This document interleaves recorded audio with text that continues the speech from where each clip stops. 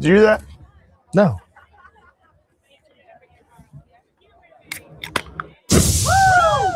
Yeah, I definitely heard that. When Paddock wanted to help raise money for the Cougar Collective, we thought, why not give them a Cougar Collector? Hold on. Let me try something.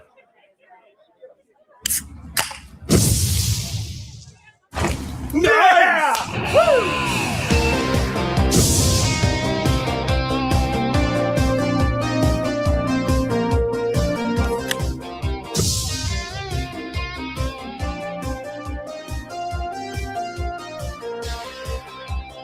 Handmade by Paddock right here in Pullman.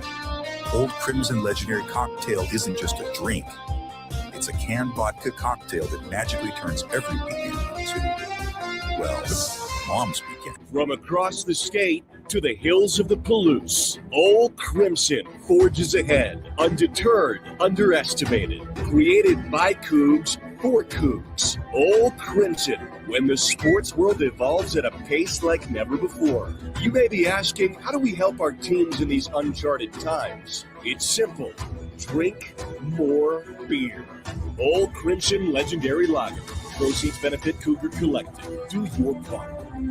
If you can't be in Pullman, the next best place to be is the Marco Polo Bar and Grill. Sink your teeth into our world-famous pressure-cooked chicken. Crispy on the outside, juicy on the inside, and seasoned to perfection. Known for our 15 big screens, 100% dedicated to Cougar athletics on game day. At Marco Polo, you can catch every game and soak in the crimson and gray vibes every night of the week. We're creating an experience that will make you feel like you're on the Palouse. Marco Polo Bar and Grill. Go Cougs!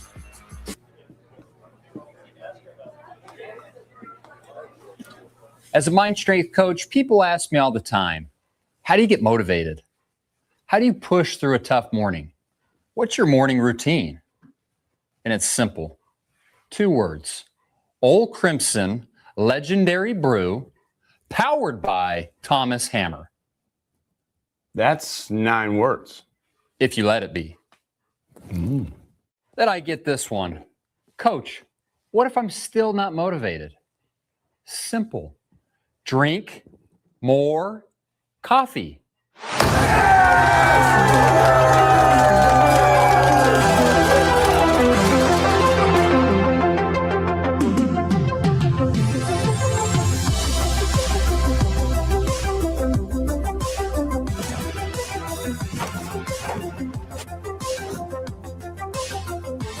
Who do you want to buy what? Who do you want to vote how?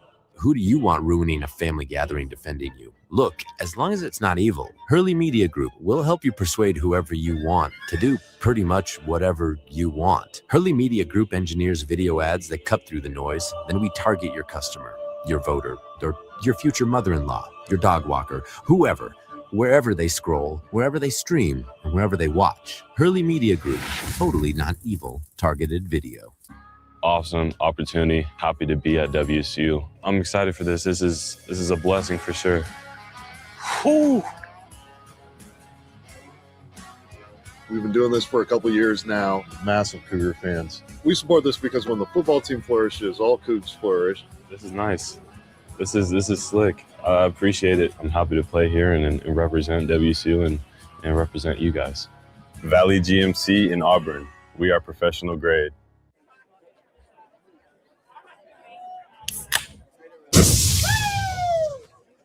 Did you hear that? No.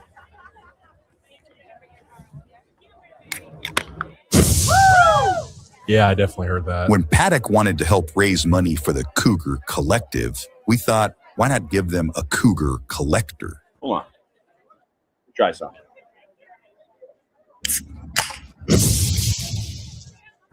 Yeah! Woo!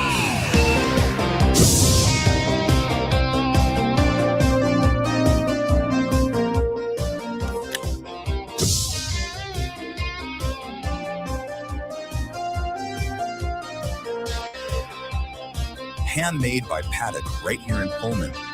Old Crimson Legendary Cocktail isn't just a drink. It's a canned vodka cocktail that magically... 1, 2, 3, 4.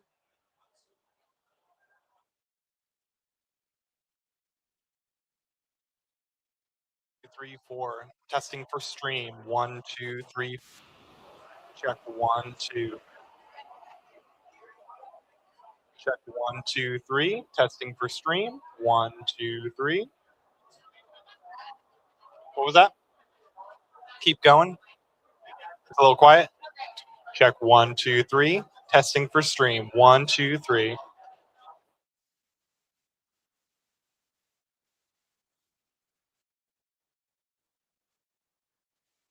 Check 1, 2, 1, 2, 3. 1, 2, 3, 4. Check 1, 2, 3, 4.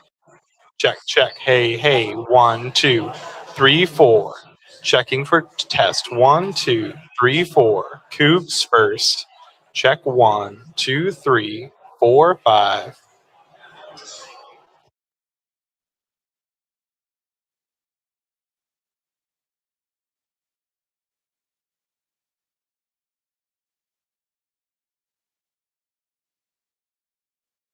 And it's simple.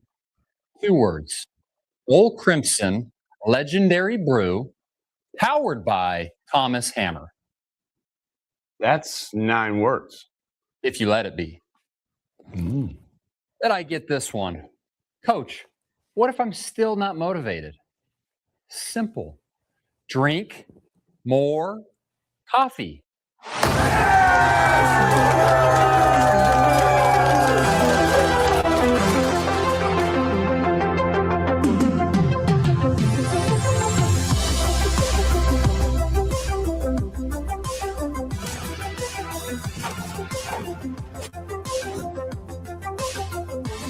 Who do you want to buy what? Who do you want to vote how? Who do you want ruining a family gathering defending you? Look, as long as it's not evil, Hurley Media Group will help you persuade whoever you want to do pretty much whatever you want. Hurley Media Group engineers video ads that cut through the noise, then we target your customer, your voter, or your future mother-in-law, your dog walker, whoever, wherever they scroll, wherever they stream, and wherever they walk.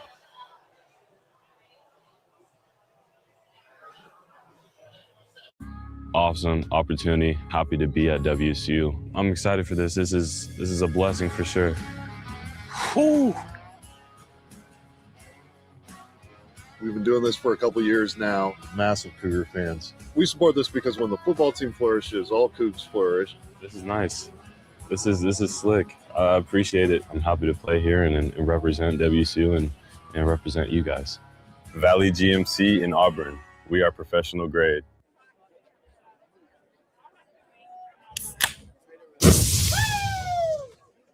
Did you hear that? No.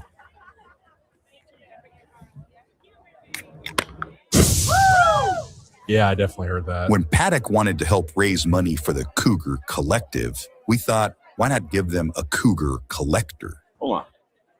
Let me try something.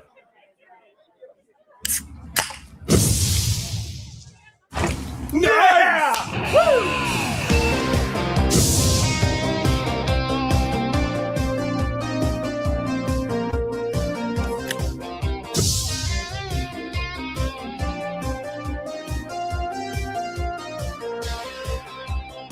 Handmade by Paddock right here in Pullman. Old Crimson Legendary Cocktail isn't just a drink.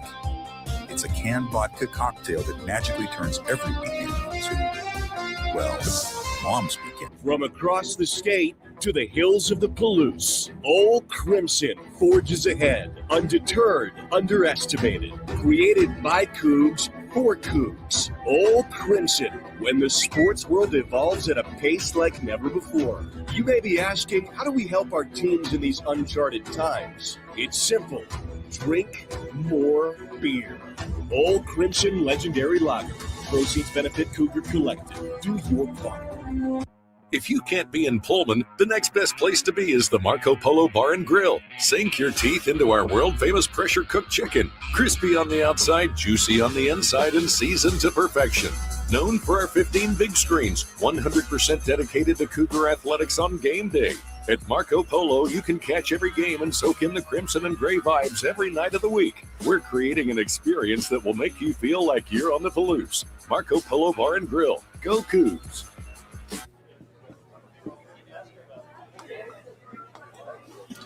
As a mind strength coach, people ask me all the time, how do you get motivated? How do you push through a tough morning? What's your morning routine? And it's simple. 2 words. Old Crimson Legendary Brew, powered by Thomas Hammer. That's 9 words. If you let it be. Then I get this one. Coach, what if I'm still not motivated? Simple. Drink more coffee.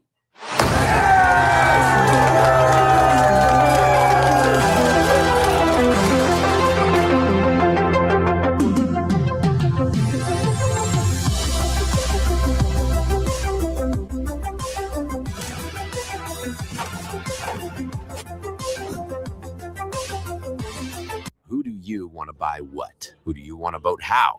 Who do you want ruining a family gathering defending you? Look, as long as it's not evil, Hurley Media Group will help you persuade whoever you want to do pretty much whatever you want. Hurley Media Group engineers video ads that cut through the noise, then we target your customer, your voter, or your future mother-in-law, your dog walker, whoever, wherever they scroll, wherever they stream, and wherever they watch. Hurley Media Group, totally not evil, targeted video. Awesome opportunity. Happy to be at WSU. I'm excited for this. This is a blessing for sure. We've been doing this for a couple years now. Massive Cougar fans. We support this because when the football team flourishes, all Cougs flourish. This is nice. This is slick. I appreciate it. I'm happy to play here and represent WSU and represent you guys. Valley GMC in Auburn. We are professional grade.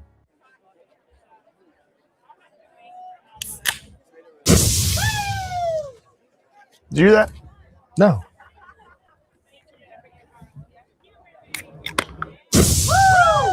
Yeah, I definitely heard that. When Paddock wanted to help raise money for the Cougar Collective, we thought, why not give them a Cougar Collector? Hold on. Let me try something.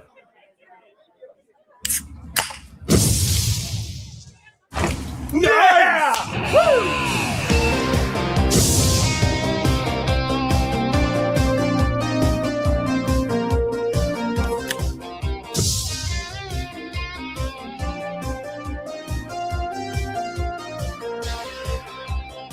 Handmade by Paddock right here in Pullman. Old Crimson Legendary Cocktail isn't just a drink.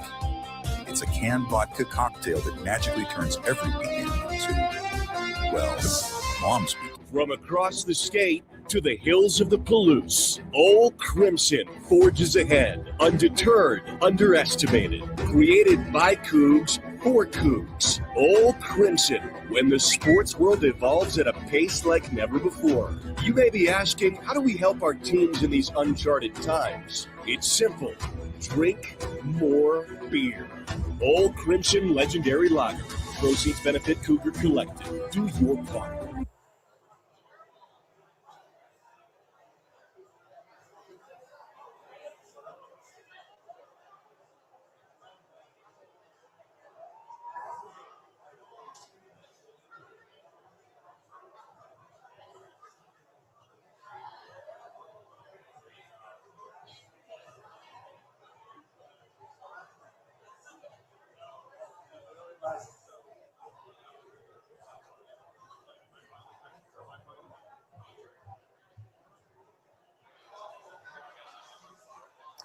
Go!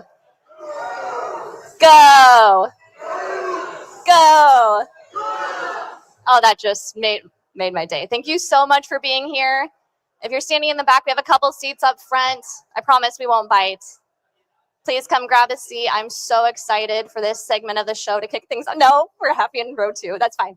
A couple seats, please come grab a seat now before it's awkward.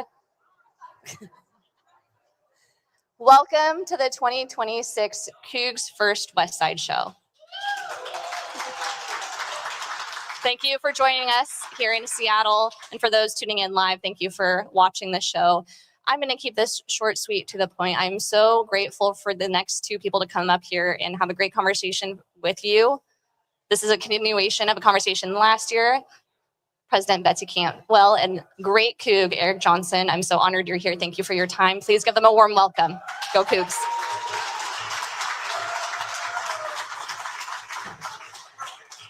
Thank you. I think I'm going to give you this. Okay. Hey, everybody. Well, Betsy, and I can call you Betsy, You right? can, and I think you did last year too. We're going to do this every year, so if you have, We've decided it's going to be an annual little annual treat here. A year ago, we had this conversation at this very same event. And this woman had been on the job at Washington State for about 3 weeks, correct? I thought I faked it really, really well. You faked it beautifully. And when we were there talking, I gave you a list of things, Cougar experiences that you needed to see and do for yourself. There's only one I remember. Well, I'm going to refresh your memory. Okay, good, please. The one I think you're thinking of is I said, you have to go into the Coug and you have to sign the wall. And I said, I'm not going into a student bar. But I did. And then she did the next day and the next day and the next day. It's like a block from my house. I also told you at some point you need to go walk out into a wheat field and contemplate your existence. Have you done that? I have, yes. You have? A few times. It's incredible, isn't it? It is incredible, but it's you're either one of there are two things you feel when you fly into Pullman over the Palouse for the first time. One is, this is unbelievably beautiful. I'm one of those people. Or, God, where am I? Which is none of us, right? But I am one of those, like, oh my goodness, I've never seen any place like this, and it's stunning. There is no place like especially right now. Ooh. And when people say to me, and I'll bet you're experiencing this, I don't get it, or where in the hell, where are we? This is weird. That tells me something about that We're person. not going to be friends. Yeah. I told you needed to get a Ferdinand's ice cream cone. I'm sure you've done that. I have done that. Yes. I said you needed to go and walk past random Cougs who are wearing Coug gear and say, "Go Cougs," and then start a conversation. Have you done So that happens more. I get caught more quickly. I get from across the airport in any airport in the U.S. President. I'm going, am I wearing Coug gear? And then we start a conversation. Who are you? When did you graduate? What are you doing? Calling me from across the airport. Lots and lots of amazing conversations. So I get recognized more quickly than I can recognize someone wearing Coug gear. Coug Nation has embraced you, in other words. Coug Nation remembers me for That's awesome. some reason. Yes.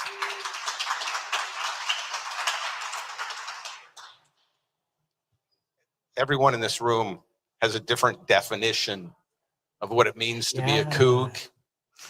You've been at the job for a year now. I want to know what you feel it means to be a Coug. So I'm gonna answer based on these listening sessions that I've done for the past year, and I've gone to all the locations that we have, and I have asked the same 5 questions of the community of of companies, the holders of jobs, students, faculty, staff. So I've done and one of the 5 questions is, what does it mean to be a Coug?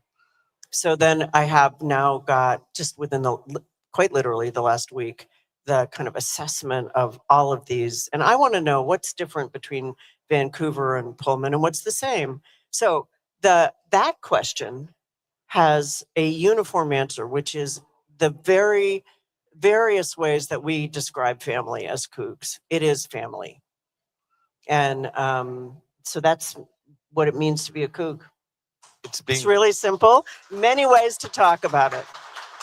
It's being a part of something. It is feeling that family. And it's all, we say Cougs support Cougs. We say so many things, but from our first year undergraduates to our 96-year-old alumni, it means I am part of something bigger than me. And it's enduring. It's not like I walk away from Pullman and I never have that again. So I would argue that is a really defining characteristic that distinguishes us from many, many other institutions of higher education. You've president, attended and worked at a number of universities, big and small. We all feel like we were lucky enough to tap into something special. Yes. But what sets this school apart? What is it? Or are all schools feel like? I mean, so I'm comfortable with we all leave our educational years at WSU with a sense of family. And if I defined it more tightly, I'm afraid we would sort of, we'd end up with the WSU definitional handbook, and it would change over the years. What I would really, though, like the opportunity to encourage everybody to remember, and you've heard me say, we are as excellent as anybody else. We have the same intellectual capacity of any other university in the US, but we are not elite. And when you have that really embedded emotional content around family and something adverse happens, I don't know about you, but I go into mom anxiety mode right away. When my context is family, don't let that drive you to this, I call it the Couged mode in my head, to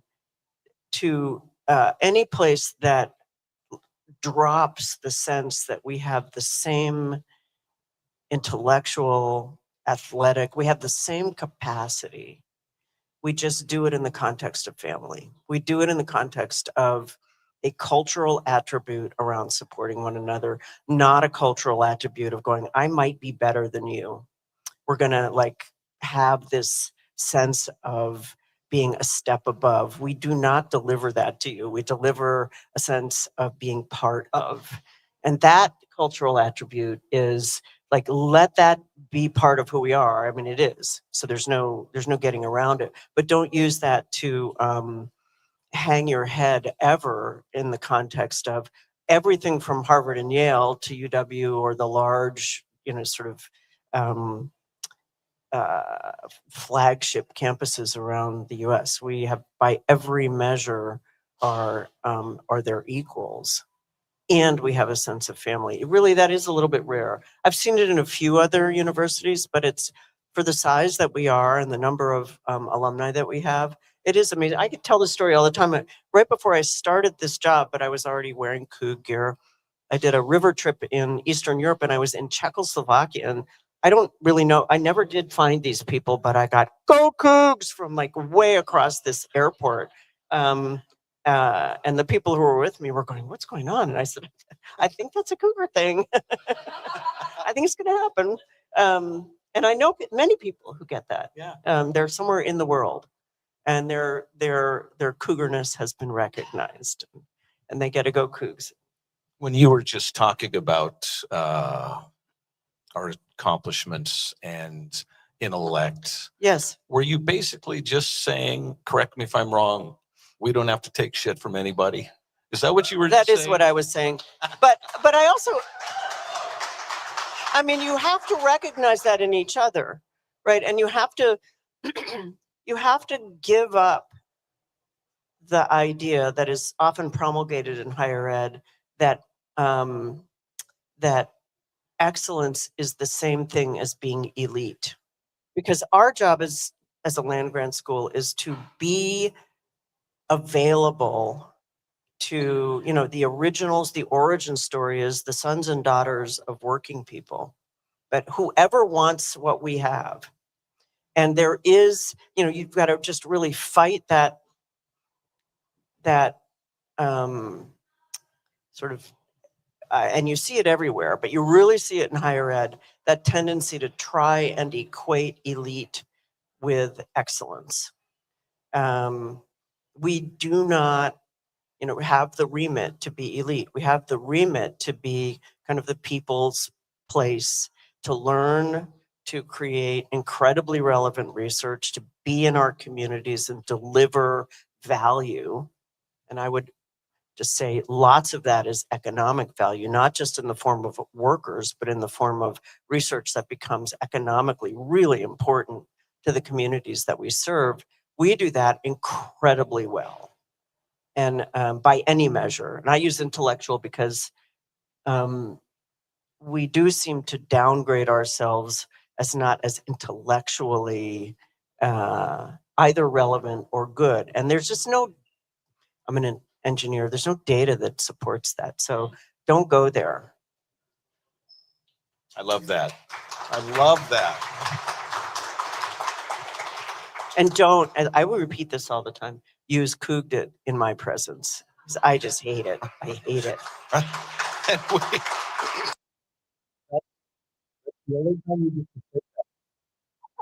That's time, right? I haven't heard it, but I think people have gotten it. And you may, do your own thing, but don't do it in my, like, There you I go. cannot There you tolerate go. that one. Betsy, these are strange times for universities. Yes, indeed. Enrollment is down across the board. The extremes politically on the left and the right have at times undermined and undervalued the role of higher education. Accusations of indoctrination are common. The entire concept of a higher education degree seems to be under attack. How do you navigate those waters? How are you navigating those waters? Day by day. So I assure myself with some regularity that instead of living in a bubble where I avow the value of higher education, I am still looking at things like our students as they graduate. Are they generally economically better off than they would be in the state of Washington if they just had a degree from high school? And despite many, and both sides of the political spectrum asserting that you don't need a bachelor's degree to succeed, which is probably true, lifetime economic value for you and your children is much higher if you get a bachelor's degree. And I look at things like, it's really hard to get companies to admit that while on their, and when they advertise for a job, they don't say a bachelor's degree is required. They are hiring a higher percentage of people with bachelor's degrees now than they were 5 years ago. So by every measure, what we provide is the value we said we were going to provide to you as students. And if I believe that's true, and I do, then our job is to just keep going. That narrative is incorrect. And how do we correct it? We can do it lots of different ways, but I'm a pretty big fan of actually looking at what's happening today with online marketing and influencers and all of that and embracing it and going, the whole of our communities, including students and people who are, growing up in Coug families and planning to become Cougs, they can all be part of telling the story about who we are and what we do. We just have to do that, and we have to do it more. So you're all welcome to be part of our marketing team. The other just enrollment. So our enrollment is no longer dropping. Let me do this. First year, our enrollment is not dropping. So it's like hit the. And I personally, and we may talk about this later, but I know you have another panel after this as well, correlate that with the advent of the new Pac-12 and the story that we are telling about being innovators in college athletics and about being not merely scrappy, but freaking smart in this chaotic world. And athletics is just an example of chaos that young people experience. We are telling a different story about ourselves, and that is influencing enrollment. There are many places in the US that are not experiencing shrinking enrollment, but we will all within 10 to 15 years. Birth rate is birth rate, and it is going to happen everywhere. And eventually, it's not a cliff, but demographics will shift, which also says our job as educators is not just to educate the 17 to 25-year-olds. It is to be there when a 60-year-old really wants to change pace, or when someone who's been working in the trades for 15 years and has beat their body up is ready to go get a business degree. All of the above. That's our job. We'll take them all. Betsy, you did something that I just think is absolutely fantastic. You personally attended every yes, I did. one of the graduation ceremonies at all the WSU campuses. Why did you do that? How great is that, right? I'll tell you, that robe is really hot. Why did you do that? You didn't have to. And B, what did you get from it? What did I get? Well, I frame graduation the following way. This is a genuinely hard job. It's super complex, and it wears you down over time. So something like a graduation, and there are other things as well. I went to visit some of the research we do is, but a graduation one fills the tank back up, right? You get the fuel for the next year. So if I go to 6 or 8 graduations, I get a lot of fuel. And our campuses are not all the same. We do 3 graduations at Pullman. We do 1 at all of our other physical campuses. And we do a global campus graduation here in Seattle. And that is our purely online students. And if you don't think that's inspiring, most of those people are older. Many walk with their children in their arms. It's incredibly inspiring that these are folks who have figured out how to get that degree later in life with an enormous number of other obligations. We have active military getting degrees from us. It's incredibly inspiring that, it's all inspiring. Their families are spilling out of the ballroom that is held in. So why do I do it? That's why I do it. I also think it is incumbent on leadership to demonstrate to all of our students, many of whom will never see the president. They're not on a campus when I'm there, that I see them and their families. I think it's incredible. I really do. It's a lot of driving. A lot of driving. Here in Seattle, here on the west side of this state, I think there's an idea that this is University of Washington territory, but I think we all know here this is Cougar country, and you. There are many universities in this state, and most of the people numbers. live on the. So you know this, Eric and I had this discussion, but about 70% of our students come from the west side. The vast majority to Pullman, and they all go back to the west side. When they're done, they don't stay wherever our campuses are for the most part. They go back to the west side. And so that's why there's a lot of Cougs here. Physical location of the campus has nothing to do with the impact that we have in the entire state, but particularly on the west side. Absolutely. So don't buy that. That is such a classic elitism story. You don't belong here. You're not part of us. Like, stop. You're the kid brother that I pat on the head. Aren't you adorable? That mentality drives us and all you can crazy. do 2 things. You can either stomp your little feet like the kid brother and get upset and run away, or you can just go, that's cute. That's really cute, but whatever, and keep on going. Yeah.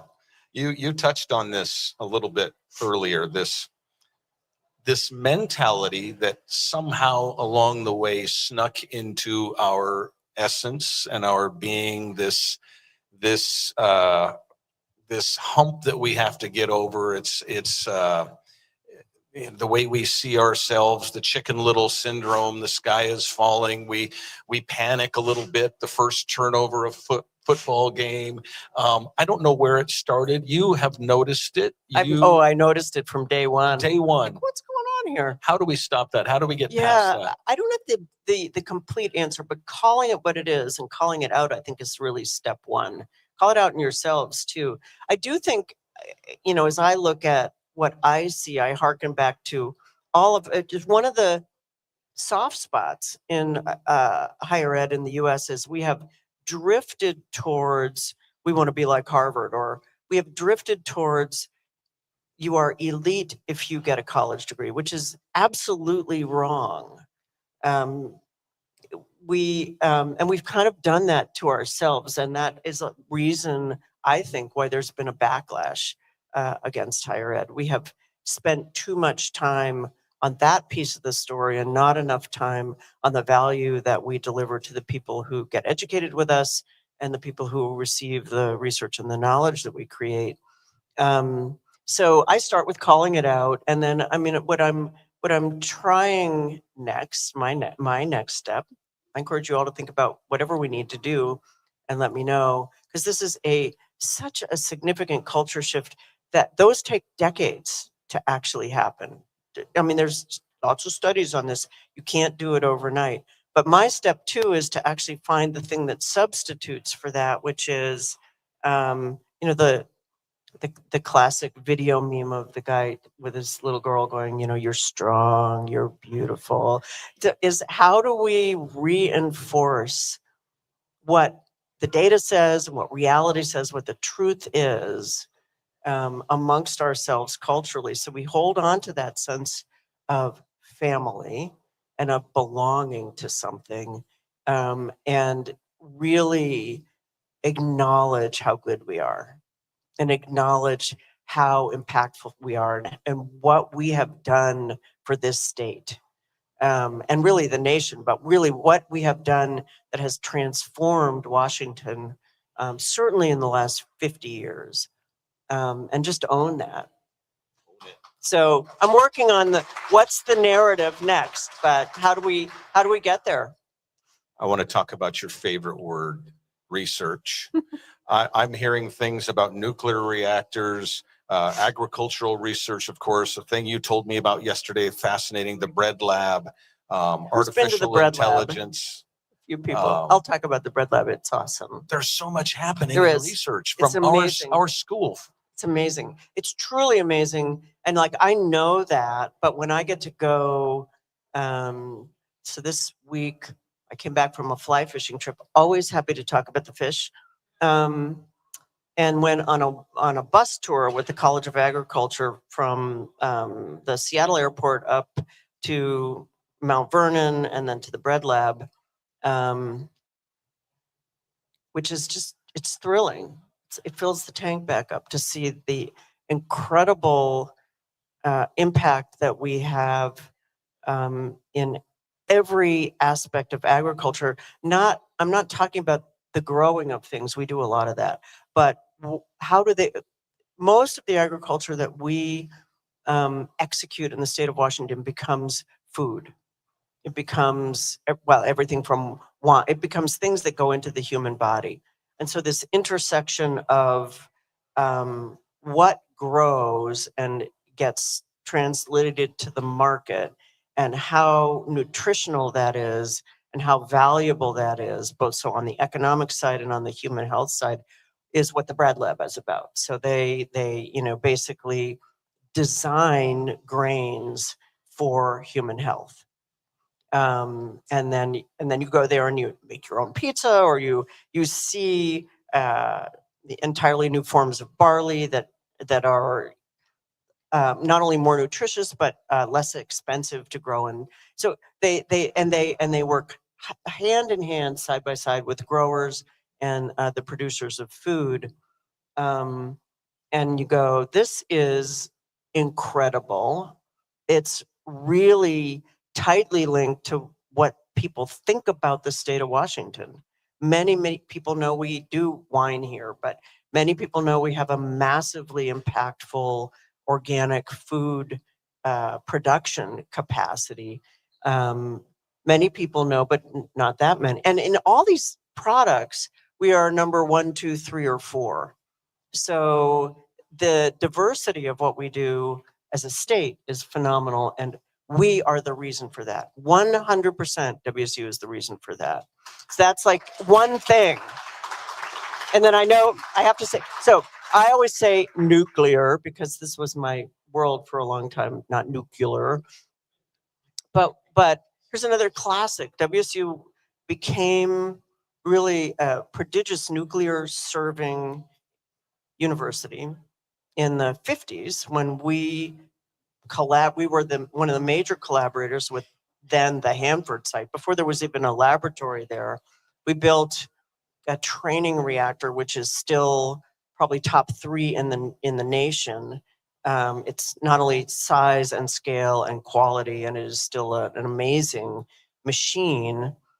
At this time when the idea of how nuclear energy will solve our climate crisis is coming back, independent of what administration is in charge, and we are really at the forefront of some of the most amazing new work on small reactors, on reactor safety, on what I'll call actinide chemistry, which is the extraction of nuclides for medical purposes, which is a huge growing industry sector. So we do all of that. And I think we stopped telling that story because nuclear is an area where we thought, oh, we don't want to be associated with that. That might be bad. And we didn't pick it back up when things change as they do. And we are now, fully capable of delivering safe, impactful nuclear energy and products. And we already do it. We are actually already doing that. We are physically ready, and companies in particular are coming to us and going, we want to partner with you. We want to be, we want to put some boots on the ground in Pullman. We want to do this. We want to do that. That's like, we have 40 stories like this, where we are already incredible. Think about the Ebola virus, which is in the news now. We are one of the top 3 institutions in the US in Ebola. Why? Because we have the Center for Global Health and the College of Veterinary Medicine, and they have been in that part of Africa for 30 years. We are already doing that work. We are already advisors to our government on Ebola. I would argue most people probably don't know that. I didn't know that. There's so much to be proud of. There is. So much to be proud of that most of us don't ever hear And we about. just do it because it's the right thing to do. And I'm amazed. Our entire faculty is like that. Let's do the thing that's, we got to get some money to do it, please. We can't keep doing things without money, but let's find the way to get it done, and let's build it, and let's partner with everybody. Let's not be elite and say, we only go so far. We drive it to the market. We drive it into the places that it needs. I was whining and complaining to the president earlier because I said, this Princeton review came out. Wazoo this past students, the most satisfied students, happiest in the nation. The alumni. The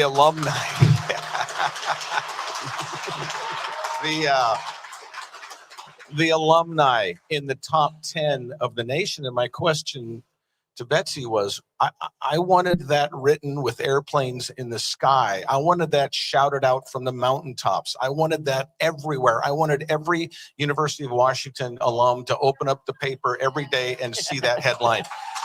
And my question is, how do we better market this thing that we love and believe in and get it out there, how special it is? So some of you have heard me say this, but thing one is we market.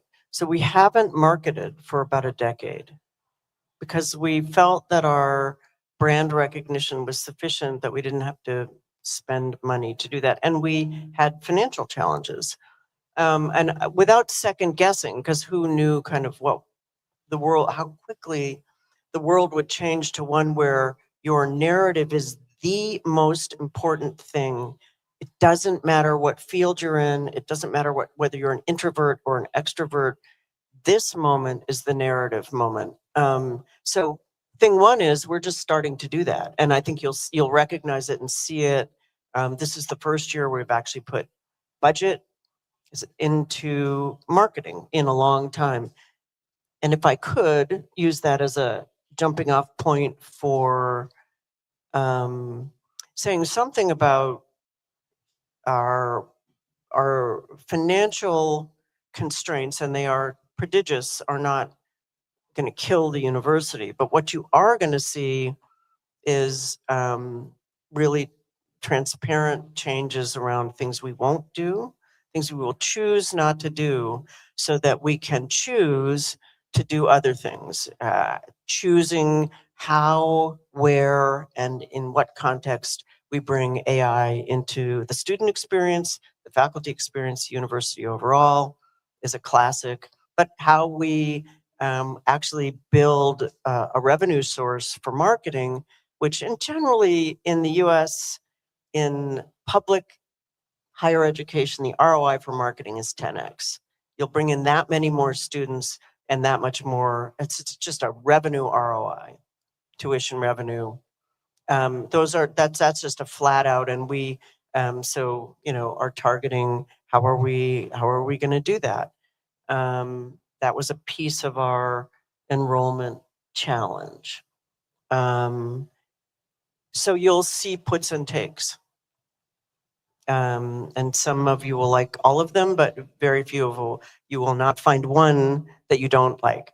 Tell us what it is, but we're not going to wait because we don't have time. We don't have time. Just a couple more here. It's a rapidly changing world. Nobody needs Indeed. to tell you that. What's your vision for the future of this university? Yeah, I often say it's pretty hard to predict 10 years in the future right now, but we have to be a vital institution, meaning we have to be financially sound. We have to be delivering on the land grant mission, which if you'll remember, that's the public service mission, that if you want an education, we will help you get there. If you are a member of the community that we serve throughout the state of Washington, we will deliver value to you. And we will educate your children. And if you are interested in the future, we will deliver the innovation and the entrepreneurial mindset to get us there. So that means as an institution, we are probably moving a little bit faster than we have ever moved. We are really juking. We're able to do that so that in a decade, when I doubt very much the world has settled down completely, we feel to you as alumni like a very exciting place to be part of. I love it. That gives me a broad sweep of things to work with, but it is really that the emotional content around WSU is happiness, not disappointment. Excellent. If I may, I have a little surprise I've cooked up. He warned me, but he didn't tell me what the surprise And then we're was. going to open it up for a couple questions. So if you have a question, be thinking of it. This is called If Betsy Can't. Are you ready? I think I'm ready, Eric, but I don't really know. An MBA from Wharton, a doctorate from Berkeley, Los Alamos National Laboratory 2.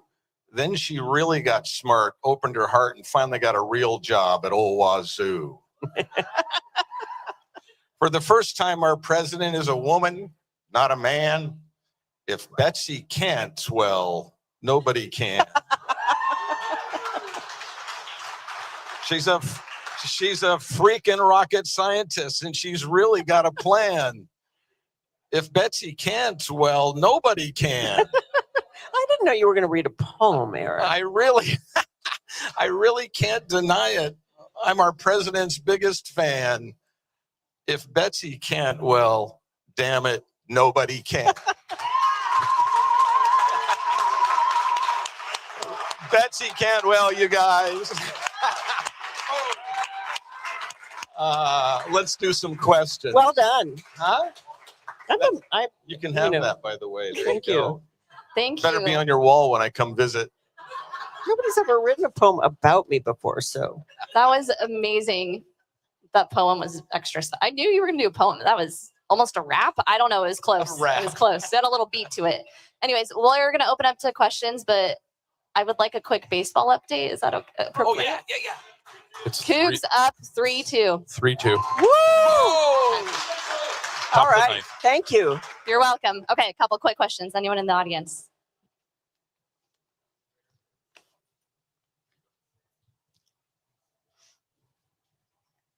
Thank you. Rodney Wong from Berkeley, California, who feel that they have the #1 public university in the country. It's okay. I went there. 2 more points.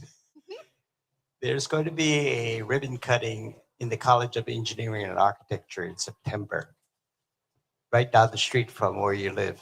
Yes. Who would you like to see as the guest speaker?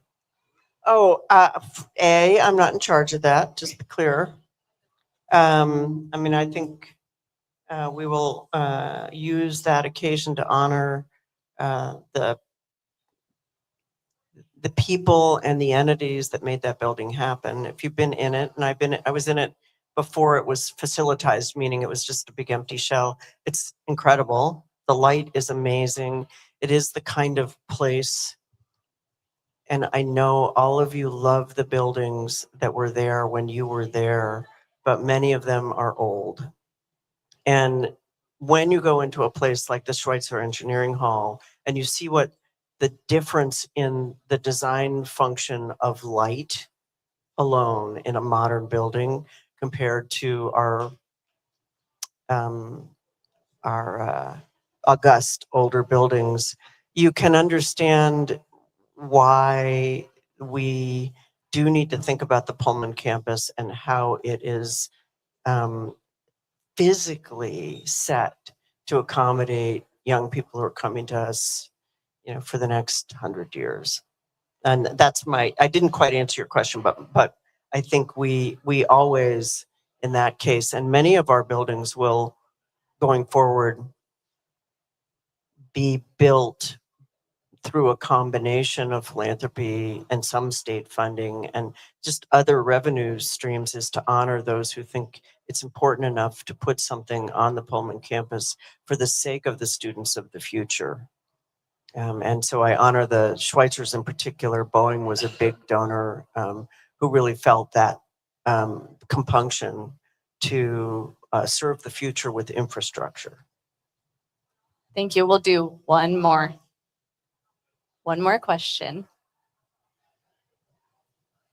Anybody? Okay, perfect. Nice jacket, by the way. Thank you. What are your views on Greek life at Washington State University? On Greek life, sororities and fraternities. So I always sort of, I don't own Greek life, right? It is its own construct with a service perspective on the students who choose Greek life for their experience while they're at WSU or any place else.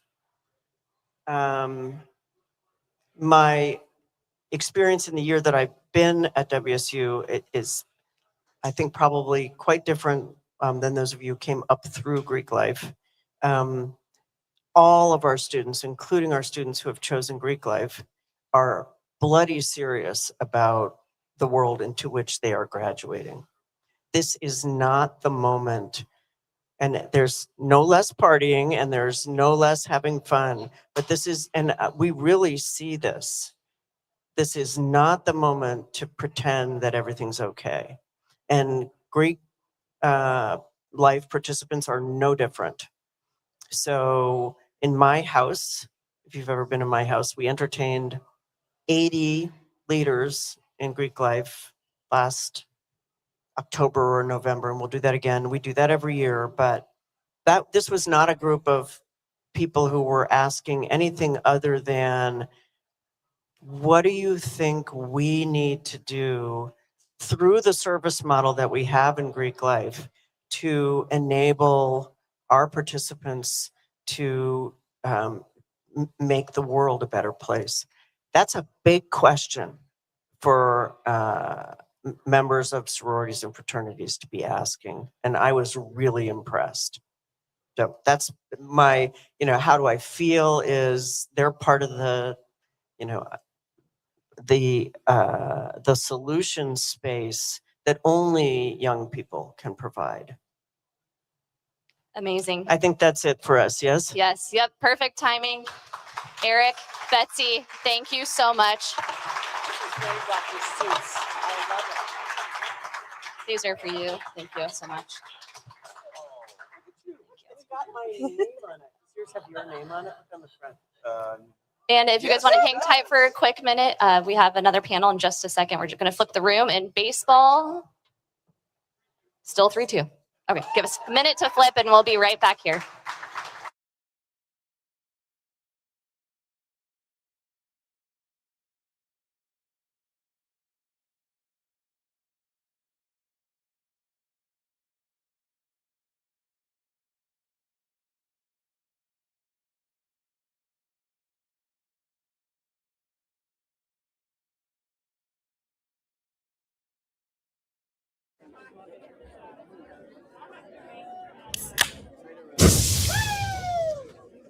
Did you do that?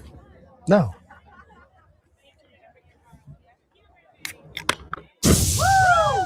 Yeah, I definitely heard that. When Paddock wanted to help raise money for the Cougar Collective, we thought, why not give them a Cougar Collector? Hold on. Let me try something.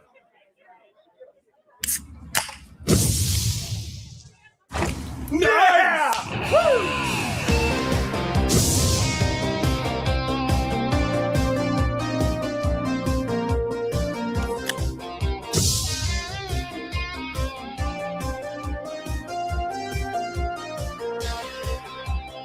Handmade by Paddock right here in Pullman. Old Crimson Legendary Cocktail isn't just a drink. It's a canned vodka cocktail that magically turns every weekend into, well, Mom's weekend. From across the state to the hills of the Palouse, Old Crimson forges ahead, undeterred, underestimated. Created by Cougs for Cougs. Old Crimson, when the sports world evolves at a pace like never before. You may be asking, how do we help our teams in these uncharted times? It's simple. Drink more beer. Old Crimson Legendary Lager. Proceeds benefit Cougar Collective. Do your part. If you can't be in Pullman, the next best place to be is the Marco Polo Bar and Grill. Sink your teeth into our world-famous pressure-cooked chicken. Crispy on the outside, juicy on the inside, and seasoned to perfection. Known for our 15 big screens, 100% dedicated to Cougar athletics on game day. At Marco Polo, you can catch every game and soak in the crimson and gray vibes every night of the week. We're creating an experience that will make you feel like you're on the Palouse. Marco Polo Bar and Grill. Go Cougs!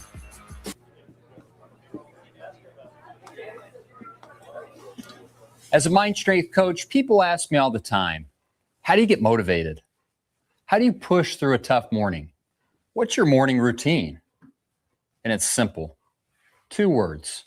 Old Crimson Legendary Brew, powered by Thomas Hammer. That's 9 words. If you let it be. Then I get this one. Coach, what if I'm still not motivated?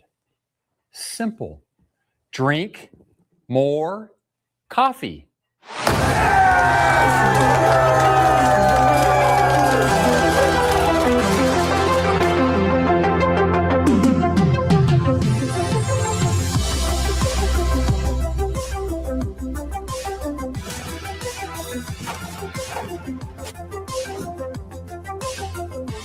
Who do you want to buy what? Who do you want to vote how? Who do you want ruining a family gathering defending you? Look, as long as it's not evil, Hurley Media Group will help you persuade whoever you want to do pretty much whatever you want. Hurley Media Group engineers video ads that cut through the noise, then we target your customer, your voter, or your future mother-in-law, your dog walker, whoever, wherever they scroll, wherever they stream, and wherever they watch. Hurley Media Group, totally not evil, targeted video. Awesome opportunity. Happy to be at WSU. I'm excited for this. This is a blessing for sure. Whew. We've been doing this for a couple years now. Massive Cougar fans. We support this because when the football team flourishes, all Cougs flourish. This is nice. This is slick. I appreciate it. I'm happy to play here and represent WSU and represent you guys. Valley GMC in Auburn. We are professional grade.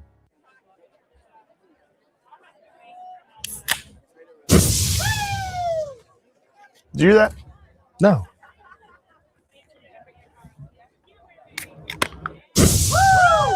Yeah, I definitely heard that. When Paddock wanted to help raise money for the Cougar Collective, we thought, why not give them a Cougar Collector? Hold on. Let me try something.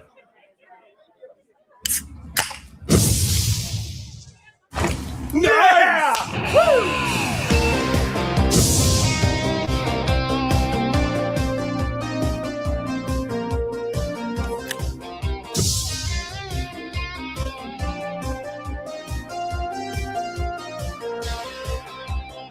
Handmade by Paddock right here in Pullman.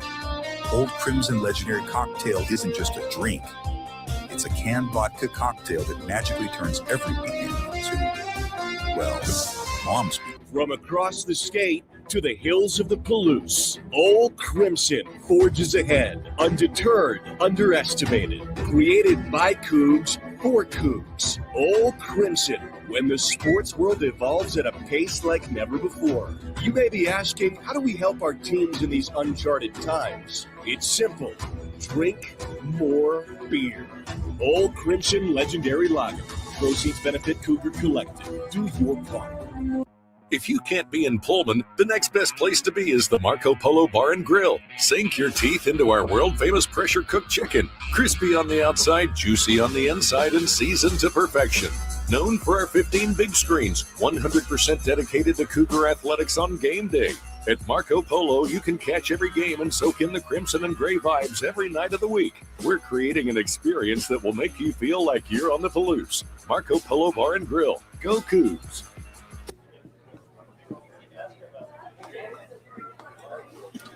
As a mind strength coach, people ask me all the time, how do you get motivated? How do you push through a tough morning? What's your morning routine? And it's simple. 2 words. Old Crimson Legendary Brew, powered by Thomas Hammer. That's 9 words. If you let it be. Then I get this one. Coach, what if I'm still not motivated? Simple. Drink more coffee.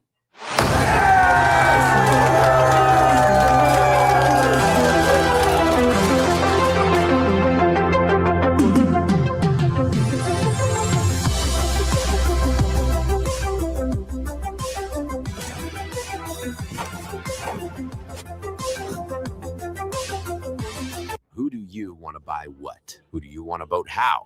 Who do you want ruining a family gathering defending you? Look, as long as it's not evil, Hurley Media Group will help you persuade whoever you want to do pretty much whatever you want. Hurley Media Group engineers video ads that cut through the noise, then we target your customer, your voter, or your future mother-in-law, your dog walker, whoever, wherever they scroll, wherever they stream, and wherever they watch. Hurley Media Group, totally not evil, targeted video. Awesome opportunity. Happy to be at WSU. I'm excited for this. This is a blessing for sure. Whew. We've been doing this for a couple years now. Massive Cougar fans. We support this because when the football team flourishes, all Cougs flourish. This is nice. This is slick. I appreciate it. I'm happy to play here and represent WSU and represent you guys. Valley GMC in Auburn. We are professional grade.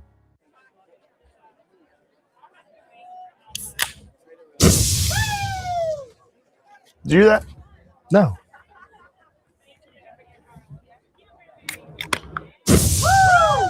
Yeah, I definitely heard that. When Paddock wanted to help raise money for the Cougar Collective, we thought, why not give them a Cougar Collector? Hold on. Let me try something.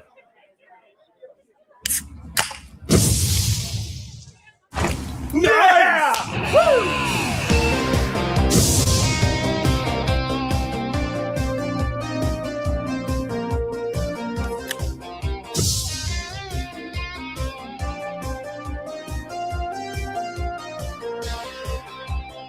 Handmade by Paddock right here in Pullman.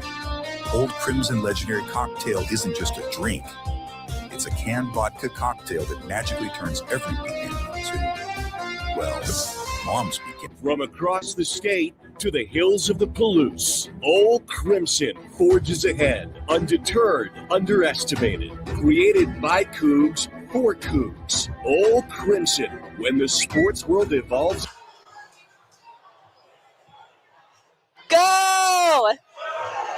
Go! Go! Well, I'm glad that worked out.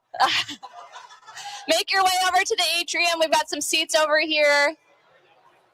Thank you so much for being here. That was a stressful couple minutes there, but woo, we can shake that off. Go ahead, come on over. Welcome to the 2026 CougsFirst Westside Show. We're so honored to have you. Come on over. We don't bite. We got plenty of seats over here. We're going to have a little discussion on the business of football. All right, please grab a seat. I'd love to welcome our panel up to this stage. We've put together an amazing panel to bring together multiple perspectives of football. All right. Come on, grab a seat, please.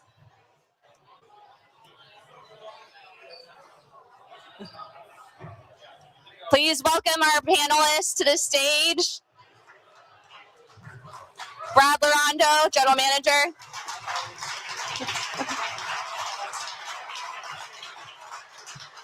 Mr. Greg Witter with CougFan. New AD, John Harlow. And Cougar Great, Luke Folk. Thank you so much for being here. Great. Please get them all the love and support. Go Cougs.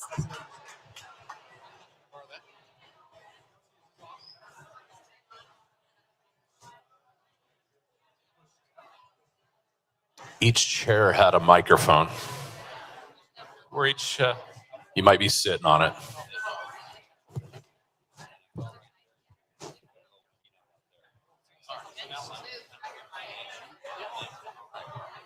Hey everybody, we're here with our panel discussion on the business of football. But before we get into the business of football, I want to introduce the first athletic director at Washington State in 16 years to have a baseball team within one game of the Sweet 16, John Harlow. Go Cougs.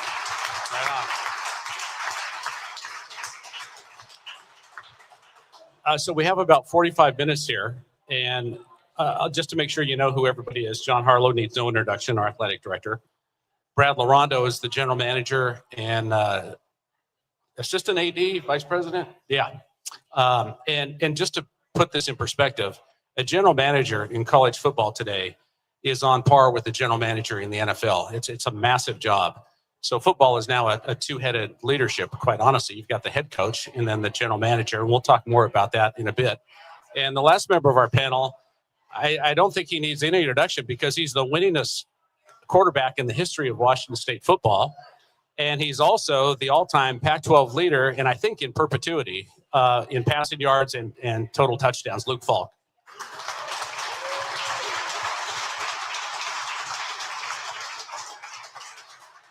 In fact, I'm going to throw a curveball here. Instead of starting with these two guys, I'm going to start with Luke. Luke, if Mike Leach was here today, what would he think of this very tumultuous, crazy environment we're in? Well, I appreciate you because these guys have forgotten more than I will know about the business of college athletics and football in particular. But I think he'd actually kind of like it to a certain degree.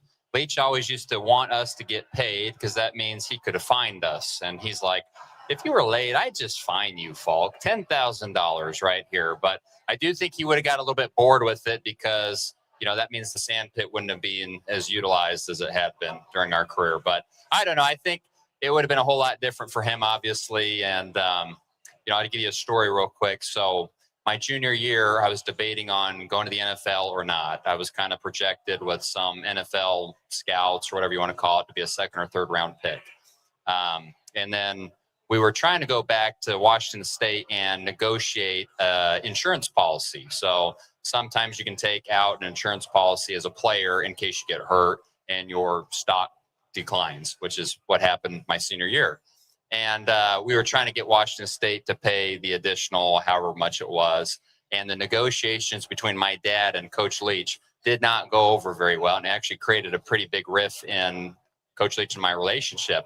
And I got thinking about how he would handle the NIL era where you're constantly negotiating with players, I don't think he would have been in this era of football very long, because it's just not the thing that he grew up in. So, and then I got thinking from a player standpoint, it's got to be very challenging when you don't have an actual agent that is working and negotiating your deals, and instead it's your dad who isn't qualified to do that. Sure, he negotiates real estate deals, but this is football. This is different. So I'm hoping that we can get hopefully like a CBA type with some players and stuff, where you don't have Uncle Rico trying to take 10% from his nephew and negotiating with Brad and John and all this stuff. People say it's like the NFL. It is nothing like the NFL. The NFL, we have contracts. You can't go from team to team. You have to stick with it. And you have qualified people who know what the heck they're talking about that are negotiating like real professionals, rather than going, hey, so-and-so, A&M is going to give them blank. And it's a total wild, wild west. And these guys can speak on it a lot more than I can. Thanks, Luke. John, let's throw it to you now. So you've become an athletic director, the head guy in November. It's a very transformative time in college athletics. The ground is literally shifting underneath your feet every day. Tell us what it's like to manage in this very tumultuous environment. It's a lot of fun. Actually, if I can dare say that, it's chaotic, it's a circus, but we have such a great team around us. Truly, if it wasn't, when I took over as the interim in November, and I've said this a handful of times, if it wasn't for the team working so hard around me, I never would have had the opportunity to be a full-time. We're bought in. We understand that it's changing. We also understand that the student athletes are still at the heart of what we do. We've got a handful of our student athletes back there from football, women's soccer, which is awesome to see. There are still, yes, that's why we're here. So while it is big business and we have to pursue it through that lens, the student athletes are still at the heart of what we do, and we keep that at the center of the focus that drives what we do. Let's continue on that same vein. In terms of where the world is going, it's money, money, money, and fundraising is a key piece. The Board of Regents came through here in recent months to help fill an operating void. But we've got revenue sharing, NIL, et cetera, to work on. Just give us an update on fundraising. It's pretty much all that I'm focused on. We're continuing to build out the infrastructure of our Cougar Athletic Fund staff. We've been a little under-resourced in that area, and now that this is the differentiator between us having opportunities to get to our potential, and we've got the right staff, we've got the right student athletes. The difference maker now is our ability to capitalize on the 250,000 living alumni that we have and activate those. We've got one of the largest living alumni bases in the new Pac-12. We have one of these smaller annual fund membership. So like 3,500 annual donors to our CAF, 250,000 living alumni. So we're underperforming in that. So since January, myself and the team have been on the road at least 3 days a week, getting in front of Cougs, and that's from not just Seattle, not just Spokane, but anywhere that we get an invite, we're going to educate, tell the story, share the opportunities like that our student athletes have and the difference that it can make. I understand that it's changing, but we either commit to change or you commit to irrelevance. And the change part is hard, I get that. But if we don't fundraise, if we don't commit to rev share, it's catastrophic for our institution. Thanks, John. I'll come back to that in a few minutes probably, but I want to swing over to Brad here. So Brad's the general manager of the Cougar football team. And what that means is you're dealing with parents and agents and representatives for virtually every player on the team, right? Yeah, I mean, this new kind of age of college athletics with the transfer portal, NIL, rev share, the house settlement that everybody heard about a year ago, institutional money now being able to be utilized for the athletes to be able to pay them. It involves having to forecast out, having to work with the student athletes, and coaches really need to focus on coaching their sport and having that coach to player relationship, that coach to player parent relationship. And so the general manager in my role can step in there and have those conversations, can try to work within the budget realms we have. I work very, very closely with John and Brad Hutchins, our chief revenue officer, on what are we able to do from a revenue share standpoint? How are we able to build up our NIL? And what does that do for us to be competitive on the football field? But it's really everything about how the football program is moving forward so that Coach Moore can focus on continuing to develop the coaching staff, make sure that on Saturdays when we're playing, or Sundays or Fridays based on the new schedule that just came out, that we're able to go out and compete and perform on the field. And he doesn't have to worry about some of that business side of it, even though truly, Greg, I'll say this, there is one general manager of our football program, and that's Kirby Moore. I just get to have the title there with it. But Kirby's the one that is going to be making sure this program is moving forward the way it is. I'm there to assist him. I'm there to serve John as we kind of try to build this thing out, as we continue to fundraise, as we continue to look at those revenue opportunities that we have, and then have those conversations along the way with the student athletes, their representatives, their parents. And it's not always about a negotiation. It's about meeting them where they're at. You know, we've got two young men in the back, Trey Leckner and Leo Pulalasi. Trey, Leo, I appreciate you guys coming here today. I know we've got some of our soccer players as well. But these young men were two of 57 Washington State Cougs that decided to stay after the famous Idaho Potato Bowl and remain Cougs. And we thank them for that because they had opportunities to go elsewhere. And part of what our role as a staff was to sit down and go, why did you choose Washington State in the first place? What was it about this place that was special that you saw that could help you become the best football player, the best student, the best son, whatever it is, to be your personal best? And then we met them with halfway there with, this is our vision. This is our values that we have in the program. We're going into a new era of the Pac-12 where we want to be the flag bearer of this conference. We're the legacy school in the Pac-12. You can help us get to that. And we had 67% of our roster that was eligible to come back. That's a high number regardless of having a coaching change around the country. And so I really want to thank guys like Leo and Trey and the others that decided to stay. And man, they've been working their tail off since then. But it's those conversations about how can we help you reach your goals? There is a financial impact of it, but it's also about who's developing you, what's the culture of the program, and how can they be the most competitive they can be on the football field while also getting a world-class, and I mean world-class education from Washington State. Thanks, Brad. John, let's turn to you. So we've got our audience here, but this is also will be on YouTube for every Cougar in the country and globe to see. What are your key messages to every Coug out there on what they can do to help you and Cougar athletics? Join the CAF. First and foremost, it's $100 is your point of entry. And again, that goes back to the 250,000 living alumni, but only 3,500 are giving $100 or above. So the point of entry is we've got a booth where, I don't know where Brandy and Dana went. We've got a booth here. So if you're not registered here, become a CAF member today. We're still able to, the financial game, I understand it feels a little bit sticky, but we're still able to create a culture with our student athletes. We start there. We're focused on roster retention. Let me back up for a second here, actually. Culture can still win the day. You have to have all three of them. You have to have talent. We require talent through the fundraising piece, but culture can still win the day. And we are extraordinarily focused on that. Even back when I was in the interim, we made sure that the team around us was all bought into the same.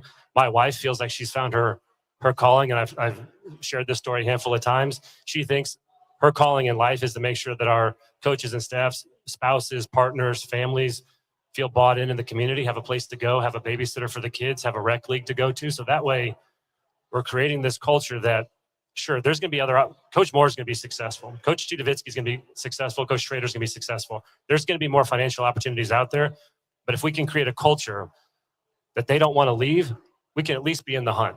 And I understand that's a sticky thing with the Cougs. We've been burned by that in the past, but we are so fixated on fixing the culture to at least make sure we've got a fighting chance in that. That bleeds into roster stability. If we can have stability with our coaches and our staff, we've got a fighting chance to keep those kids. But, and you and I talked about this, but the rev share dollars, we can't allocate out dollars that we don't have.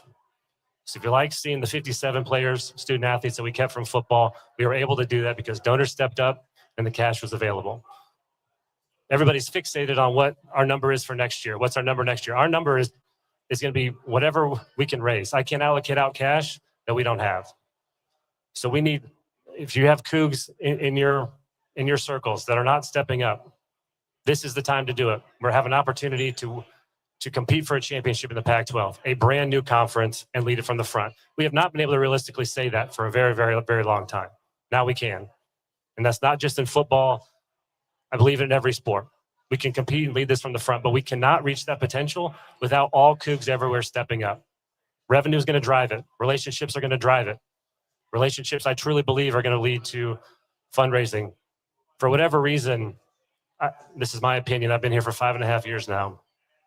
Somewhere over the last, 4 or 5 years, we lost some of those relationships. The allure that I heard about of being a Coug from growing up in the Midwest and being down in Texas and others, you always heard about the relationships that Cougs had.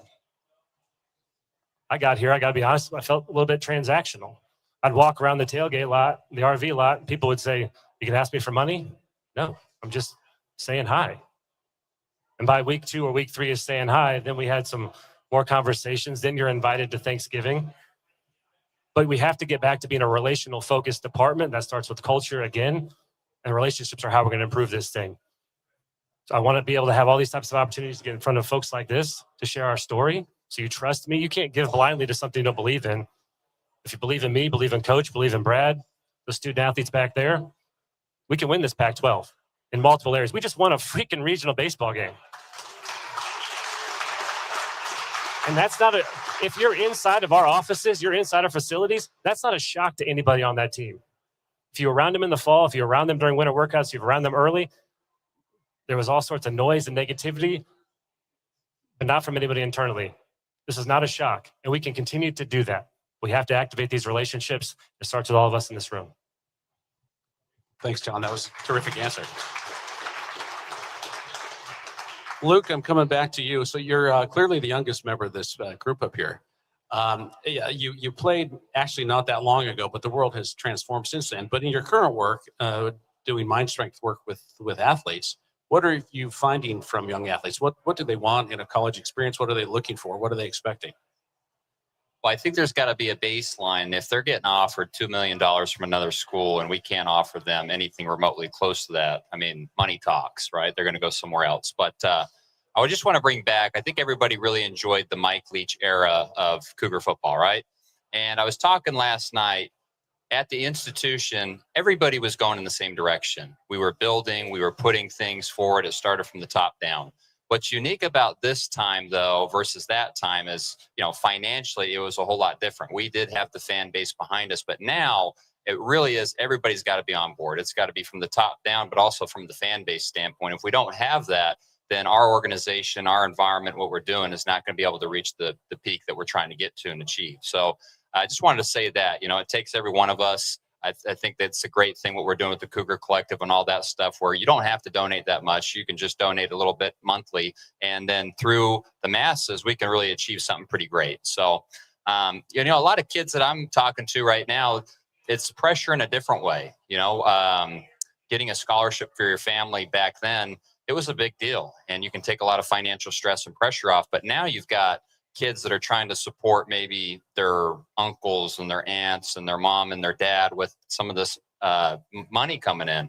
And I think what these guys are doing a great job of is being able to provide these resources around them where, when they do get into some finances, they have the education behind it. It's not just going to go toward an Escalade that's going to depreciate in value, and they're not going to be able to do anything with it. So, some of this stuff can really be life-changing money and generational wealth if they handle it properly. And I think they are doing a great job of being able to provide those resources. But, I think also with this comes tremendous pressure and stress. If I'm donating to, let's say the quarterback and he's not playing well, what type of pressure does that put on that kid? So I think also the resources from the mental health standpoint and the mental performance and all that stuff, because there's just a lot more demands and there's a lot more people in the kitchen.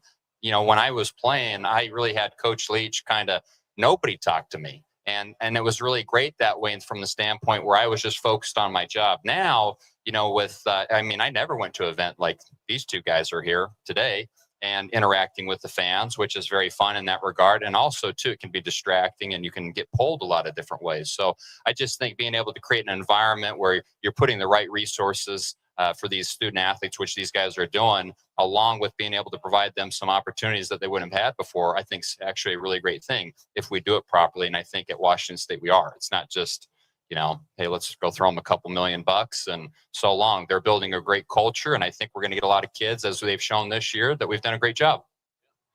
Thanks, Lou.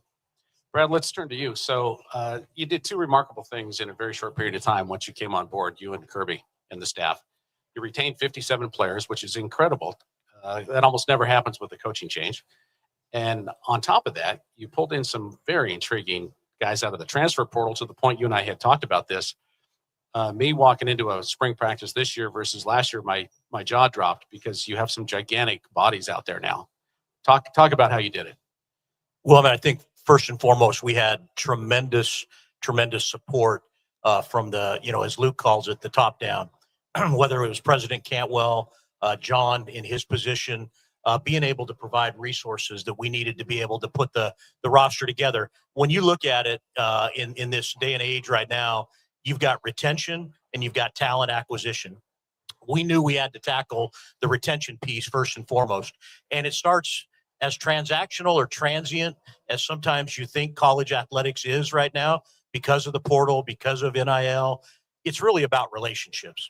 And it's a relationship business, just like all businesses. And so we had to start by basically saying, okay, like I explained a few minutes ago, why is it that you came to Washington State? And we started with our guys that had a chance to return. And from the time Kirby was introduced at his press conference, he was scheduling meetings on the half hour with every one of the potential returning players. There were 8 or 9 of us that had an opportunity to be down at the bowl game, meet the families of the players that were there, be around them, get to know them, show our side of it, make sure that they understood what our values and philosophy was. And so that really started to establish the relationship of being able to retain the large number that we had. And then once that portal opened on January 2nd, you knew you were going to lose some guys. And there were some guys that we had to part. There were some seniors that are out of eligibility. I know you don't believe that everybody runs out of eligibility anymore, but the 8-9 years of eligibility is, they actually do get done at some point. So there were some guys that graduated or moved on that way, and we had to go fill it through the portal. And I give a ton of credit to our coaching staff who hit the ground running, and we really trust our eyes and ears on this and being able to see what is out there and then being able to have those initial conversations to gauge the interest. I've been able to do this at Missouri and Auburn and Boise State prior to getting here. So I had some relationships along the way that we knew that there were going to be players out there and available, and we knew we needed to go get. We had to build our offensive line and defensive line because that is what wins championships in football. If you can do it up front, you can compete with anybody in the country. And we were able to retain a high number of our offensive linemen. And then on the defensive line, we went and got some big guys, but it wasn't just big guys that could eat up space. We wanted them to be able to push up field, play on the other side of the line of scrimmage, and make life miserable on the quarterback. One thing that happens is if you make life miserable on the other quarterback, you got a chance to win every game. You can't run and hide from those guys on the D-line. And so those were the priorities going in. We knew we had to add some things here and there. And then you have those conversations and you really trust in your staff on what they're seeing. And then are they going to be a fit at Washington State? We had 45 transfers come in about a 2-week span on visits. And there were a couple of them that we knew right from the get-go weren't going to fit with what the Washington State culture and standards are. And we sent them home 3 hours or 4 hours into their visit because you also have to have a locker room that believes and trusts in each other. When you got 57 returners and 35 or 36 new guys, you're trying to blend it together. And our intent isn't to take 2-3 years to get that blended together. Our intent is to go win a championship this year and to put a team together that can do that and focused on that. And so we had to really get to know those guys in a hurry within 24 hours, and they had to do the same with us and build that trust. But it all starts with the resources that were provided to help us be able to be in a very competitive position revenue share wise. And then it comes down to the relationships and being able to really dig in. And are they going to be a fit in that locker room? And are they going to be able to come in and be able to earn the trust of those 57 guys that we were able to retain and come back because they were the foundation of Washington State football? Thanks, Brad. That's terrific stuff. John, back to you. Over the last 2-3 years, there's been great talk that the federal government would rescue college athletics, and there have been competing factions that have never gotten anything together. But literally, in the last number of days, Senator Cantwell is working on a bipartisan bill to try to put some guardrails at least in place. Give us an update on where we stand with which guardrails they're talking about and what the timeline might be. Yes. So they just introduced the bill. I think it was on, what day is today? Today, Friday? Wednesday. I believe. First off, kudos to Senator Cantwell and to Senator Cruz to even get something that was been introduced. Getting anything bipartisan that far is a chore in itself. And quite honestly, it's probably the best position, the best thing put forward that we've seen thus far. It has protections around the student athletes for long-term medical care, mental health coverage. It limits, you mentioned Uncle Rico earlier. Uncle Rico is gouging some of our student athletes, so it puts parameters around what agents can charge. It gets the opportunity for the media rights to be pooled over the course of the term if it's permissible. At least doesn't guarantee that it's going to happen. It protects from formation of a super league down the line, which is a bit of a concern from the SEC, Big Ten, and some others. It has the Lane Kiffin rule, which is you cannot leave your current position to go take another position during the season, which is much like the NFL. Let's see what else is in there. Yes, limit student transfers. Thank you. Someone's been reading. I like it. So it's got some building blocks in there. It's going to take. And we've got Glenda and Chris in here could probably give some information on that too. They're shaking their head. No, fine. Throw me to the wolves. It's going to take some time for it to go through the paces, and I'm sure there's going to be some back and forth. But it does provide probably the best foundation that we've had. We need rules. We have to have rules, and we're building the plane as it's flying right now. It's a disservice to the student athletes. It's a disservice to the institutions. Whether we agree on what all those rules are or not, we need rules, and this is a step in the right direction. John, a quick question about pooling media rights.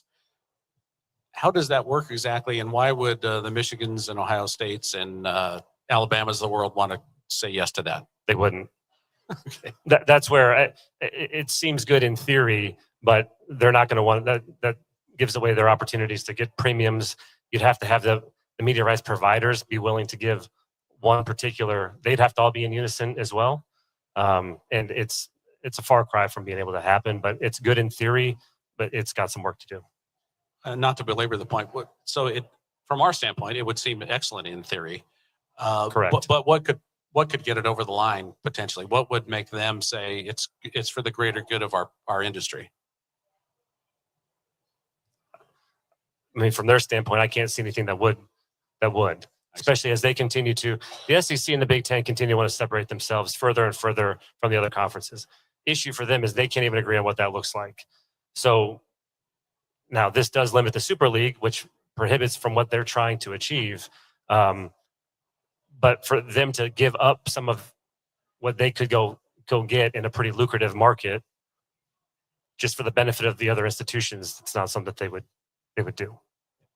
Thank you. Luke, let's again draw on your recent experiences as an athlete and the fact that you work with athletes in your mind strength business that you've got going on right now. If you were a Washington State athlete in this day and age, if the money was kind of sort of close, but not there, if Washington State made you an offer, but it was, say, 25% under what you could get elsewhere, what would convince you to stay? I'd say, yeah, Luke, what would you say? Yeah, totally.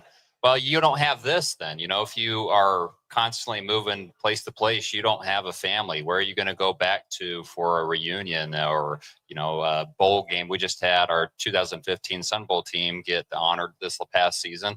You're going to miss out on the things that really matter in life. And if it's just off by that much, really, what does that mean in the grand scheme of things? My business in general, it's truly been a CougsFirst deal. I've gotten so many opportunities because of, I think my loyalty to Washington State and also the loyalty back. And I think that would be the thing that gets us across, the finish line in that regard. It's a cult-like place over on the Palouse. We all know that. That's why we're here. We love it. And I think that there's something in the water that if we can just get it close enough that we're going to be able to win over. And the word, the culture word has been thrown around here. It is there. And I see them building that right now. So I think that would be the case. Can I piggyback off of that? We've talked about this stat, and I appreciate you saying that, Luke. Our semester retention rate amongst all sports from fall to spring this last year was 80%. There's this thought out there that all of our student athletes are leaving the running for the hills. That's not the case. We also had the highest GPA, average team GPA for all student athletes this past ever.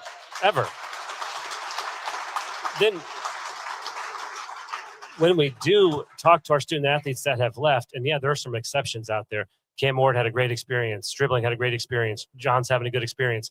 But you pull our student athletes that have left, their best years were at WSU. They regret leaving. You see some of the production drops. They miss what we offer them here. We're doing things right.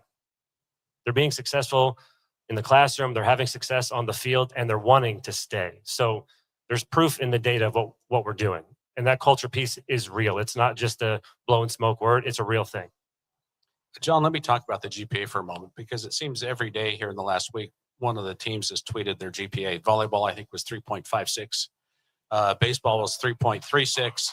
And you go down the line, and it's universal across the board. Every team is excelling academically. Tell me what's happening. They're going to class, which is helpful.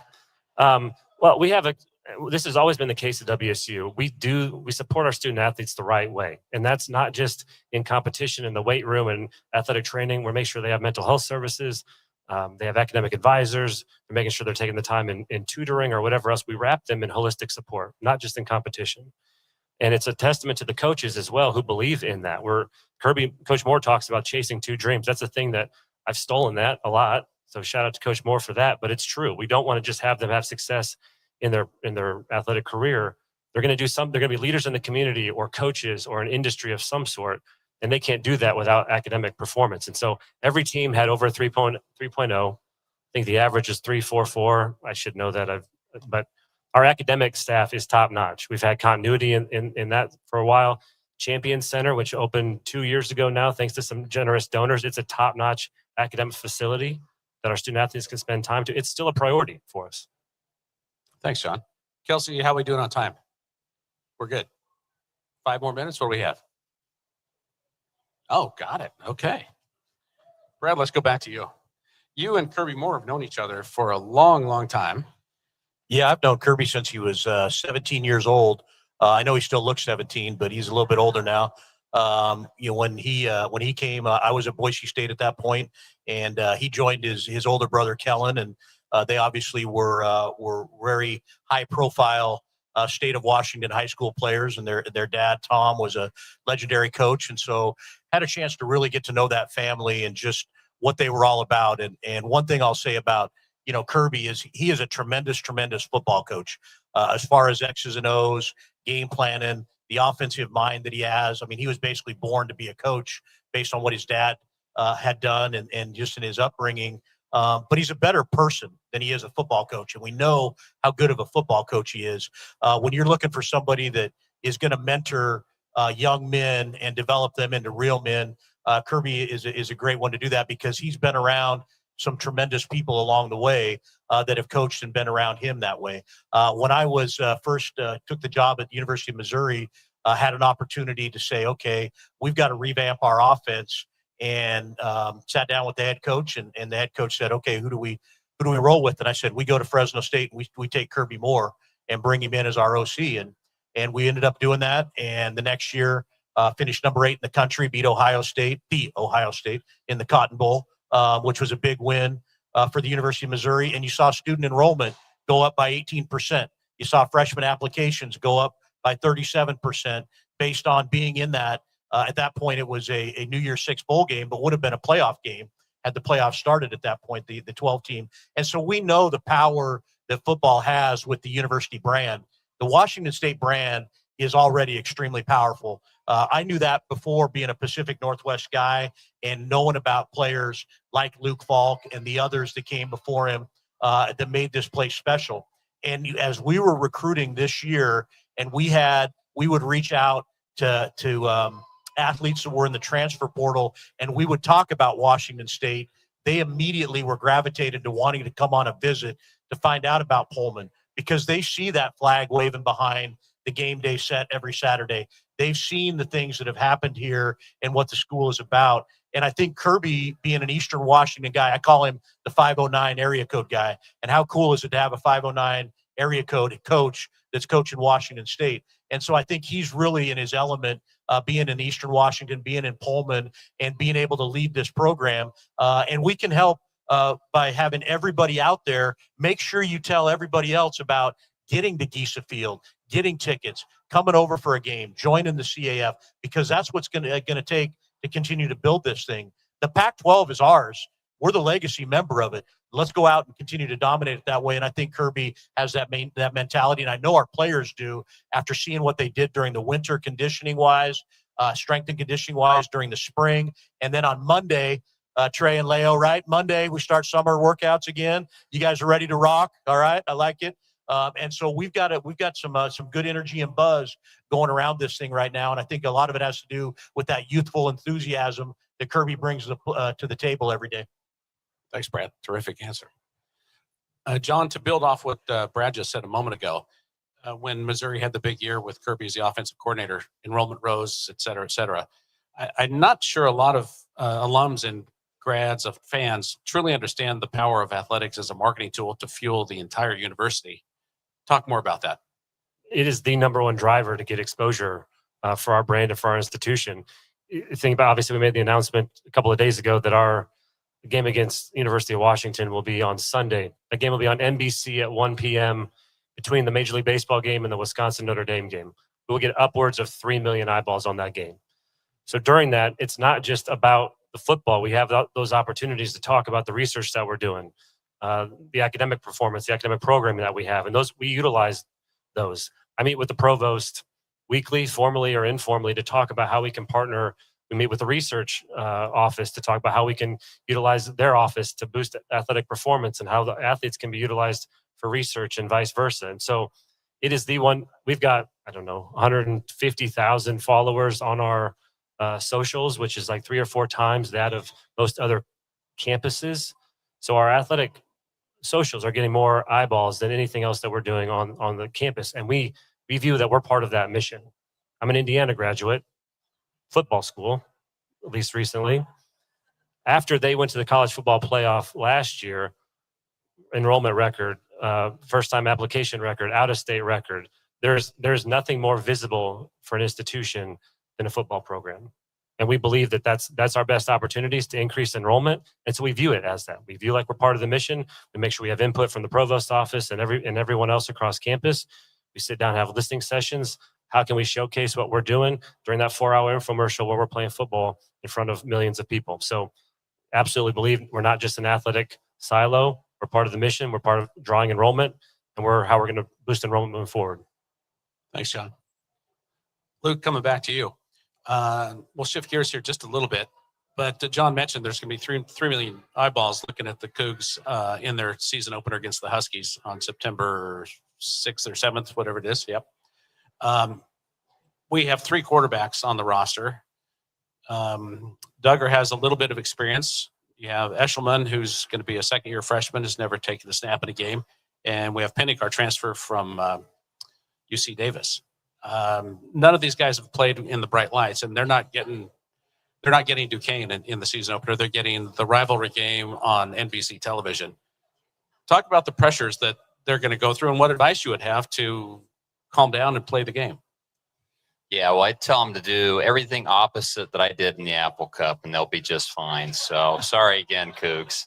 But yeah, talk about getting baptized by fire right there. I think for them, just stick with the process, just kind of hitting the same points over and over again. But, a lot of times as quarterback and as an athlete, you're so focused on winning and the outcomes and completion percentage and all that. Those are things you can't control. And the thing that I've learned within the sports psychology world with my mental performance coach is when you focus on things you can't control, your anxiety goes up, right? Worrying about what people think of you, what's the outcome going to be. And if your anxiety's up, you're not going to perform at your best. So for them to focus on the things that they can control, their skills, and being able to get back to the process in that regard. And a lot of the work that I do comes down to your breath work, a lot of the visual imagery and all those things. So I'm not going to go on about that. But the one thing I would say, it's a Leachism. And he told me, which helped me tremendously in my career, he said, play with house money. And I didn't know what the heck that meant. And he said, imagine if we went to Zeppo's little casino size deal out in Pullman. And he said, if I gave you $100 and told you to go gamble it, you would play free. You'd play loose. So you wouldn't care about if you lost it. He said, right now, because I was playing at this time where I was in the starting position and I was afraid to lose, and I was playing like crap in the spring. And he said, right now you're playing like you've got something to lose. Like you just went and worked a 40-hour work week, and now I'm telling you, you got to go gamble your money away. And he said, play with house money, cut it loose. Basically, falk it. Don't give a falk, right? Go out there and be decisive. And that's one of the greatest performance. If somebody said, I'm struggling with indecisiveness, I've got all these things going on, I worry what people think. My mind strength prescription would be, hey, go play with house money, be decisive, cut it loose. Because, if you don't do that, he said, I'd rather you be right or wrong and indecisive than right and indecisive. So for them, they're great enough, they're good enough to be able to be at this level. Go cut it loose. Nice. Thanks, Luke. We'll wrap it up with two more questions. John, I'm going to end with you, so I'm coming back. But first, we're going over to Brad. Brad, give fans a taste of what we're going to see this fall with Cougar football. Well, first of all, I think the biggest thing that we want to do at Washington State and in our football program is man, we want to be bold and we want to do exactly what Luke said, and that's cut it loose. Obviously, we have a head coach that's extremely offensive minded. Trey and Leo can attest to this. The installs we've had during the spring, what we've tried to put these guys in and do and learn and go out there and execute on the field. There's been times where it's been a struggle, and there's been times where we've really, really looked extremely good. It's a work in progress, but this is what I do truly believe. We have on our roster 105 guys that care deeply about that opener against the University of Washington. There will be no lack of motivation for that game on the part of Washington State University. I think we have built an offense that has weapons. We have a very veteran and experienced offensive line with 5 guys returning that have started games and a couple new ones that we've brought in, and then some younger guys that really got experience during the spring there. And then when you look at our tight ends, we're loaded, man. We got Trey Leckner. That dude's just a baller. I like it. And we've got some other guys there. Running back, I mean, let's face it. When you got Kirby Voorhees, Maxwell Woods, and Leo Pulalasi, I'll take those 3 guys against anybody else in our league. And one of the things that we did at Mizzou 2 of the last 3 years, we had the SEC's leading rusher. We are going to run the ball to win. Now, we're going to throw the ball, we're going to score points, but we are going to win by running the football. And then on the defensive side, Trent Bray, I mean, that guy is an exceptional defensive coordinator. I do believe we built a very, very strong defensive line to where you win in the trenches. But, man, our linebackers, Keith Brown, Nyland Brown, Isaiah Hung, a young guy that played really well in the spring, those guys will come down and they'll come and hit you.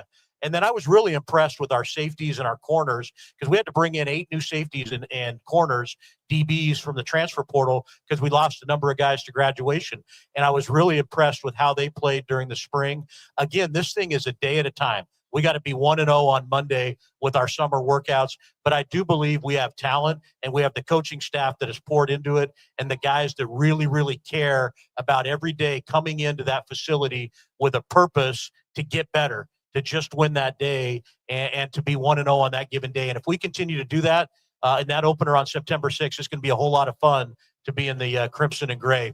Now, one thing I want to leave with real quick, Greg, before you turn it back over to John, is I got here on January 1st and really didn't know a lot of people in our administration at Washington State.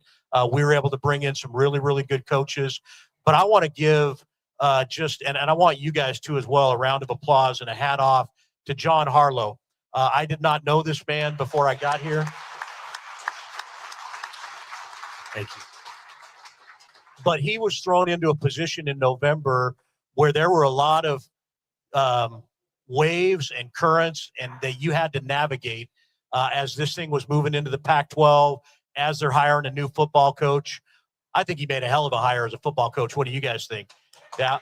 But as I've gotten to be here over the last 4 to 5 months and just see the belief in our athletic administration and our staff in his leadership and his ability to work with not only our people on the outside and the external, but across campus, on the Pullman campus, on the Everett campus, on the Tri-Cities campus, on the Spokane campus, on the Vancouver campus, wherever we have Cougs. I really appreciate what John has done and how he's navigated in this. And I don't say that just because he's my boss. I say that because I truly, truly believe that he's done some really awesome things and really looking forward to what he does leading us into the Pac-12.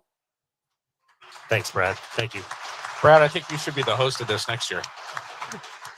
John, Final question, and it's a pretty straightforward, simple one. You couldn't just end with that? What is the, you're the man. What is the single most powerful message you can share with Cougar Nation right now? I'll restate it again, but we have an opportunity to win championships in a new Pac-12. I don't just say it. I'm not just up here blowing smoke. We absolutely have an opportunity to win championships. We've demonstrated it. Coach is putting together an incredible football team, soccer, volleyball, you name it next year. Our rosters are strong. This is an opportunity for us to win, but we have to win now. And we cannot get to our potential. The personnel is in place, but we can't get to our potential without activating every Coug out there. So you're going to continue to see us on the road. Doesn't matter. We've gone to every city that's given us an invite around. Doesn't matter if it's a smaller club or a big city council meeting or whatever else. We want to go in front of Cougs because we have a message. It's an important one. The time to get involved is now, and we can win championships if we get involved now together. Thank you, John. Hey, everybody, if Go we give a Cougs. round of applause to Luke, John, and Brad.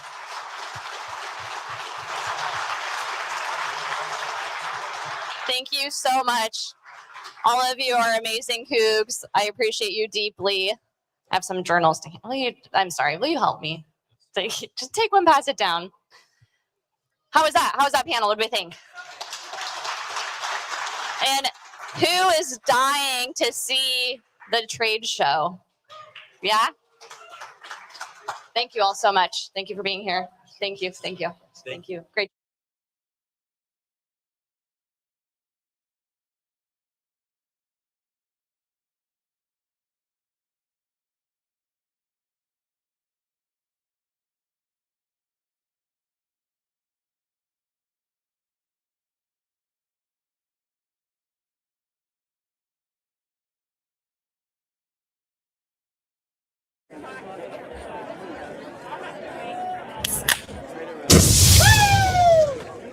Did you do that? No.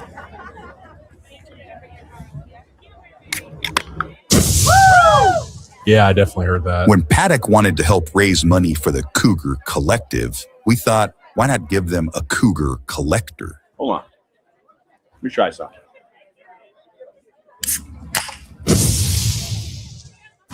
Yeah! Woo!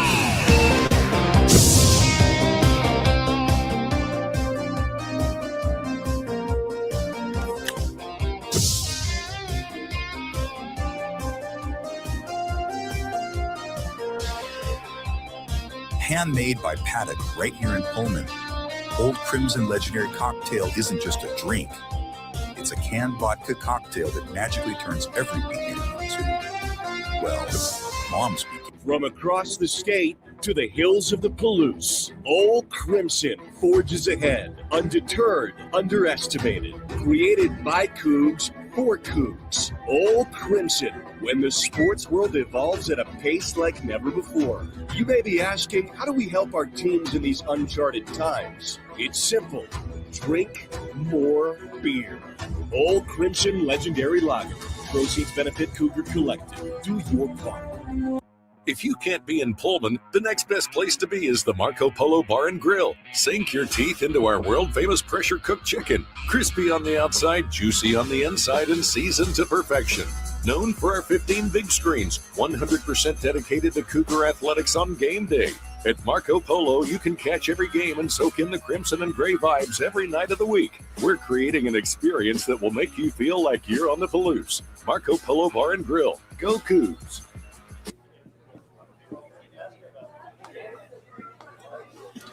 As a mind strength coach, people ask me all the time, how do you get motivated? How do you push through a tough morning? What's your morning routine? And it's simple. 2 words. Old Crimson Legendary Brew, powered by Thomas Hammer. That's 9 words. If you let it be. Then I get this one. Coach, what if I'm still not motivated? Simple. Drink more coffee.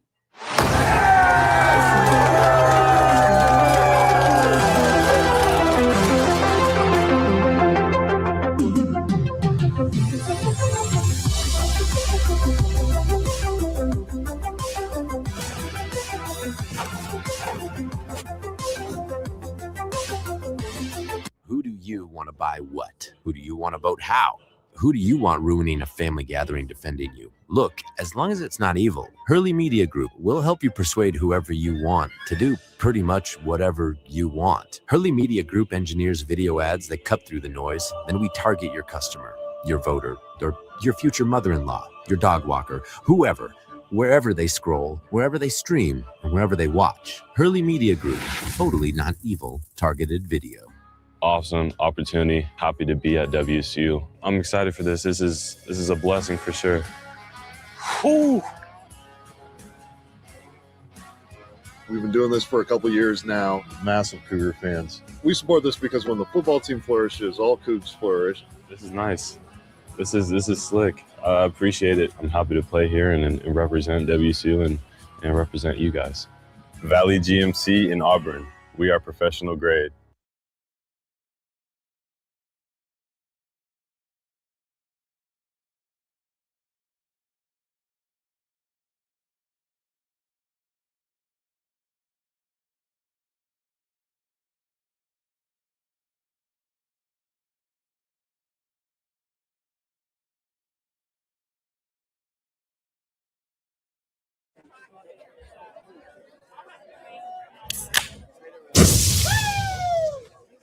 Did you do that?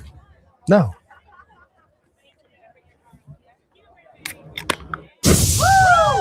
Yeah, I definitely heard that. When Paddock wanted to help raise money for the Cougar Collective, we thought, why not give them a Cougar Collector? Hold on. Let me try something.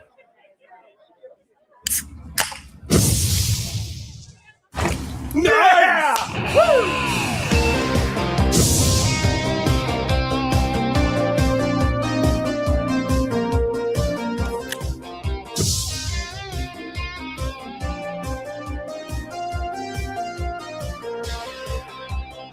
Handmade by Paddock right here in Pullman.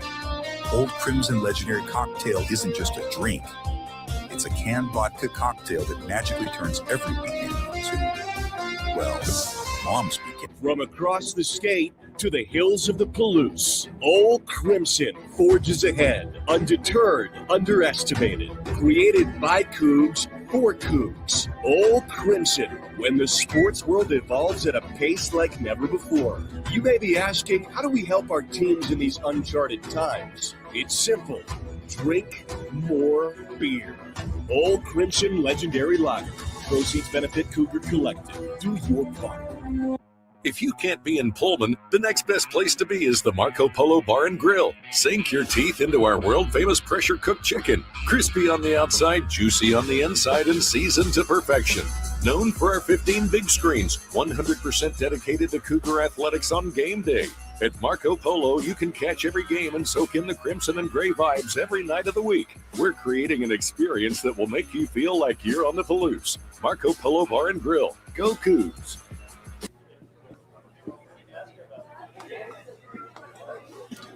As a mind strength coach, people ask me all the time, how do you get motivated? How do you push through a tough morning? What's your morning routine? And it's simple. 2 words. Old Crimson Legendary Brew, powered by Thomas Hammer. That's 9 words. If you let it be. Then I get this one. Coach, what if I'm still not motivated? Simple. Drink more coffee.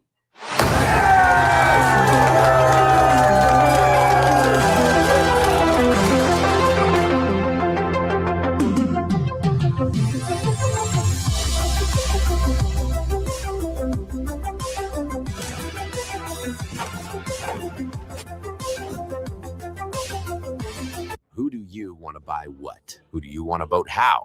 Who do you want ruining a family gathering defending you? Look, as long as it's not evil, Hurley Media Group will help you persuade whoever you want to do pretty much whatever you want. Hurley Media Group engineers video ads that cut through the noise, then we target your customer, your voter, or your future mother-in-law, your dog walker, whoever, wherever they scroll, wherever they stream, and wherever they watch. Hurley Media Group, totally not evil, targeted video.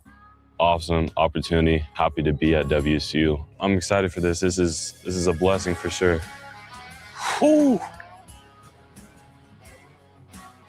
We've been doing this for a couple years now. Massive Cougar fans. We support this because when the football team flourishes, all Cougs flourish. This is nice. This is slick. I appreciate it. I'm happy to play here and represent WSU and represent you guys. Valley GMC in Auburn. We are professional grade.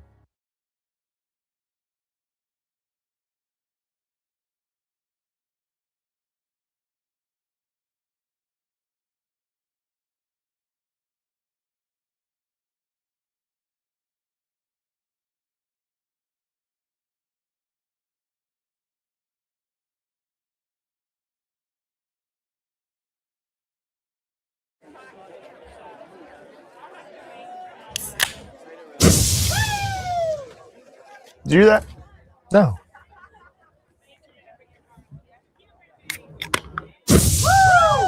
Yeah, I definitely heard that. When Paddock wanted to help raise money for the Cougar Collective, we thought, why not give them a Cougar Collector? Hold on. Let me try something.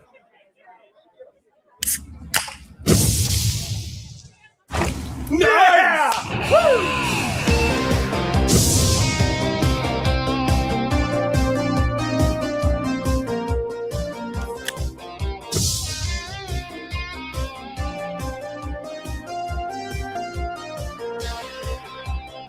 Handmade by Paddock right here in Pullman. Old Crimson Legendary Cocktail isn't just a drink. It's a canned vodka cocktail that magically turns every weekend into, well, mom's weekend. From across the state to the hills of the Palouse, Old Crimson forges ahead, undeterred, underestimated. Created by Cougs for Cougs. Old Crimson, when the sports world evolves at a pace like never before. You may be asking, how do we help our teams in these uncharted times? It's simple. Drink more beer. Old Crimson Legendary Lager. Proceeds benefit Cougar Collective. Do your part. If you can't be in Pullman, the next best place to be is the Marco Polo Bar and Grill. Sink your teeth into our world-famous pressure-cooked chicken. Crispy on the outside, juicy on the inside, and seasoned to perfection. Known for our 15 big screens, 100% dedicated to Cougar athletics on game day. At Marco Polo, you can catch every game and soak in the crimson and gray vibes every night of the week. We're creating an experience that will make you feel like you're on the Palouse. Marco Polo Bar and Grill. Go Cougs!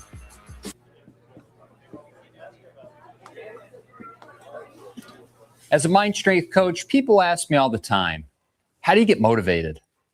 How do you push through a tough morning? What's your morning routine? And it's simple. 2 words.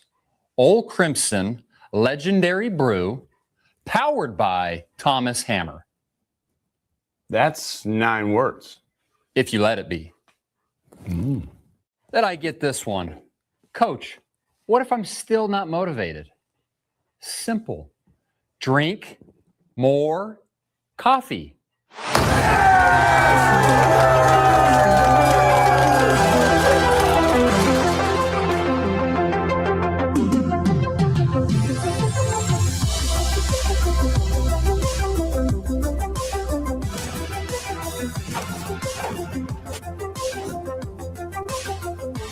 Who do you want to buy what? Who do you want to vote how?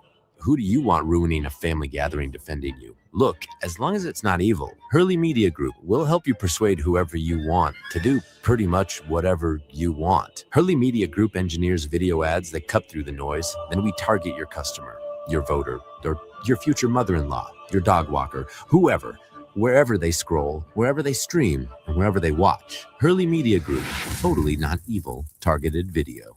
Awesome opportunity. Happy to be at WSU. I'm excited for this. This is a blessing for sure. Whew. We've been doing this for a couple years now. Massive Cougar fans. We support this because when the football team flourishes, all Cougs flourish. This is nice. This is slick. I appreciate it. I'm happy to play here and represent WSU and represent you guys. Valley GMC in Auburn. We are professional grade.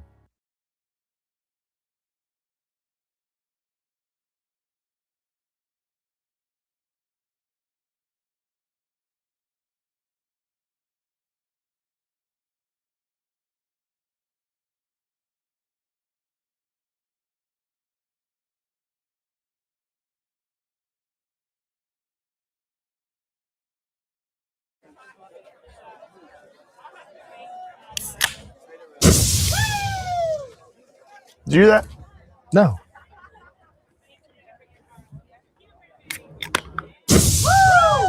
Yeah, I definitely heard that. When Paddock wanted to help raise money for the Cougar Collective, we thought, why not give them a Cougar Collector? Hold on. Let me try something.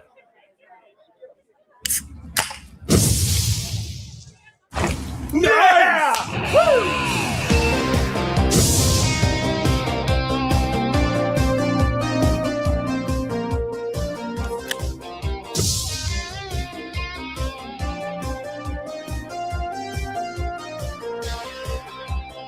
Handmade by Paddock right here in Pullman.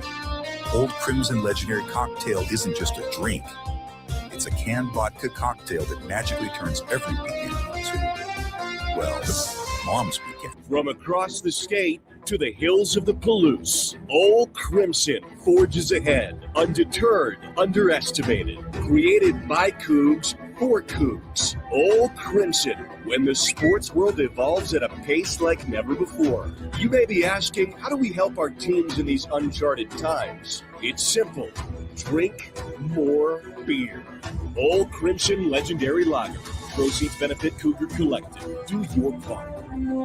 If you can't be in Pullman, the next best place to be is the Marco Polo Bar and Grill. Sink your teeth into our world-famous pressure-cooked chicken. Crispy on the outside, juicy on the inside, and seasoned to perfection.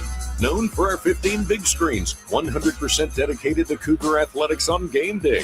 At Marco Polo, you can catch every game and soak in the crimson and gray vibes every night of the week. We're creating an experience that will make you feel like you're on the Palouse. Marco Polo Bar and Grill. Go Cougs!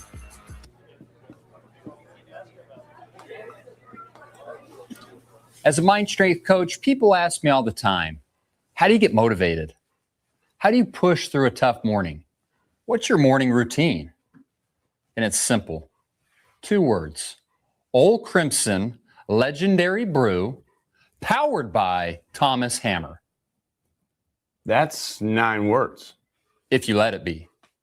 Then I get this one. Coach, what if I'm still not motivated? Simple. Drink more coffee.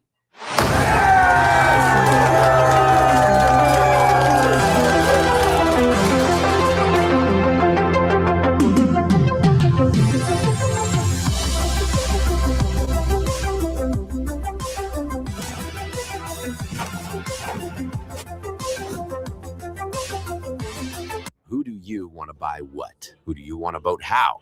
Who do you want ruining a family gathering defending you? Look, as long as it's not evil, Hurley Media Group will help you persuade whoever you want to do pretty much whatever you want. Hurley Media Group engineers video ads that cut through the noise, then we target your customer, your voter, or your future mother-in-law, your dog walker, whoever, wherever they scroll, wherever they stream, or wherever they watch. Hurley Media Group, totally not evil, targeted video.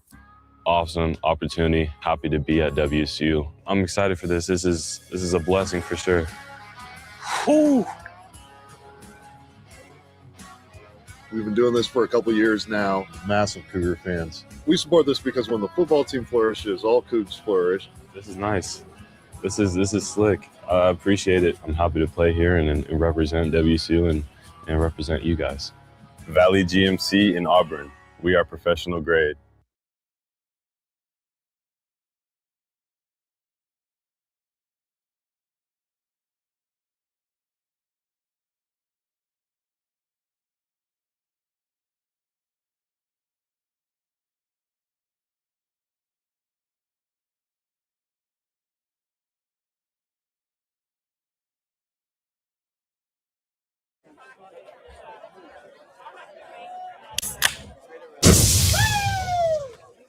Did you do that?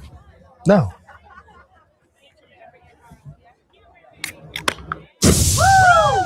Yeah, I definitely heard that. When Paddock wanted to help raise money for the Cougar Collective, we thought, why not give them a Cougar Collector? Hold on. Let me try something.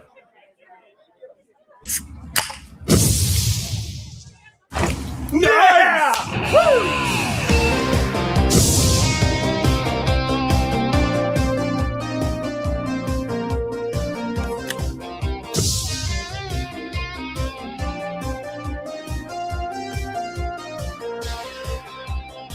Handmade by Paddock right here in Pullman. Old Crimson Legendary Cocktail isn't just a drink. It's a canned vodka cocktail that magically turns every weekend into, well, mom's weekend. From across the state to the hills of the Palouse, Old Crimson forges ahead, undeterred, underestimated. Created by Cougs for Cougs. Old Crimson, when the sports world evolves at a pace like never before. You may be asking, how do we help our teams in these uncharted times? It's simple. Drink more beer. Old Crimson Legendary Lager. Proceeds benefit Cougar Collective. Do your part. If you can't be in Pullman, the next best place to be is the Marco Polo Bar and Grill. Sink your teeth into our world-famous pressure-cooked chicken. Crispy on the outside, juicy on the inside, and seasoned to perfection. Known for our 15 big screens, 100% dedicated to Cougar athletics on game day. At Marco Polo, you can catch every game and soak in the crimson and gray vibes every night of the week. We're creating an experience that will make you feel like you're on the Palouse. Marco Polo Bar and Grill. Go Cougs!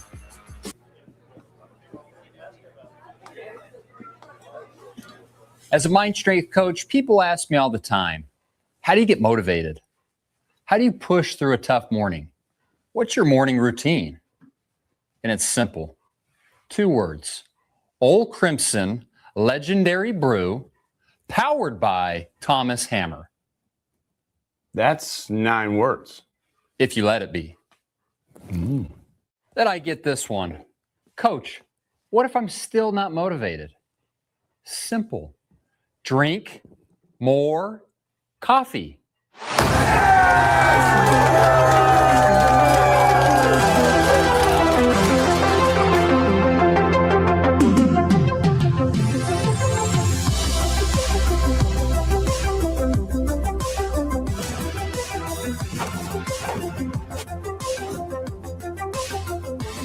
Who do you want to buy what? Who do you want to vote how? Who do you want ruining a family gathering defending you? Look, as long as it's not evil, Hurley Media Group will help you persuade whoever you want to do pretty much whatever you want. Hurley Media Group engineers video ads that cut through the noise, then we target your customer, your voter, or your future mother-in-law, your dog walker, whoever, wherever they scroll, wherever they stream, and wherever they watch. Hurley Media Group, totally not evil, targeted video. Awesome opportunity. Happy to be at WSU. I'm excited for this. This is a blessing for sure. Whew. We've been doing this for a couple years now. Massive Cougar fans. We support this because when the football team flourishes, all Cougs flourish. This is nice. This is slick. I appreciate it. I'm happy to play here and represent WSU and represent you guys. Valley GMC in Auburn. We are professional grade.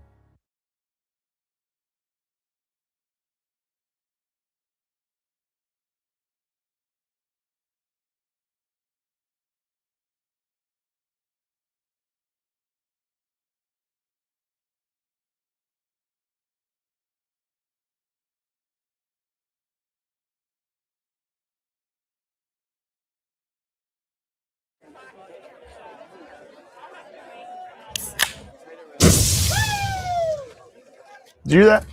No.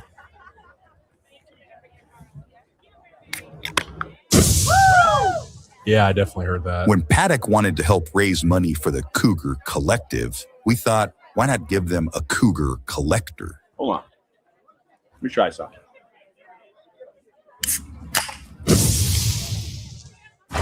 Nice! Woo!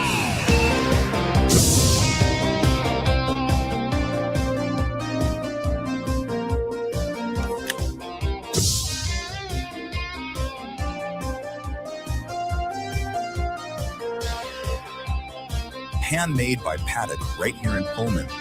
Old Crimson Legendary Cocktail isn't just a drink. It's a canned vodka cocktail that magically turns every weekend into, well, mom's weekend. From across the state to the hills of the Palouse, Old Crimson forges ahead, undeterred, underestimated. Created by Cougs for Cougs. Old Crimson, when the sports world evolves at a pace like never before. You may be asking, how do we help our teams in these uncharted times? It's simple. Drink more beer. Old Crimson Legendary Lager. Proceeds benefit Cougar Collective. Do your part.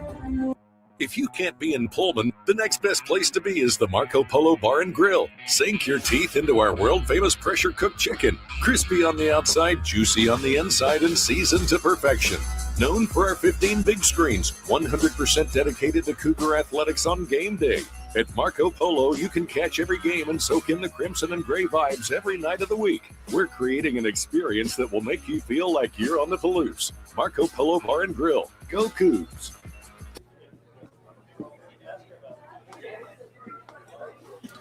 As a mind strength coach, people ask me all the time, how do you get motivated? How do you push through a tough morning? What's your morning routine? And it's simple. 2 words. Old Crimson Legendary Brew, powered by Thomas Hammer. That's 9 words. If you let it be. Then I get this one. Coach, what if I'm still not motivated? Simple. Drink more coffee.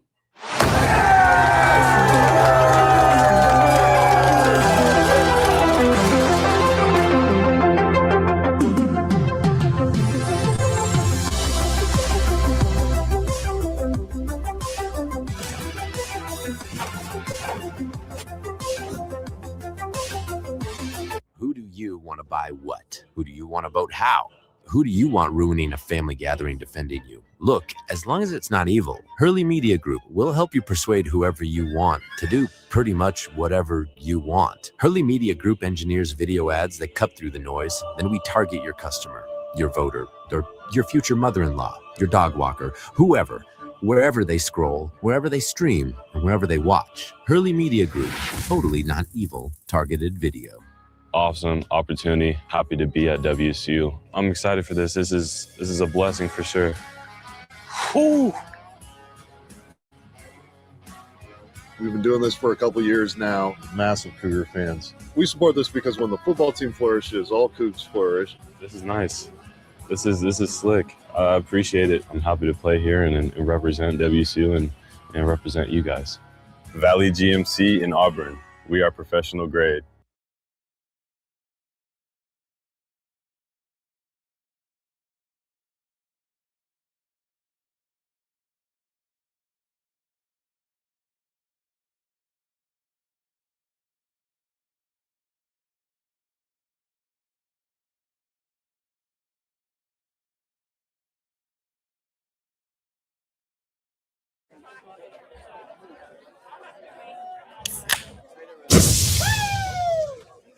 Did you do that? No.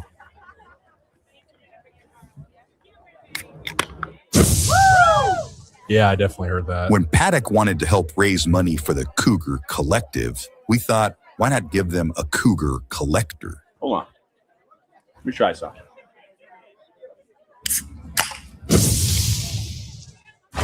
Yeah! Woo!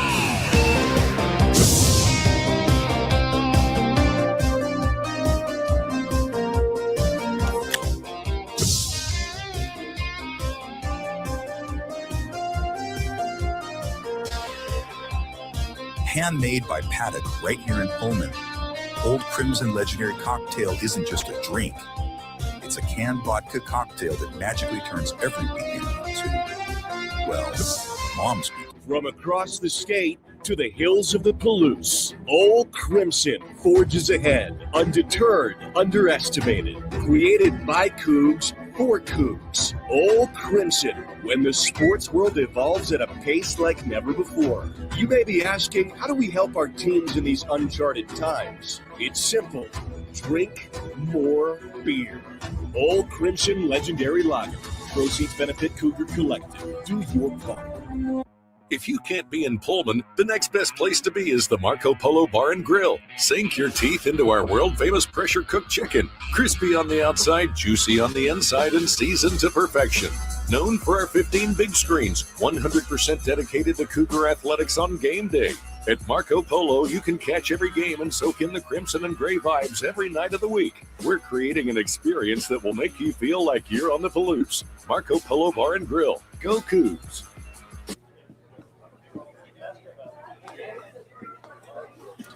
As a mind strength coach, people ask me all the time, how do you get motivated? How do you push through a tough morning? What's your morning routine? And it's simple. 2 words. Old Crimson Legendary Brew, powered by Thomas Hammer. That's 9 words. If you let it be. Then I get this one. Coach, what if I'm still not motivated? Simple. Drink more coffee.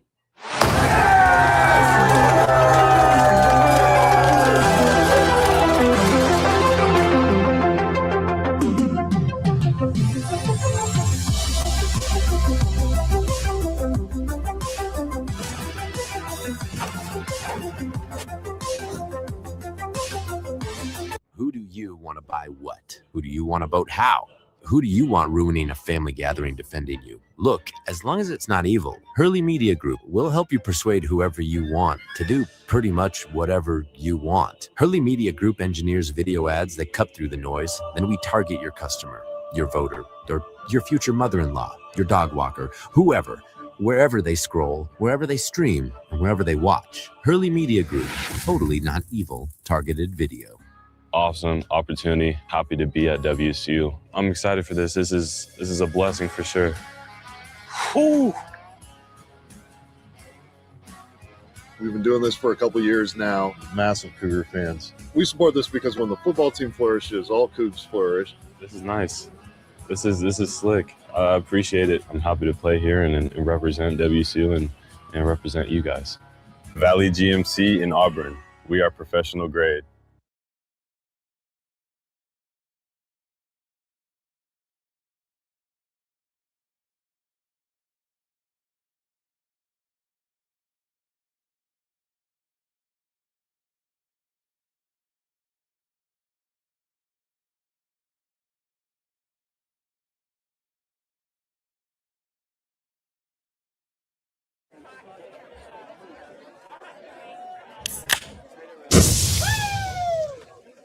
Did you hear that? No.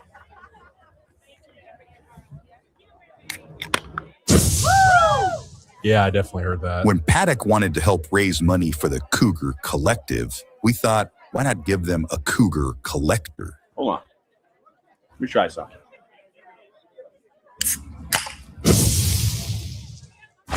Yeah! Woo!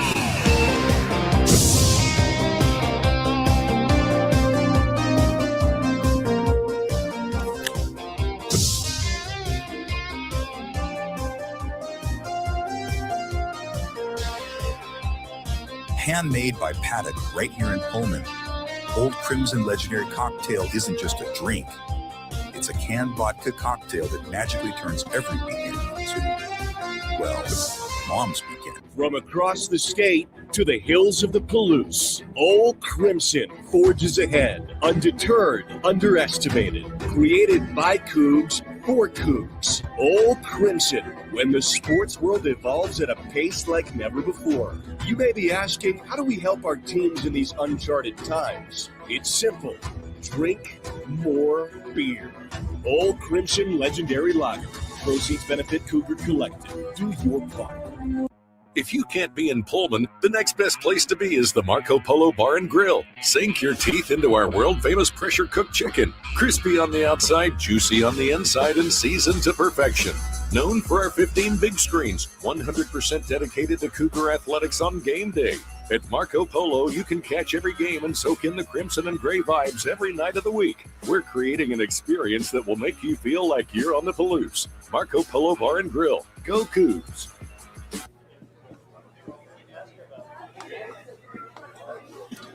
As a mind strength coach, people ask me all the time, how do you get motivated? How do you push through a tough morning? What's your morning routine? And it's simple. 2 words. Old Crimson Legendary Brew, powered by Thomas Hammer. That's 9 words. If you let it be. Then I get this one. Coach, what if I'm still not motivated? Simple. Drink more coffee.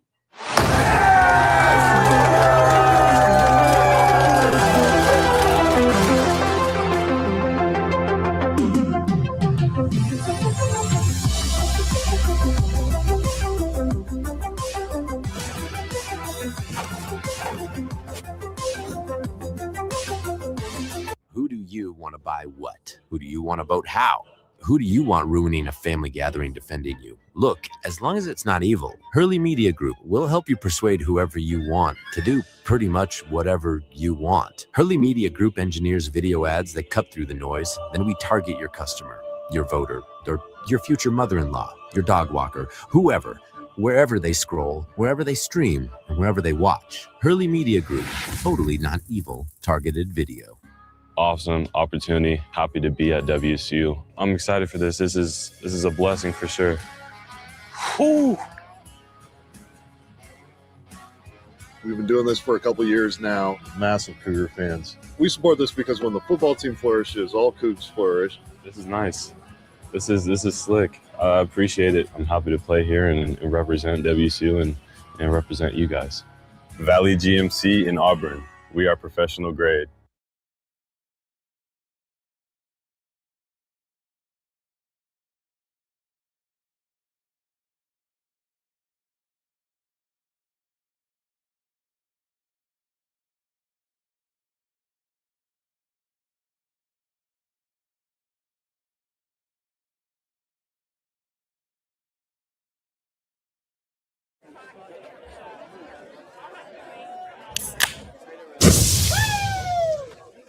Did you do that?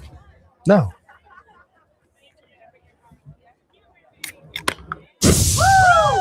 Yeah, I definitely heard that. When Paddock wanted to help raise money for the Cougar Collective, we thought, why not give them a Cougar Collector? Hold on.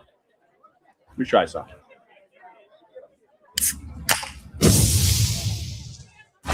Yeah! Woo!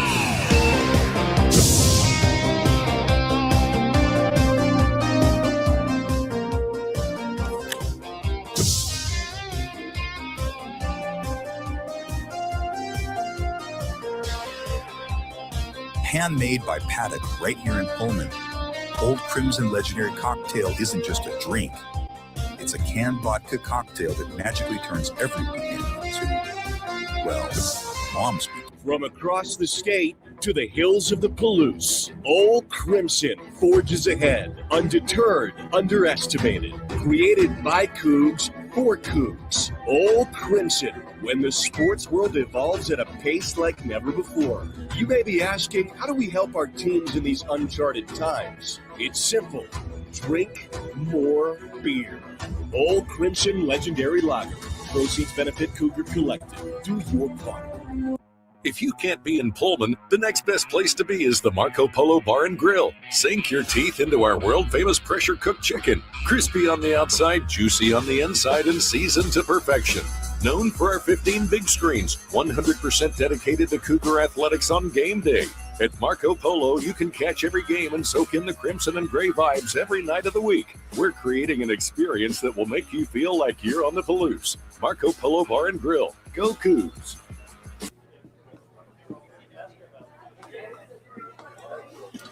As a mind strength coach, people ask me all the time, how do you get motivated? How do you push through a tough morning? What's your morning routine? And it's simple. 2 words. Old Crimson Legendary Brew, powered by Thomas Hammer. That's 9 words. If you let it be. Then I get this one. Coach, what if I'm still not motivated? Simple. Drink more coffee.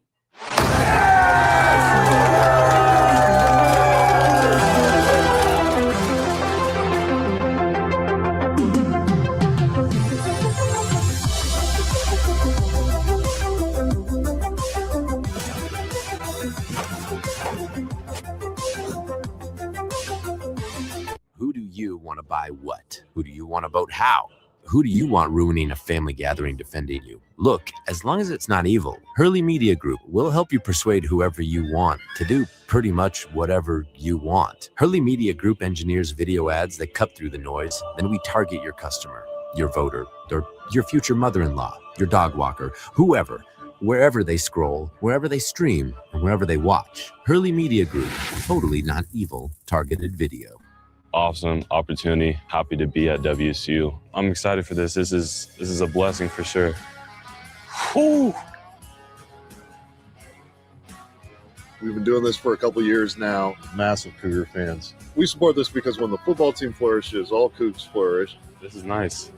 This is slick. I appreciate it. I'm happy to play here and represent WSU and represent you guys. Valley GMC in Auburn. We are professional grade.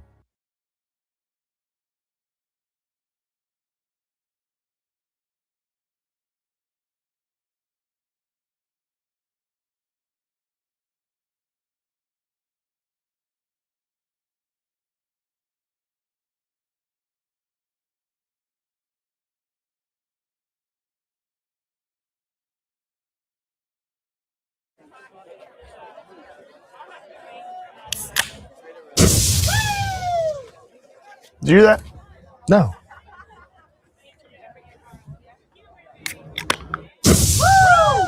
Yeah, I definitely heard that. When Paddock wanted to help raise money for the Cougar Collective, we thought, why not give them a Cougar Collector? Hold on. Let me try something.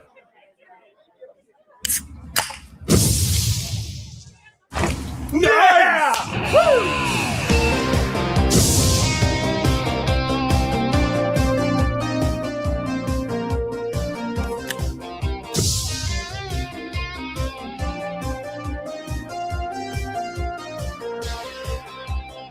Handmade by Paddock right here in Pullman. Old Crimson Legendary Cocktail isn't just a drink.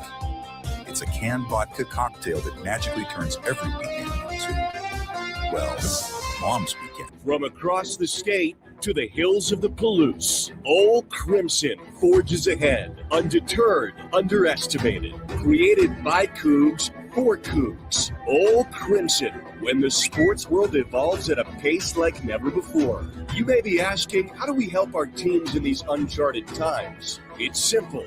Drink more beer. Old Crimson Legendary Lager. Proceeds benefit Cougar Collective. Do your part. If you can't be in Pullman, the next best place to be is the Marco Polo Bar and Grill. Sink your teeth into our world-famous pressure-cooked chicken. Crispy on the outside, juicy on the inside, and seasoned to perfection. Known for our 15 big screens, 100% dedicated to Cougar athletics on game day. At Marco Polo, you can catch every game and soak in the crimson and gray vibes every night of the week. We're creating an experience that will make you feel like you're on the Palouse. Marco Polo Bar and Grill. Go Cougs!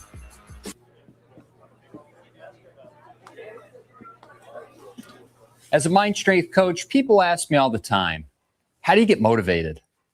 How do you push through a tough morning? What's your morning routine? And it's simple. 2 words. Old Crimson Legendary Brew, powered by Thomas Hammer. That's 9 words. If you let it be. Then I get this one. Coach, what if I'm still not motivated? Simple. Drink more coffee.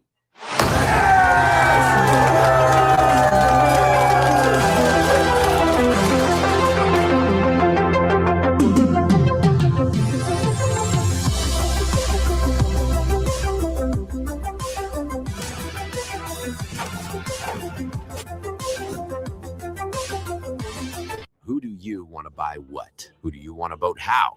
Who do you want ruining a family gathering defending you? Look, as long as it's not evil, Hurley Media Group will help you persuade whoever you want to do pretty much whatever you want. Hurley Media Group engineers video ads that cut through the noise. Then we target your customer, your voter, or your future mother-in-law, your dog walker, whoever, wherever they scroll, wherever they stream, and wherever they watch. Hurley Media Group, totally non-evil targeted video. Awesome opportunity. Happy to be at WSU. I'm excited for this. This is a blessing for sure. Whew. We've been doing this for a couple years now. Massive Cougar fans. We support this because when the football team flourishes, all Cougs flourish. This is nice. This is slick. I appreciate it. I'm happy to play here and represent WSU and represent you guys. Valley GMC in Auburn. We are professional grade.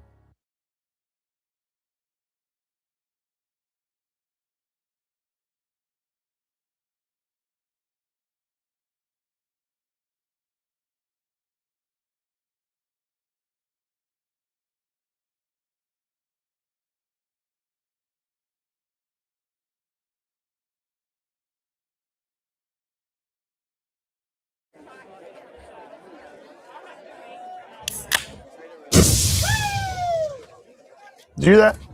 No.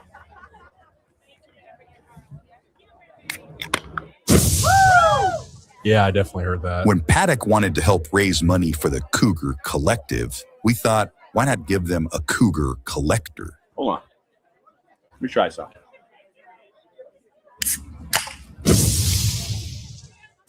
Yeah! Woo!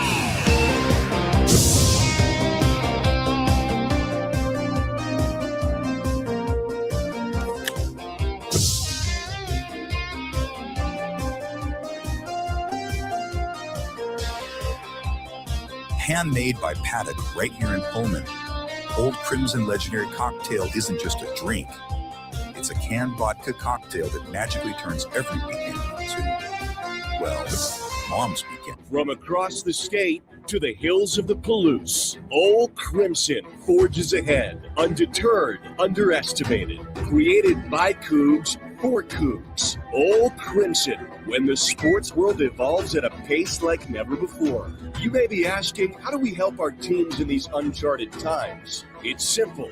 Drink more beer. Old Crimson Legendary Lager. Proceeds benefit Cougar Collective. Do your part. If you can't be in Pullman, the next best place to be is the Marco Polo Bar and Grill. Sink your teeth into our world-famous pressure-cooked chicken. Crispy on the outside, juicy on the inside, and seasoned to perfection. Known for our 15 big screens, 100% dedicated to Cougar athletics on game day. At Marco Polo, you can catch every game and soak in the crimson and gray vibes every night of the week. We're creating an experience that will make you feel like you're on the Palouse. Marco Polo Bar and Grill. Go Cougs!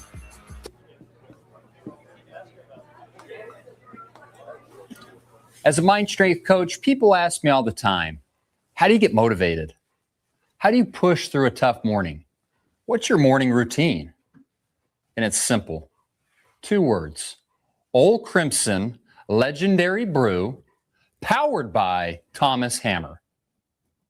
That's 9 words. If you let it be. Then I get this one. Coach, what if I'm still not motivated? Simple. Drink more coffee.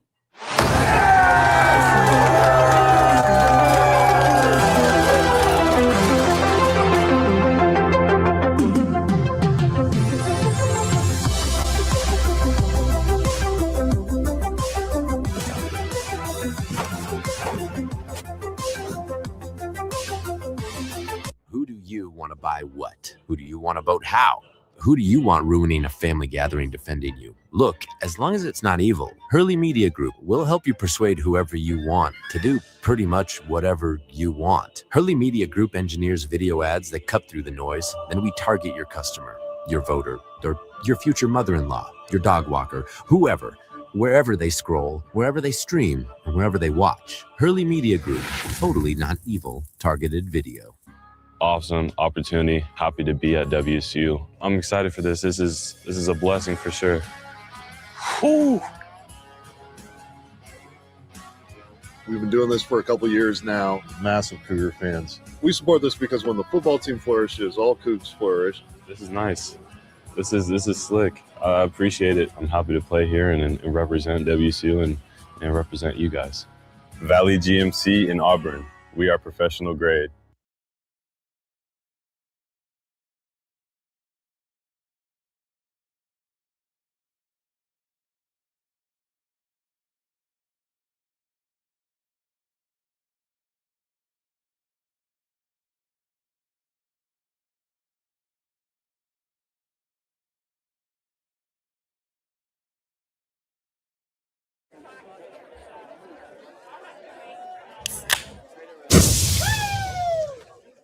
Did you do that? No.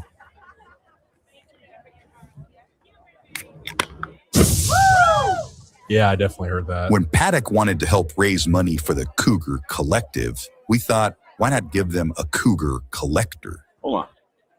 Let me try something.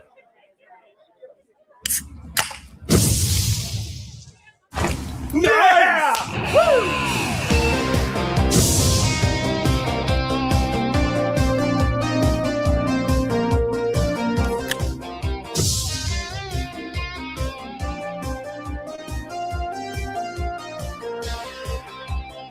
Handmade by Paddock right here in Pullman.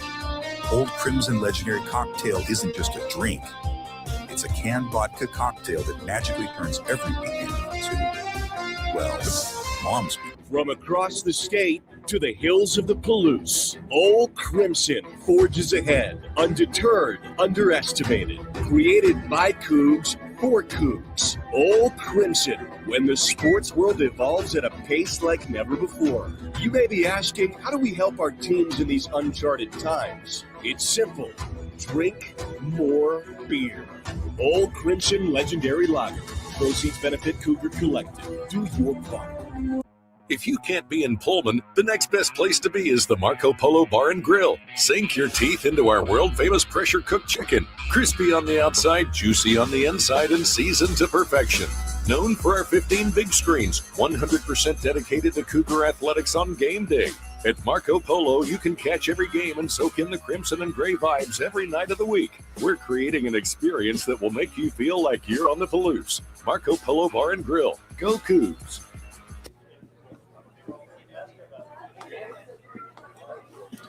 As a mind strength coach, people ask me all the time, how do you get motivated? How do you push through a tough morning?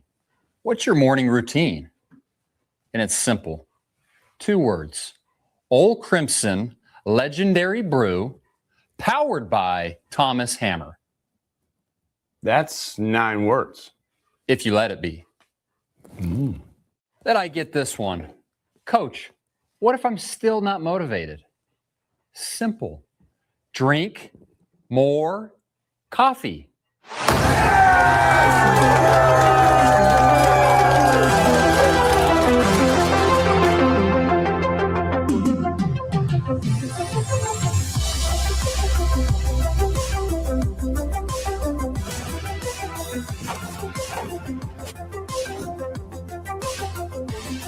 Who do you want to buy what? Who do you want to vote how? Who do you want ruining a family gathering defending you? Look, as long as it's not evil, Hurley Media Group will help you persuade whoever you want to do pretty much whatever you want. Hurley Media Group engineers video ads that cut through the noise. Then we target your customer, your voter, or your future mother-in-law, your dog walker, whoever, wherever they scroll, wherever they stream, and wherever they watch. Hurley Media Group, totally not evil, targeted video. Awesome opportunity. Happy to be at WSU. I'm excited for this. This is a blessing for sure. Whew. We've been doing this for a couple years now. Massive Cougar fans. We support this because when the football team flourishes, all Cougs flourish. This is nice. This is slick. I appreciate it. I'm happy to play here and represent WSU and represent you guys. Valley GMC in Auburn. We are professional grade.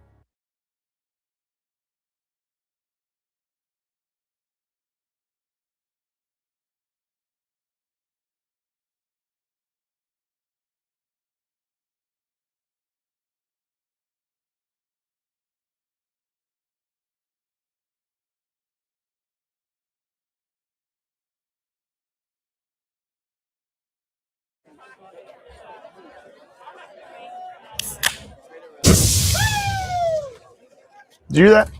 No.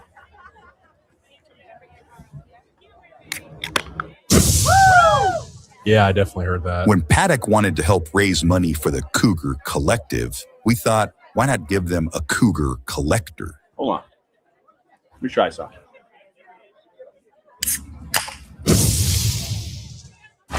Yeah! Woo!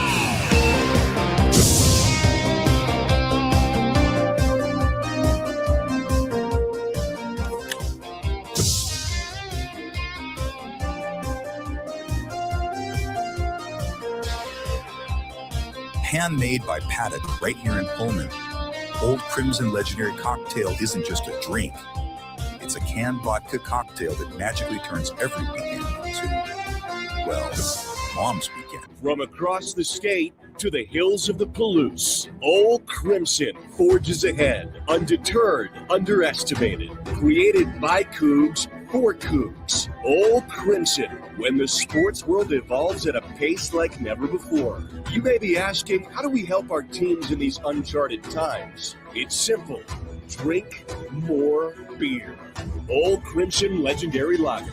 Proceeds benefit Cougar Collective. Do your part. If you can't be in Pullman, the next best place to be is the Marco Polo Bar and Grill. Sink your teeth into our world-famous pressure-cooked chicken. Crispy on the outside, juicy on the inside, and seasoned to perfection. Known for our 15 big screens, 100% dedicated to Cougar athletics on game day. At Marco Polo, you can catch every game and soak in the crimson and gray vibes every night of the week. We're creating an experience that will make you feel like you're on the Palouse. Marco Polo Bar and Grill. Go Cougs!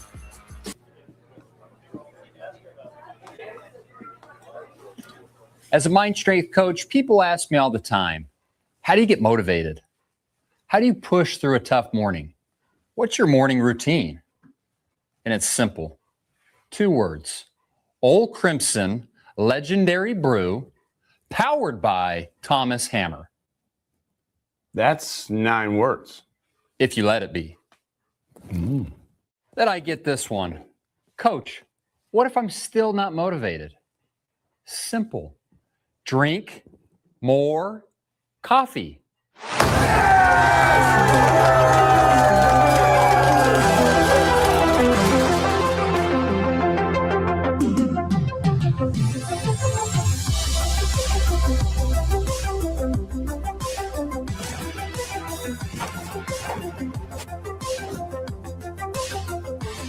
Who do you want to buy what? Who do you want to vote how?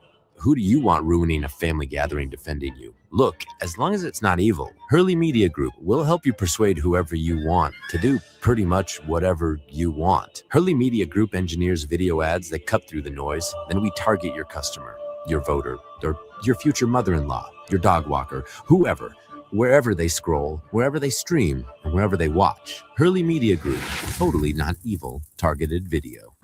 Awesome opportunity. Happy to be at WSU. I'm excited for this. This is a blessing for sure.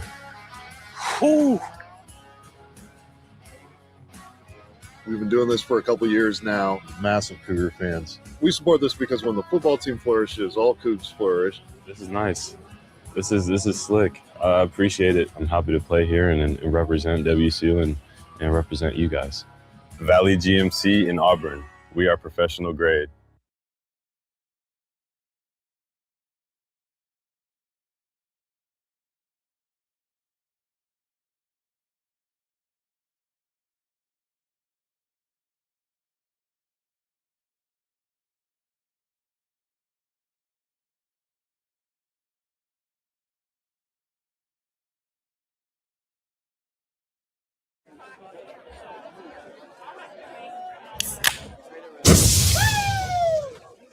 Did you hear that?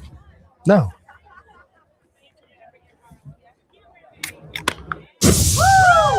Yeah, I definitely heard that. When Paddock wanted to help raise money for the Cougar Collective, we thought, why not give them a Cougar Collector? Hold on. Let me try something.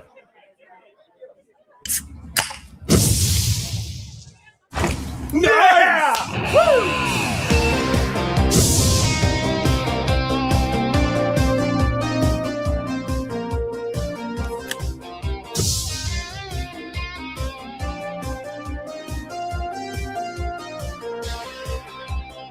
Handmade by Paddock right here in Pullman. Old Crimson Legendary Cocktail isn't just a drink.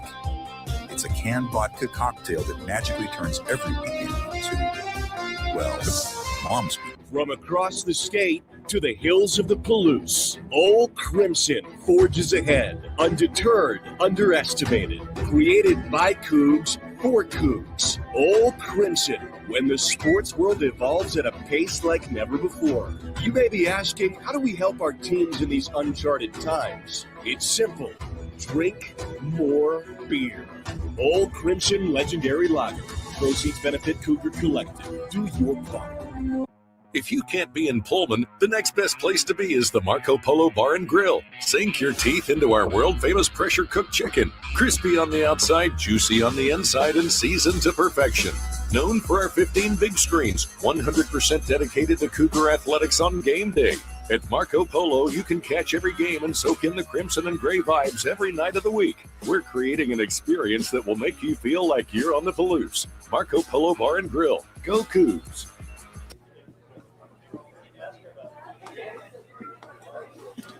As a mind strength coach, people ask me all the time, how do you get motivated? How do you push through a tough morning? What's your morning routine? And it's simple. 2 words. Old Crimson Legendary Brew, powered by Thomas Hammer. That's 9 words. If you let it be. Then I get this one. Coach, what if I'm still not motivated? Simple. Drink more coffee.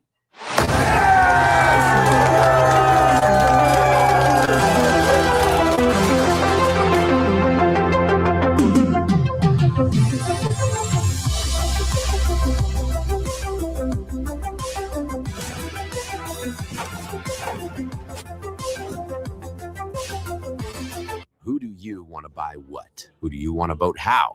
Who do you want ruining a family gathering defending you? Look, as long as it's not evil, Hurley Media Group will help you persuade whoever you want to do pretty much whatever you want. Hurley Media Group engineers video ads that cut through the noise, then we target your customer, your voter, or your future mother-in-law, your dog walker, whoever, wherever they scroll, wherever they stream, and wherever they watch. Hurley Media Group, totally not evil, targeted video. Awesome opportunity. Happy to be at WSU. I'm excited for this. This is a blessing for sure. Whew. We've been doing this for a couple years now. Massive Cougar fans. We support this because when the football team flourishes, all Cougs flourish. This is nice. This is slick. I appreciate it. I'm happy to play here and represent WSU and represent you guys. Valley GMC in Auburn. We are professional grade.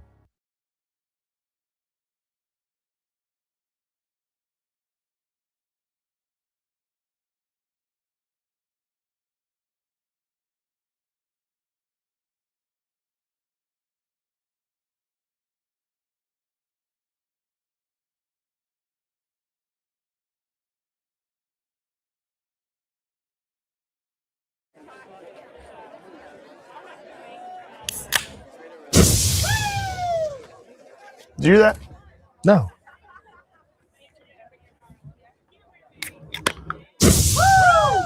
Yeah, I definitely heard that. When Paddock wanted to help raise money for the Cougar Collective, we thought, why not give them a Cougar Collector? Hold on. Let me try something.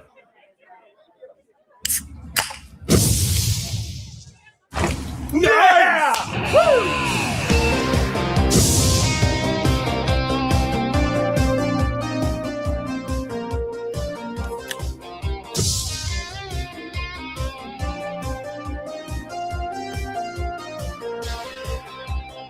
Handmade by Paddock right here in Pullman.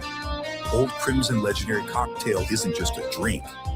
It's a canned vodka cocktail that magically turns every weekend into, well, mom's. From across the state to the hills of the Palouse, Old Crimson forges ahead, undeterred, underestimated. Created by Cougs for Cougs. Old Crimson, when the sports world evolves at a pace like never before. You may be asking, how do we help our teams in these uncharted times? It's simple.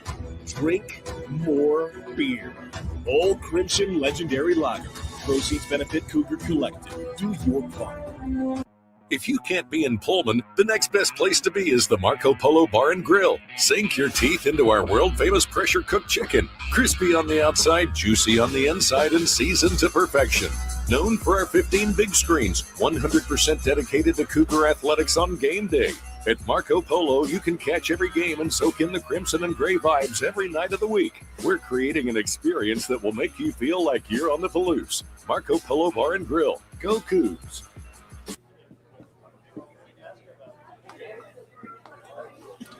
As a mind strength coach, people ask me all the time, how do you get motivated?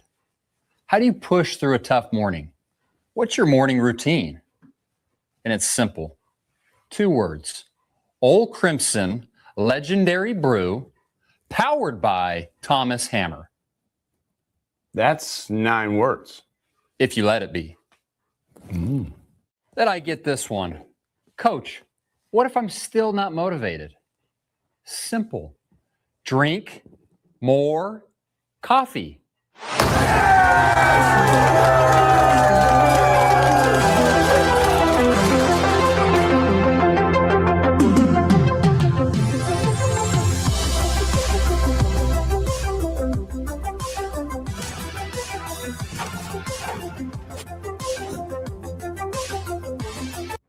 you want to buy what? Who do you want to vote how? Who do you want ruining a family gathering defending you? Look, as long as it's not evil, Hurley Media Group will help you persuade whoever you want to do pretty much whatever you want. Hurley Media Group engineers video ads that cut through the noise, then we target your customer, your voter, or your future mother-in-law, your dog walker, whoever, wherever they scroll, wherever they stream, and wherever they watch. Hurley Media Group, totally not evil, targeted video. Awesome opportunity. Happy to be at WSU. I'm excited for this. This is a blessing for sure. Whew. We've been doing this for a couple years now. Massive Cougar fans. We support this because when the football team flourishes, all Cougs flourish. This is nice. This is slick. I appreciate it. I'm happy to play here and represent WSU and represent you guys. Valley GMC in Auburn. We are professional grade.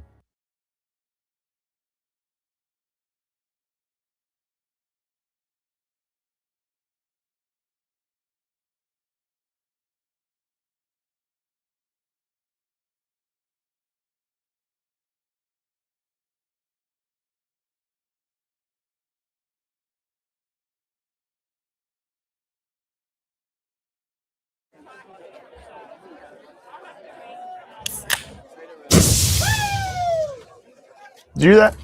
No.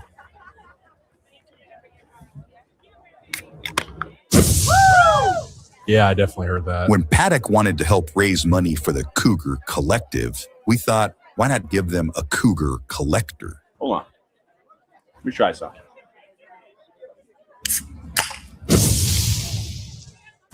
Yeah! Woo!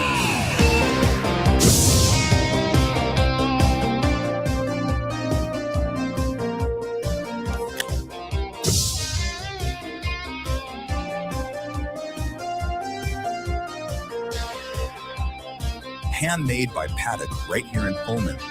Old Crimson Legendary Cocktail isn't just a drink. It's a canned vodka cocktail that magically turns every weekend into, well, mom speaking. From across the state to the hills of the Palouse, Old Crimson forges ahead, undeterred, underestimated. Created by Cougs for Cougs. Old Crimson, when the sports world evolves at a pace like never before. You may be asking, how do we help our teams in these uncharted times? It's simple. Drink more beer. Old Crimson Legendary Lager. Proceeds benefit Cougar Collective. Do your part. If you can't be in Pullman, the next best place to be is the Marco Polo Bar and Grill. Sink your teeth into our world-famous pressure-cooked chicken. Crispy on the outside, juicy on the inside, and seasoned to perfection. Known for our 15 big screens, 100% dedicated to Cougar athletics on game day.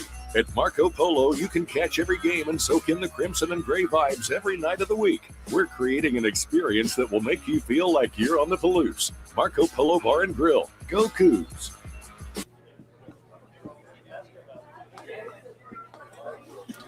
As a mind strength coach, people ask me all the time, how do you get motivated? How do you push through a tough morning? What's your morning routine? And it's simple. 2 words. Old Crimson Legendary Brew, powered by Thomas Hammer. That's 9 words. If you let it be. Then I get this one. Coach, what if I'm still not motivated? Simple. Drink more coffee.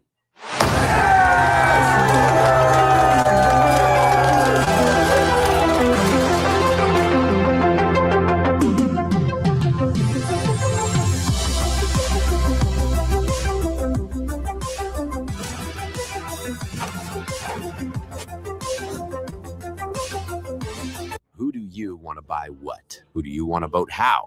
Who do you want ruining a family gathering defending you? Look, as long as it's not evil, Hurley Media Group will help you persuade whoever you want to do pretty much whatever you want. Hurley Media Group engineers video ads that cut through the noise, then we target your customer, your voter, or your future mother-in-law, your dog walker, whoever, wherever they scroll, wherever they stream, and wherever they watch. Hurley Media Group, totally not evil, targeted video. Awesome opportunity. Happy to be at WSU. I'm excited for this. This is a blessing for sure. Whew. We've been doing this for a couple years now. Massive Cougar fans. We support this because when the football team flourishes, all Cougs flourish. This is nice. This is slick. I appreciate it. I'm happy to play here and represent WSU and represent you guys. Valley GMC in Auburn. We are professional grade.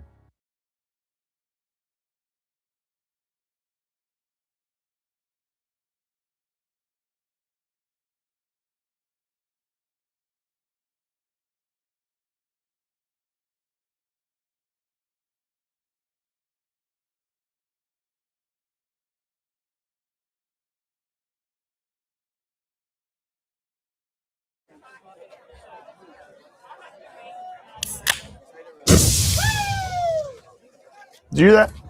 No.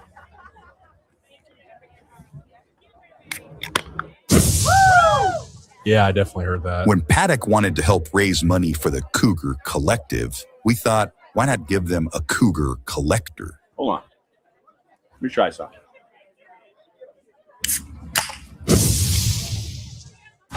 Yeah! Woo!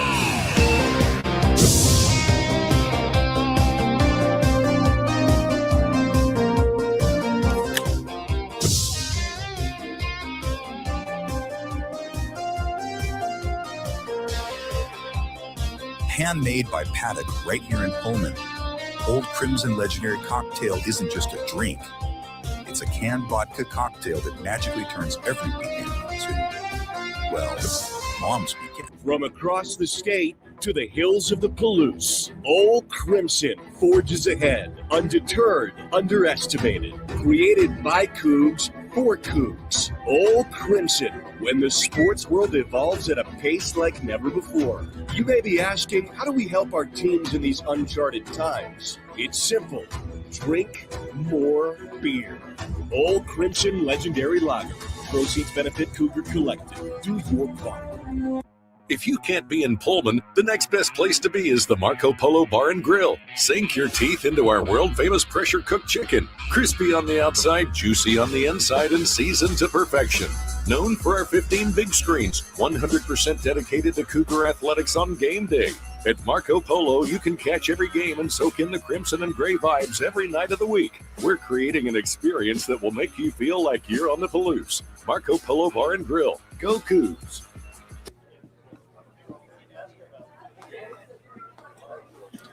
As a mind strength coach, people ask me all the time, how do you get motivated? How do you push through a tough morning? What's your morning routine?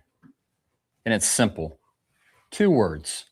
Old Crimson Legendary Brew, powered by Thomas Hammer. That's 9 words. If you let it be. Then I get this one. Coach, what if I'm still not motivated? Simple. Drink more coffee.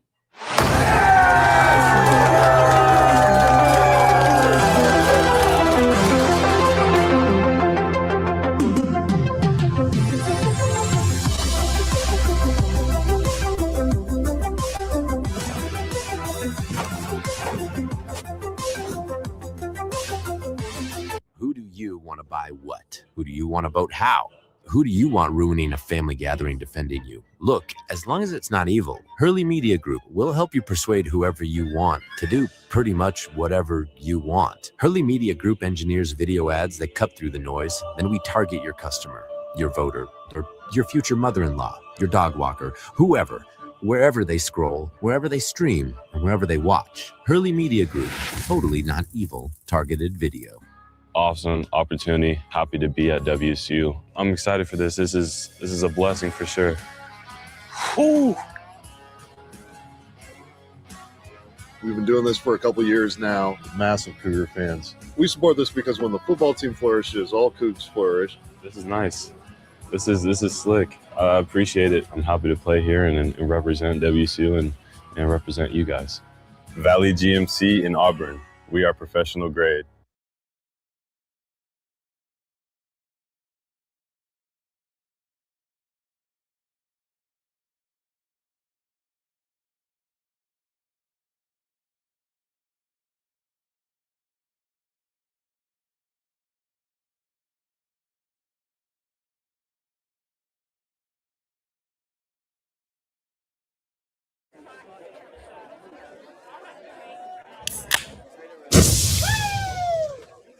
Did you hear that?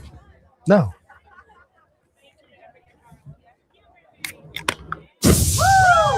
Yeah, I definitely heard that. When Paddock wanted to help raise money for the Cougar Collective, we thought, why not give them a Cougar Collector? Hold on. Let me try something.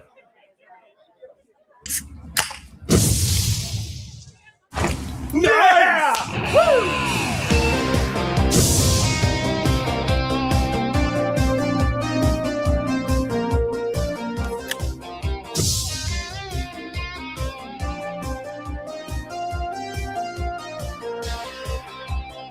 Handmade by Paddock right here in Pullman. Old Crimson Legendary Cocktail isn't just a drink. It's a canned vodka cocktail that magically turns every weekend into, well, mom's weekend. From across the state to the hills of the Palouse, Old Crimson forges ahead, undeterred, underestimated. Created by Cougs for Cougs. Old Crimson, when the sports world evolves at a pace like never before. You may be asking, how do we help our teams in these uncharted times? It's simple. Drink more beer. Old Crimson Legendary Lager. Proceeds benefit Cougar Collective. Do your part. If you can't be in Pullman, the next best place to be is the Marco Polo Bar and Grill. Sink your teeth into our world-famous pressure-cooked chicken. Crispy on the outside, juicy on the inside, and seasoned to perfection. Known for our 15 big screens, 100% dedicated to Cougar athletics on game day.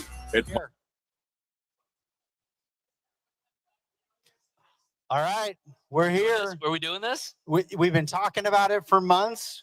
The Collectively Crimson podcast live stream, best show on the internet, is now live here at the CougsFirst 2026 CougsFirst show. Seattle show. Big kudos to Kelsey Knutson. Let's hear it for Kelsey Knutson put this together, huh?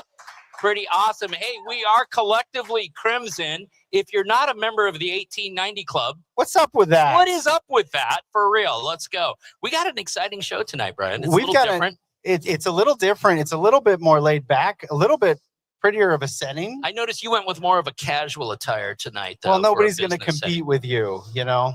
Well, I am in one of the last professions that actually still demands that people dress like this. So I haven't had to wear a tie since before COVID, and I'm not getting near one. So I'll take it. I envy you. I envy you. I am in a profession where this is how I have to dress most days. Some days I only have to dress from the waist up like this, though. I don't Thanks to want Zoom court. I don't want my lawyer showing up like laid back in a Hawaiian shirt. So Not a I good think your sign. I think your clients appreciate that. Not a good sign. Hey, listen, if you guys are watching at home or if you're going to watch on replay, thank you very much. Let's remind everybody that you can always help your Cougs out 12 ounces at a time by picking up an Old Crimson Lager, available at all your Fred Meyer and Costco. Of course, we got the Old Crimson cocktail from our good friends over at Paddock. And then, of course, if that's not your style or you just need to get your day started right, you can always start off with a nice cup of Old Crimson coffee available at the store, which, of course, is at oldcrimson.com. And honestly, I've seen all of those products being consumed here and more at the CougsFirst show. We are going to have a lot of Old Crimson Lager consumed tonight. Yeah, Could be actually, a record night for I Old saw Crimson, a case sitting behind here, so which is not for you and I. no. But some of these coaches are over the age of 21. I bet some of these players. Some of are these over the age coaches of do 21. look a little thirsty. That is So- for sure. Okay, so we're going to be doing a bunch of stuff. We're going to be talking to some student athletes. We're going to be talking to some coaches, and we're also going to be able to bring some business owners up here. Because much like if you're not a member of the 1890 Club, what's up with that? If you're not doing business through the CougsFirst Business Network, you know, What's up with that? what is up with that? Okay, we are Cougs. We are all we got. We are all we need. And you guys should be doing business with CougsFirst. So if you're not signed up for the CougsFirst Business Network, get online right now. Get yourself signed up for the CougsFirst Business Network.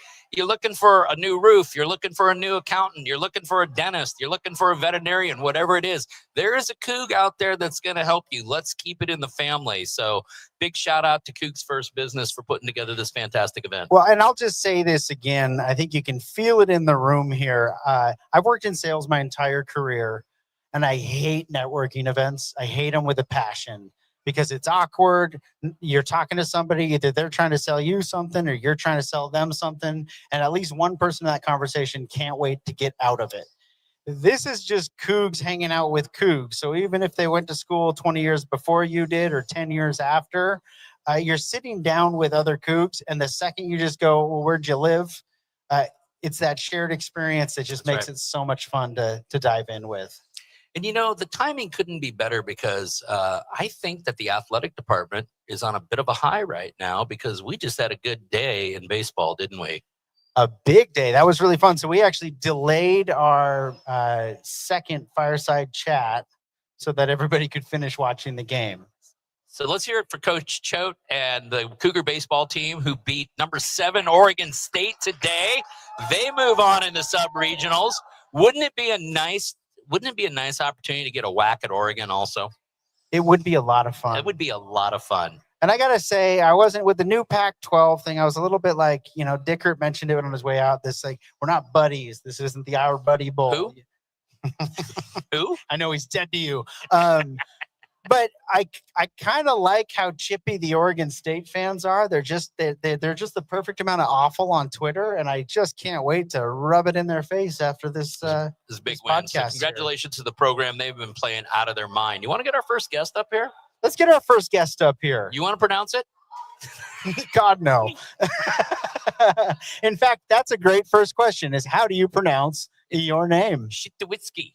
Shitowitsky? Shitowitsky. Hey, I'm gonna trade seats with the coach here.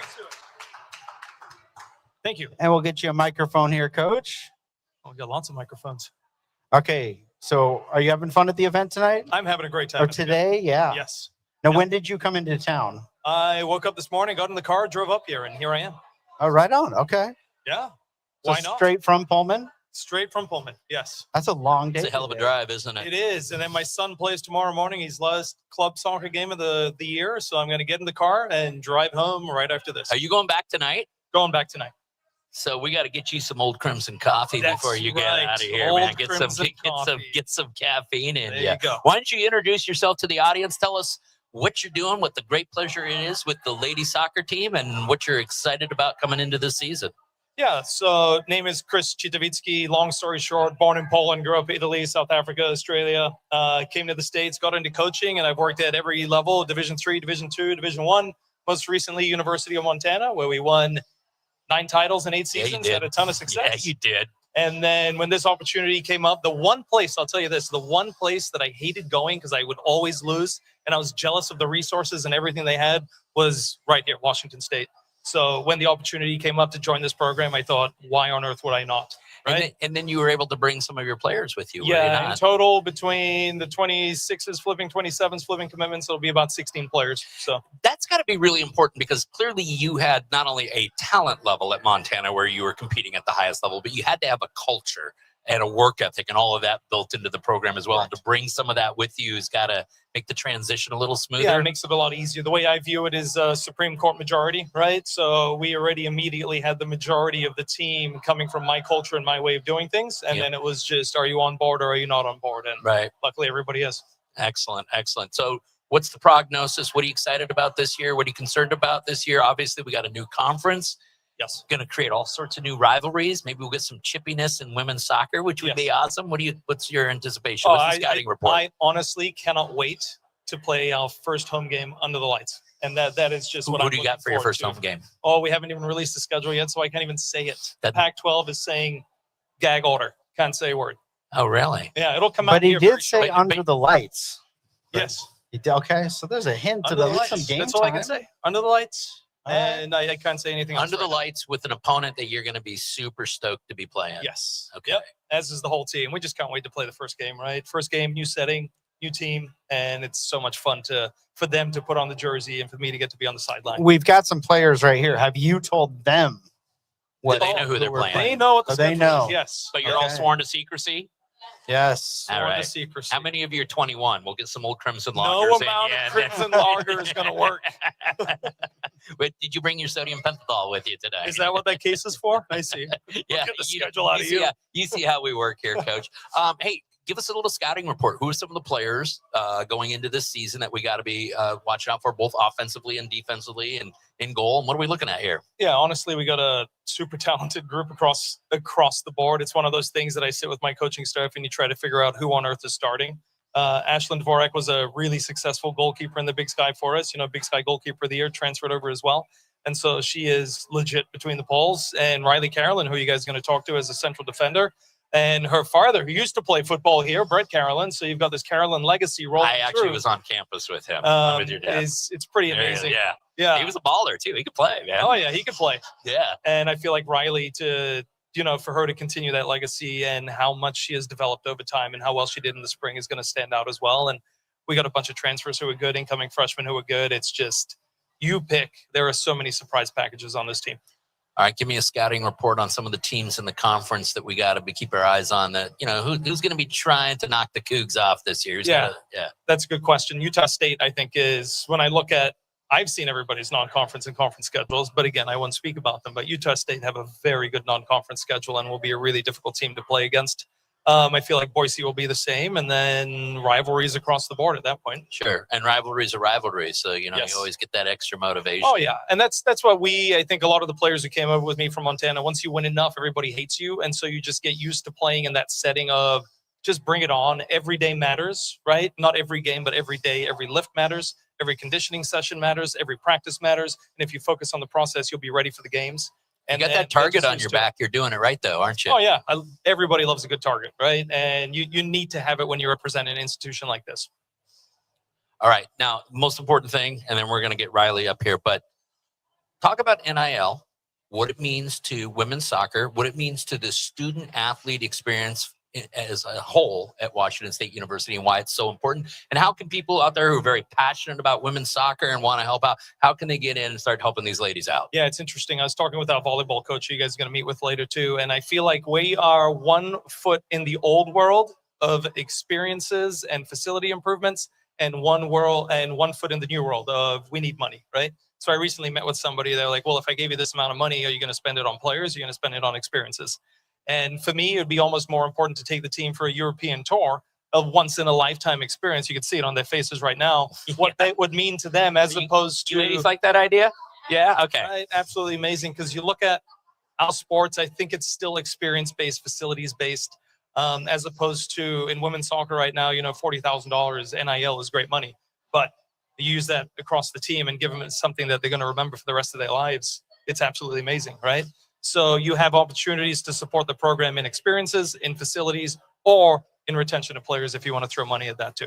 Well, and here's where at least where the collective comes from as far as how the money is used is if you're using it to build the experience, what we as alumni like is the more positive, the more exciting that student athlete experience was, the more likely they're going to come back as alumni. The more likely their kids are going to end up being Cougs. Ain't that right, Brett Carolyn, right? I mean, seriously, how awesome is it to see one of your own now a student athlete at Washington State University also? That's got to be pretty awesome, isn't it? Right? And if we play our cards right, she's going to have an amazing experience. Exactly. Someday she's going to have her family back on campus, and we're going to keep that. That's how we build the Cougar family. Yeah, and that's a conversation I had with a couple people as I was walking around earlier today of... It's hard sometimes to support in this era because the student athlete will sit there and say, I'm a Coug for life, and then transfer the next semester. Right? Yeah. And so how important is it for us to give them experiences to hook them for life and not just temporarily give them money and hope that they stay? Right? So I totally get that. And I hear that a lot, and I totally agree with it. I think, though, like when we hear that as a detractor for why people would contribute, it feels like kind of a myopic view, because like ultimately what we're here, if we're here to talk about like the student athlete experience, right? Just consistency with the team is part of that, Correct. right? To grow from a freshman to a senior on the team, to Correct. grow from somebody who's still getting an experience to a superstar on the team. That's part of that experience. And I think that's what people don't realize is like, look, the truth is sport is business now. It is. And this is an opportunity that's not insignificant for these student athletes. And so, look, if it was my daughter and she was at WSU and she was kicking butt, I'd love that she was a Coug. But if another school came around and offered life-changing money, as a father, I would have to say, look, you got to take a good look at this. And I wouldn't want to talk them out of that, right? Yep. And so like that to me is the big thing. a lot of these kids don't want to leave. They get stressed because it becomes such an obvious decision to leave in pursuit of the money. You know what I mean? It's like, I kind of like the idea of like, instead of talking about like, hey, contribute so we can, keep these kids here, contribute so they don't even have to be in that headspace. Correct. They can just be part of a team, Well, that's enough. If we have the resources, we can keep people here, right? So instead of taking $300,000 to go to Duke, right, they take the $200,000 to stay here. If we have those kind of resources, amazing. But let's just look at, statistically speaking, right? Look at SEC men's basketball this past season. There was one player who played all 4 years at their institution. One out of the whole graduation class. That's sad. That is an incredible statistic to think one person did it. Everybody else transferred out, found new homes. So that I feel like the pendulum has swung really heavy in one direction, and it's going to come back somewhere towards the middle. But we do need resources as an institution to keep the best players here. And then we also got to provide the experiences to make them love it. And so how do we do that? By joining the 1890 Club. That is the only solution, ladies and gentlemen. That is it. 1890 Club. And there's a case of Crimson Lager there for you when you do it. Well, Coach, thank you so much for joining us. Thanks It's so great much to for have being you here. And hey, good luck this year. Go Cougs. Thank you. Go Cougs. Hey, let's hear it for Coach Chris Shidowitzki. Woo! All right, Riley Caroloan, come on up. You're the next contestant on Collectively Crimson. Here you go.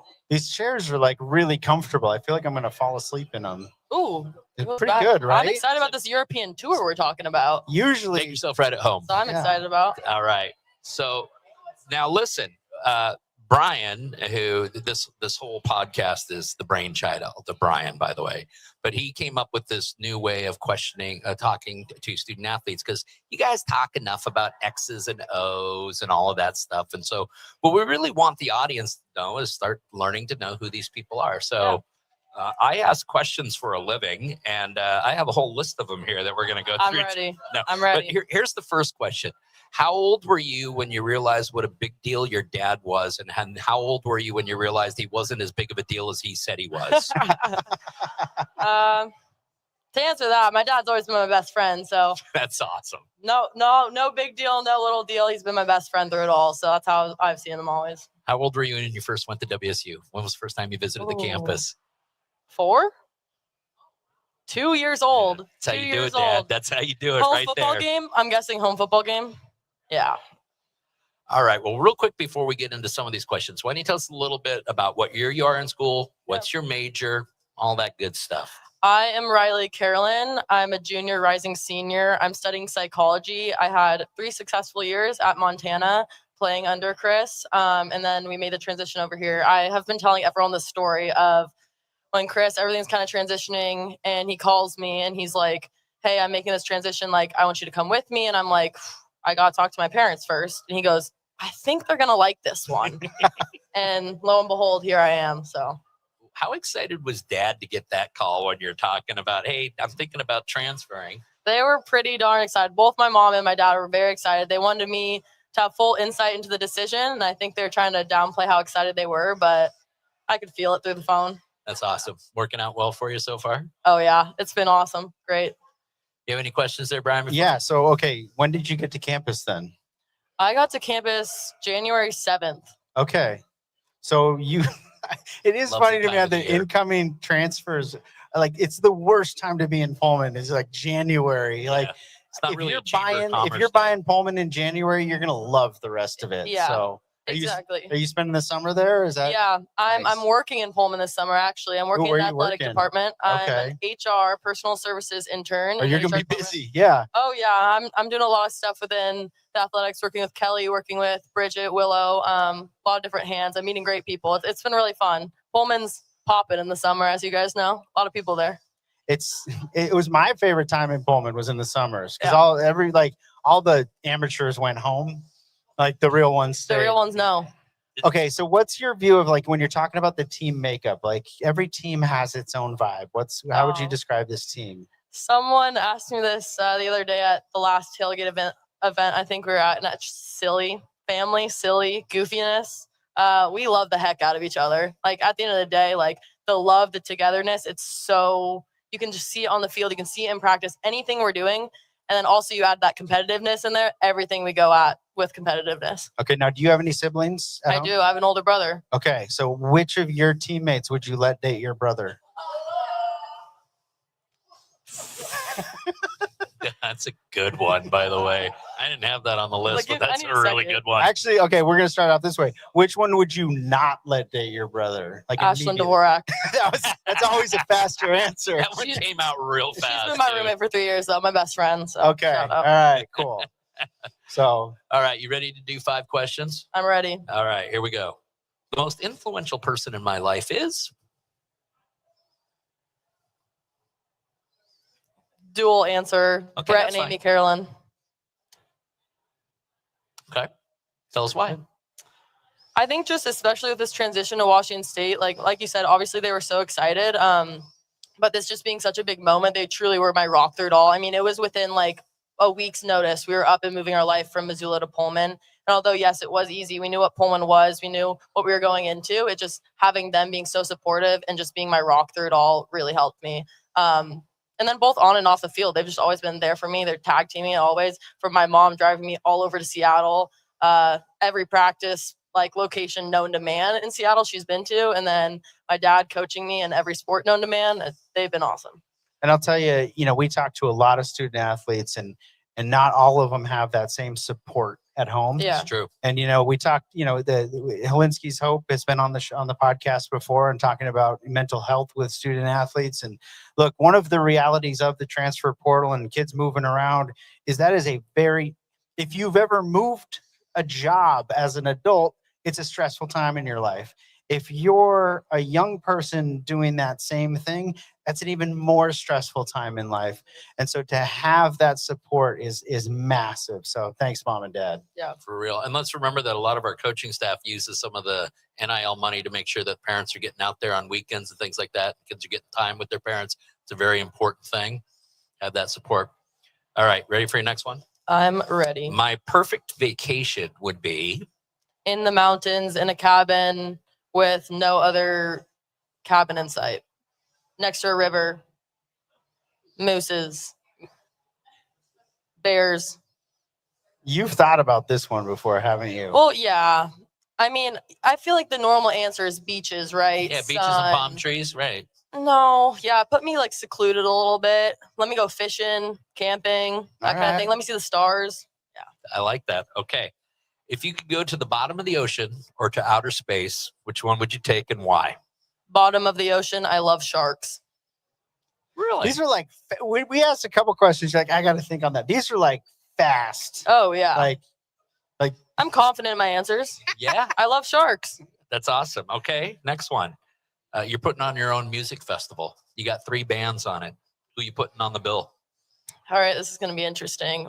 I'm going to start with I felt like I needed like a knuckle crack. All right, well, let's get to this, I'm going to start with Charles Wesley Godwin, country artist.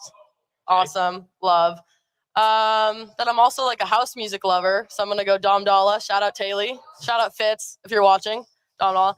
Then third, DJ Whip. That's actually me. I actually can record music and I have a DJ set and I'm called DJ Whip, work in progress. Okay. Yeah, So- that's what Whip stands for. I love it. Do you have a setup? Are you doing house parties? Yeah, I mean, I could send you guys something if you want to cue it That in would right look, now. if you've got a wedding coming up, if you've got a corporate event coming up, you want to talk about the most unique NIL deal Yeah. you can get? Yeah. Get a student athlete for your house DJ. DJ That would be Whip. pretty cool. DJ Whip, work in All right. progress. I love it. All right. Thank you. So wait, do we have more questions? Yeah, we got Oh, one sorry, more. sorry. We got one more. Okay. All right. My second best sport, your second best sport is? Lacrosse. I played lacrosse for up until my junior year of high school. Loved it. Like my dad was my coach for a numerous amount of years, but just loved the high speed, the fast play, and the aggression of it. I didn't realize your dad was such a renaissance man in the sense that he was coaching every sport under the sun now. Every sport.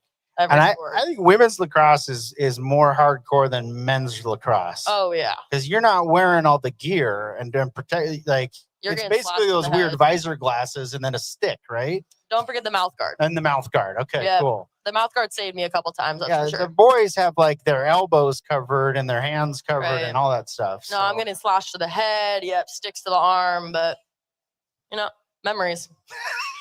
Well, Riley, thank you so much. Was this a mildly pleasant experience, or was this totally horrible for This you? was awesome. I would gladly come back on this again. We would love to have you All back right. again. All right. I might just Hey, can have we a hear it party for next Riley time I'm Caroloan? going. Yeah. Let's hear it, right? Thank you guys. Give us a go, Cougs. Give us a go, Cougs. Hey, go Cougs. There we go. Love that. Thank you for joining us, DJ Whip. We gotta get you like an internship with Goldfinger over there. Good work, Dad. Good work. I love the questions you ask the student athletes. Yeah, I got a whole bunch of other ones here too. All right, we're gonna inject a couple guests here because we're running a little. We're running on schedule, but we got some holes in our schedule. That's good. We actually wanted to do it that way. Who we bringing up? I want to talk about Cosmic Crisp apples. So Oh yeah, let's go. So here we go. We've got. Well, I'm going to let her speak about them because when I talk about Cosmic Crisp apples, I just start making up statistics. And here's the thing for the students in the audience, we got a couple students looking for jobs. If you work in marketing, if you say a statistic with confidence, people just believe it. Nobody fact checks anymore. Here we go. Oh, you brought us a whole new bag of things. All right, here's your microphone. Go ahead and introduce yourself because you've got an interesting job title too. So I'm Catherine Grandy. I'm Chief Marketing Officer for Cosmic Crisp. And we introduced it in 2019, December 1st. And this year hit #1 in the country. #1 apple in the country. That's right. Now, I know you probably won't say it out loud, but I'll say it.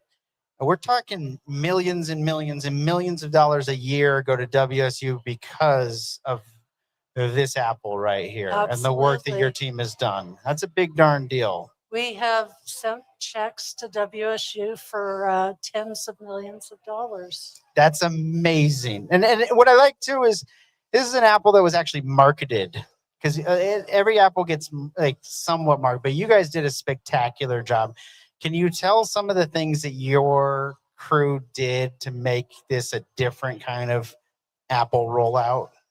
So first of all, we had a $2 million a year budget, and people said, "Oh my gosh, that's so much money." For a But- global brand, that is drops in a bucket. It's pennies. Yeah. It is. Yeah. But we were marketing to the whole world, and some of our growers or our sales companies thought they should have the money and help market their way. And we had decided we wanted it to be consumer launch. And so we were out selling the apple, and they'd say, "What is your budget?" And we're like, "Well, there's nothing," because we started with zero. And we hit the governor, we hit the Secretary of Agriculture, we hit everybody. I was working at King 5 at the time, and I remember you guys coming through with these apples, and I got to eat one for the first time when you guys came through. It was delicious. So, Yeah, we got pretty good at begging. but then there's also a hot air balloon that people get to see all over the country. We have a team of pilots that travel from Palm Desert, where our balloon is stored at the airport, all to Maine. They've gone to Taiwan, all over Southeast Asia, Europe, Italy. Italy has a balloon. Our partner's there, and so we sometimes fly together. And I want to just emphasize, everybody is familiar with the Cosmic Crisp balloon. I got the chance to ride in it last year, which was so much fun.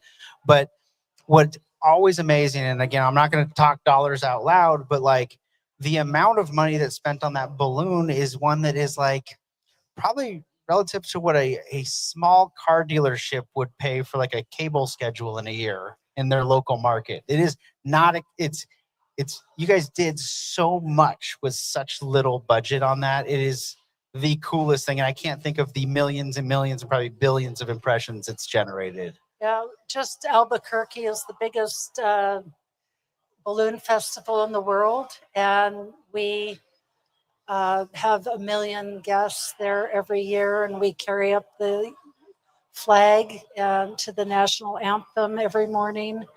And our pilots are really well known for being racers. There's a whole different balloon culture. You know, I thought you were going to say racist for a second. I was like, oh my God, don't say that. no, we're an equal opportunity apple. And yeah, so I mean, Steve and Cindy are pilots. They know everybody and they go to retailers, they inflate the balloon, they charm them, they give samples. We have exchange cards, you know, little trading cards that look like Pokemon cards. Well, I've got a T-shirt that says I was on the balloon crew, which is one of my favorite pieces of swag. You got that a I T-shirt own. out of that deal? Congratulations, Brian. I steal T-shirts everywhere I go. Do you? I hate to inform you, but we're now auctioning off our rides. So I know. you know, you're going to have to pay the big bucks. Oh, I saw what they went for at the Cougar. Okay, one last thing before you leave us here. It's my favorite thing to tell people is that the Cosmic Crisp is growing or has been grown in the DMZ. Let's talk about that for a second. I don't think Bill knows this. Bill, did you know that? No, I'm interested. So we have an amazing grower named He Young, and she, when we started, was our only female grower before Kate, and she is brazen, and she went and negotiated with the governor or the government in South Korea to grow in the DMZ because they're so out of land. Right. And so she has a Cosmic Crisp orchard. It's in the DMZ. And now she's trying to negotiate with the North Korean government to grow in the other side of the DMZ in North Korea and split the crop. She's like, I need land, you need food. WSU Colting World Peace. World Peace. One apple at a time. Can you? Cosmic Crisp. We got to grow it on a barge in the Strait of Unite Hormuz someday. now. I love that story though. Yeah. It's a great one. Yeah. Well, hey, listen, you mentioned Kate. She's here in the audience, but tell us a little bit about, because she's got a large social media platform. She's got a big platform out there, and she has done wonders for the industry as well. So put a little plug in for that, because she's kind of helping make this apple famous. Kate is amazing. She's bright, energetic, beautiful, smart, personable, knowledgeable, and she's done some great videos for growers across the state, for WSU, and you know, people really admire her and respect her, and you know, she's really been a fantastic spokesperson for the apple industry. Go Kate. Go Kate. Thank Go you, Kate. Cougs. Well, thank you so much for Catherine, joining us. thank you for being here. I was able to scam some apples out of this deal. Do you see how this works, Bill? That's pretty awesome. I do have one. How long did it take to develop the Cosmic Crisp? 22 years. 22 years. Was it a trial and error that you had different versions? Like, no, we're not there yet. We're not there yet. Let's do a little of this or a little of that kind of thing. So Dr. Bruce Barrett planted 10,000 seedlings, little clips, you know, that they had grown in the lab, and they planted, and he walked every single day, walked the orchard. And as they grew, he kept coming and got bigger. He kept coming back to one tree, and he said, the apples being produced off this tree are amazing. And so he, you know, took some out and then would walk the orchards and kept coming back to the same tree. And he finally, I believe in 2012, said, this is the one. And they chopped everything else down. And now that tree is the mother tree that all Cosmic Crisps have come from. It's unusual that we have a mother tree, and she stands majestically looking over the Columbia River in the WSU orchard. There we go. So I did not know that. That's a pretty awesome Yeah. story. We should do a podcast from the mother tree. That would be cool. That'd be Like just fun. right outside, right there with the mother tree. I feel like with it'd be Kate a on there very with us spiritual and- show. Yeah. Yeah. Yeah, I like that. Exactly. And a WSU photographer spent a night out there and took a time lapse of sunset, the stars, sunrise. It's amazing. That's cool. I love that. Well, thank you, Thank you, Catherine. Thank you for the being here. Can we get apples. can we get go Cougs from you though? Oh, Can we get at least here. This one's Go Cougs. Go Cougs. what I'm talking about right there. Thank you. Thank you. Dude, I'm going to be honest with you, Brian. I am an Apple guy. My favorite Apple used to be the Gala.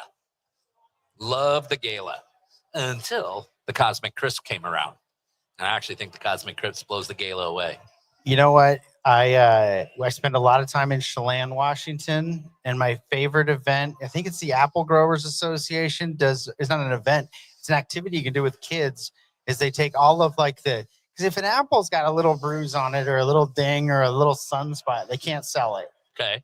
And so they take those apples and you can take the kids and go make cider. You get to press the cider, but it's great because they'll have a box of Cosmic Crisps and a box of Galas and a box of Granny Smiths, and you just get to make it all together. I got a freezer full of cider in Chelan. I love that activity. That's good stuff, man. And I hear they also do bees where you can do beekeeping, and so I want to go do that. That's going to be my next big thing. All right. We got our next guest up, or we're going to kill a little time here? We're going to kill a little time. We're going to kill a little time. Couple things. Let's remind everyone that you can help out your Cougars 12 ounces at a time by doing what? That's right. Picking up an Old Crimson Lager, available at all your Fred Meyers and Costco's. You can always get an Old Crimson cocktail. You can always start your morning off with a nice cup of Old Crimson coffee. Let's give a shout out to our guys at the Fieldhouse Report. Big time. Thank you for the Let's plugs too. Yeah. Let's give a shout out to the guys over at Pullman Vintage Market. Vintage Market. They're always taking care of us. Let's give a shout out to the Bledsoe Family Winery, who's been very helpful with the Cougar Collective. And Luke's got a bottle of that back there. I don't think he's actually going to give it to anybody. I think he's going to go drink it in the corner. Hey, you want to know how bad things can get in college athletics? You want to know when it's indicative that things might be spinning out of control? How? Is when Ted Cruz and Maria Cantwell sponsor a Senate bill together. Who would have thought that would restore my faith in America? In American politics? Yeah. So for those of you who haven't known, there is a 158-piece page of legislation. I've only had a chance to get about through the first 55, 65 pages of it. And again, whether this legislation is going to go anywhere, that remains to be seen. But anytime you see legislation coming with bipartisan support, because normally the way legislation works at the federal level is one side introduces it, you just start counting votes. Especially two folks who are kind of known to be staunchly in their lane. They are definitely on polar opposites of the political spectrum. But I think that we're beginning to see the need for some kind of regulation amongst the college athletics. We're seeing a massive disparity. Big time. And again, I think it is, you're seeing all these kids get into the transfer portal. And what everyone always talks about is how many kids get into the transfer portal. The ugly truth they don't want to talk to you about is how many kids come out of that transfer portal with another place to play. And there's far too many that are not doing that. Well, and it's, look, there's a right and a wrong. And I think anybody who's a sports fan looks at it and goes, this is just wrong. What's going on here? You will find people who will kind of raise their hand and say, why do we need federal intervention in something like this? And what I'd like to point out is hey, a vast majority of these schools that this is affecting, about 70% of the D1 schools that are getting kind of in the murk of all this, are publicly owned institutions doing trade across state boundaries. That is exactly where the federal government should be. That's what the Commerce Clause is actually in the United States Constitution for. Exactly. And so you also think about the American taxpayers being put at risk with a lot of what's going on. We talk about it all the time about these TV deals and the bubble that the ESPN and the Fox and the NBCs of the world have created that these schools are now chasing. And WSU is being fairly responsible, very responsible. But you've got schools like Rutgers who are $500 million in the hole. You've got schools like UCLA who are $400 million in the hole. You got schools selling their athletic departments off to private equity firms to save them. Well, we'll come back to that because those are. But yes, you've also got in the SEC, and we talk about that over and over again. They're being buoyed by this Disney deal that will not work. That's right. And the second that collapses, they're leveraging new stadiums. They're leveraging people. They're hiring people from across the country to come play for them, coach for them. That money disappears. Those states are not the states that have the budget to keep things propped up when that goes away. So, we're in a massive bubble right now. And when that bubble pops, there will be pain across the country. And ultimately, it's going to be the American taxpayer who ends up bailing these institutions out. That's right. And what I like about where WSU and the Pac-12 conference as a whole is situated is when that bubble bursts, we're going to experience far less pain than a few of those other conferences because it's going to really sting. We've already been through our pain. That's right. The pain train has already made the stop in Pullman a couple years ago. We get to be on the rebuild of everything. But you got to know when Disney sticks it to those southern states, it's going to be ugly. So I'm very proud of Senator Cruz and Maria Cantwell for bringing this legislation forward. Well, and you and I know because we talk about a lot of things privately when we're not on camera, and we don't necessarily see the world the same way. No. And that's fine because we focus on what we have in common, which is being Cougs. But you're not red or blue when you're in here. You're crimson. You're crimson and gray. That's all you are. But, the thing about it is, and so I come from a school of thought where I oftentimes don't think that government is the solution to our problems. It oftentimes is the creation of our problems. But that's me, okay? I've watched your YouTube channel. I appreciate that. But here's what I want to, what I will say in defense of the other side is that when you take a look at what the most successful sports leagues are on the planet right now, they're the ones that have built-in models of competitiveness. They are the ones that keep every one of the fan bases engaged and give every organization an opportunity to recover in a short time to go from worst to first and things like that. The one league that is struggling, and you begin to see viewership slowly slide down over the years, is the one professional league that does not have a salary cap, and that's MLB. And where are we heading with MLB next year? Salary cap. Well, we're heading to a lockout. Oh, that's where we're heading. I don't think we're going to get there. Honestly, my prediction is I'm not sure there will even be a major league season next year because that players union with MLB is going to be dead set against that salary cap. But those owners have to get a salary cap. They have to. You got the Los Angeles Dodgers right now spending over $400 million for their annual salary, $400 million annually, right? And if we don't do something, in college athletics, we're going to end up with that situation where the haves and have-nots are going to get greater. But the difference though is that those teams are privately owned by billionaires. Most of these teams are owned by these states. That's right, by the taxpayers. And the taxpayers. It's owned by the taxpayers. And so that's a difference. That's a choice a billionaire can make. I don't. So that's the big difference. So anyway, we got way into the weeds on that one. I'm proud of us. Well, we got along doing it the whole time too, Brian. So it's another victory. Here's what I say. Bill and I don't agree on politics that much, but you're one of my favorite people to talk politics with. We actually do have good conversations about it. And it never because ends. We treat each other like adults. I mean, or we just always treat each other like children. So whichever works. It depends on what kind of mood we're in. It looks like our next guest is stage side waiting for us. You want to do the introduction? All right, come on up, Coach. Come on up, Coach. All right, we're going to be talking women's volleyball here. And Coach Schroeder. Coach Corey Schroeder of your women's volleyball team. Let's hear it for Coach. Woo! Thank you. Thanks for having me. Okay, so we were talking at lunchtime about just what your world looks like a little bit. So I think I kind of want to just dive right in and what NIL is looking like for volleyball and at WSU specifically. Yeah, I think, listening to John and Luke and Brad talk earlier, kind of hit home with where volleyball is right now, where NIL and rev share certainly is a huge part of things. But I think if you build a great culture where people want to be a part of what you have, it's a lot easier to retain. And I heard you talking earlier about, going into the portal, and you don't always come out of that. And so that is scary to go in there and the uncertainty. And so certainly the financials is a part of it, and it's a reality of where we are. But also if we can build a culture where people want to be at WSU and want to be a part of our program, it's a lot easier to keep them there year over year. Love that. Now, volleyball, gotten as inundated as some of the other sports with NIL yet? Yes, not all the way through. I think, where football and men's basketball is, no matter what level you're at, you have to have NIL. And obviously it's different at the lowest level versus the highest level of Division I.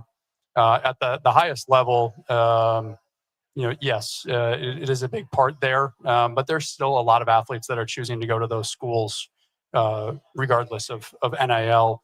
And then you move on down, and there's people that are still struggling in volleyball to fund full scholarships that aren't even sniffing NIL. So it's very different across the board, as it is with every other sport. But yeah, there's some that are doing it at the highest level, and others that aren't doing it at all. So we had Brad Larondo here for the Fireside Chat. He was talking about, and Luke Falk was sitting where Bill is sitting, and he was talking about, I don't think Leach would have survived in the NIL era because I don't think he would have wanted to dealt with this stuff. And that's why you've got folks like Brad Larondo, our general manager for the football team. So coach can coach, general manager can general manage. Do all teams have that setup, or what does that look for the rest of the team? What's it look like for you? Yeah, no. All teams do not have that. In volleyball right now, I'm going to guess there's maybe 20 to 30 programs in the country that have a general manager. That general manager might be an assistant coach. It might be their own position.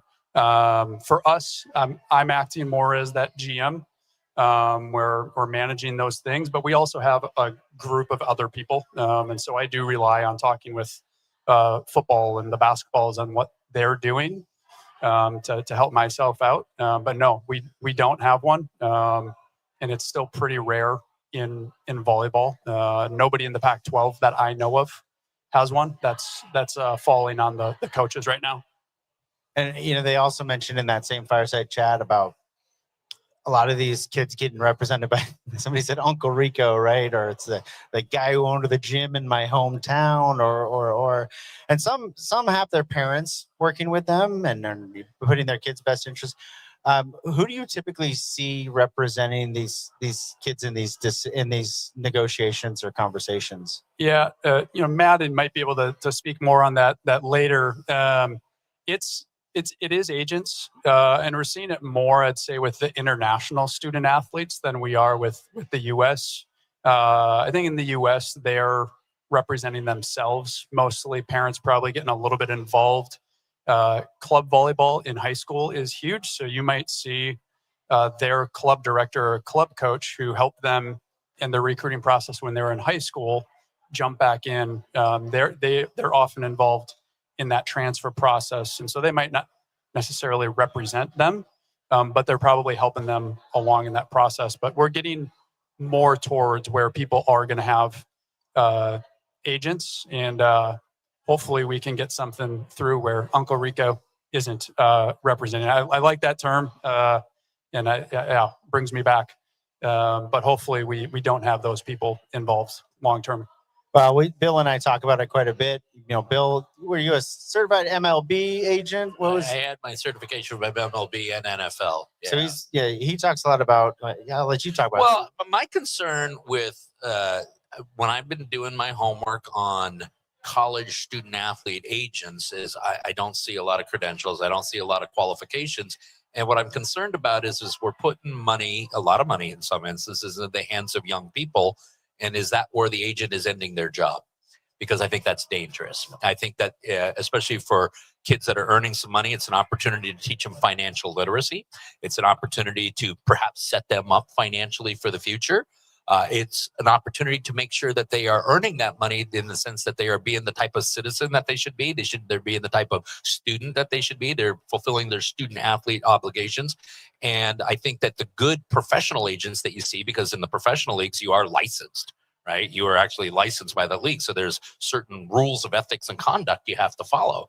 But I don't see that in the NCAA level. And I'm worried that there's a lot of people out there that are not looking out for the best interests of the student athletes. Yeah. Well, I think the financial literacy piece actually is a great opportunity, team by team and institution by institution, to set themselves apart. That's something that we started doing. We had a a financial meeting right before the end of our season where Giza, not to name drop, but came in and just taught our team about credit scores, you know, and then let's do another one about, hey, if you invest in a Roth IRA, you put a few dollars in there at 18, 19 years old, what's that going to look like when you're 60 years old?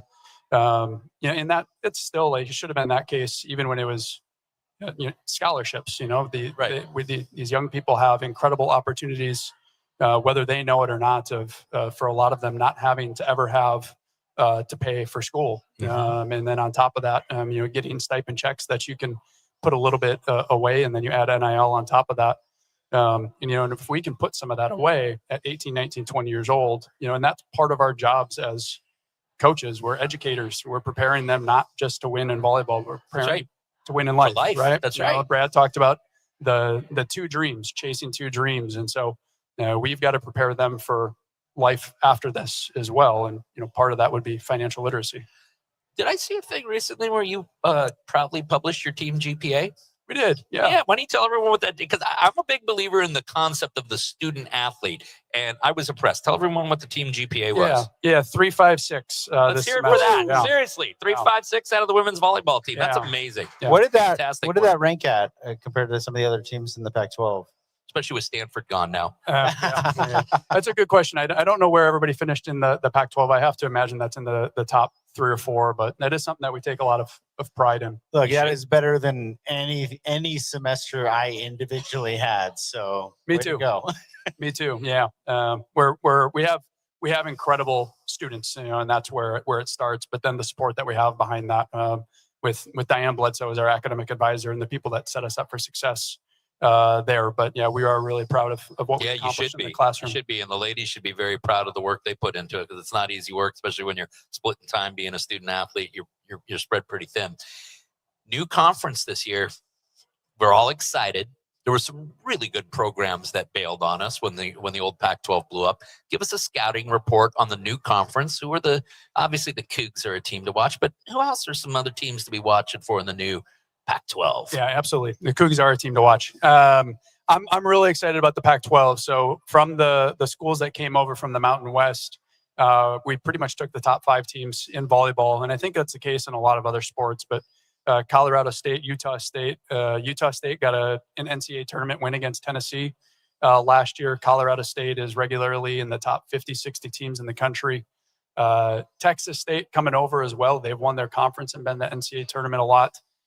Fresno State has finished lower in the conference recently, but they won the tournament 3 years ago. Okay. And so across the board, it is a very competitive conference. And so I think if you're comparing it to what we did in the WCC the last 2 years, the top of the WCC was really good with Oregon State, Pepperdine, LMU, our first year, San Diego.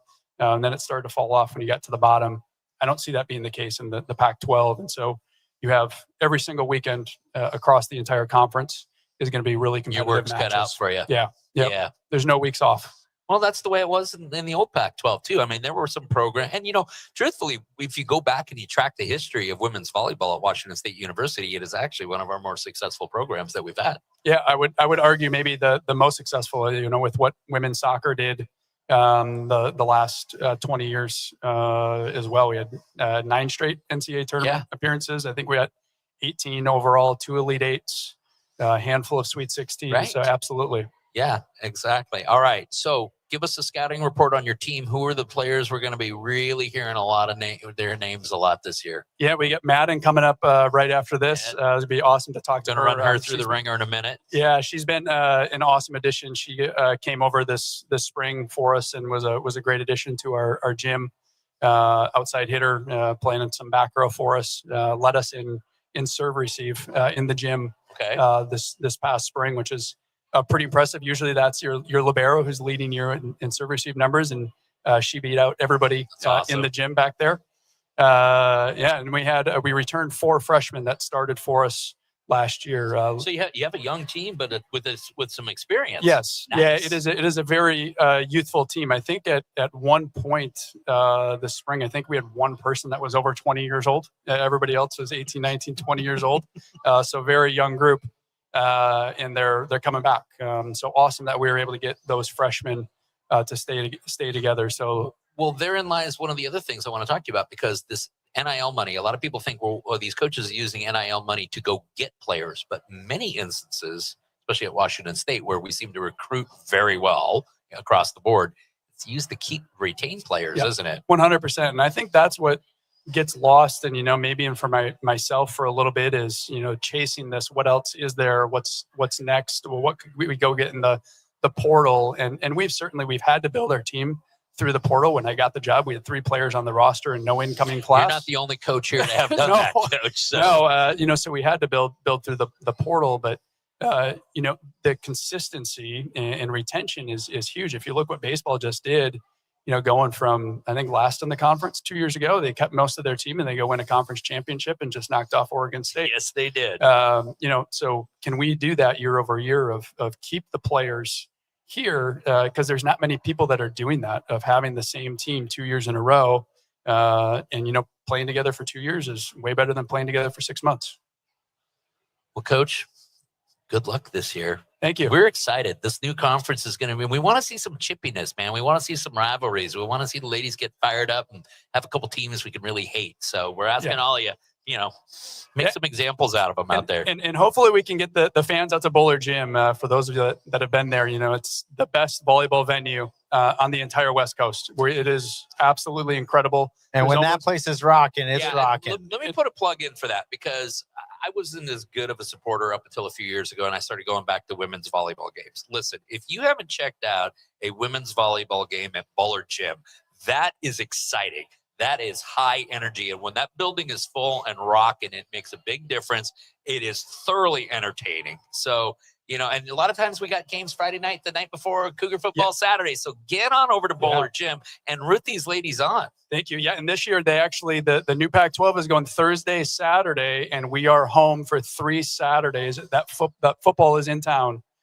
So we'll be. That's going to be fun. We'll play There's early. no reason for that gym not to be filled to the brim. Yeah, it's going to be amazing. Nothing is better than when you've got multiple things going on in Pullman. Like, that will be some fun weekends for Coug families. That's going to be awesome. Coach Schroeder, your women's volleyball coach. Let's hear it for him. All right. Go Cougs. Yeah, thanks, Coach. Hey, why don't you introduce? Hey, Coach, real quick before you leave, why don't you introduce your player here for us here? Okay, coming to the stage is Madyn Cervellera, outside hitter from Lake Stevens. Yeah, just up the road here. Here you go. Welcome. Thank you. Thanks, Coach. Go Cougs. What's up, everybody? Hey, how you doing? You ready to do this? Oh, yeah. Well, tell us a little bit about yourself first before we start getting into all the tricky questions. Okay, so I actually did a transfer in. I got to Wazoo around January. I came from Seattle U.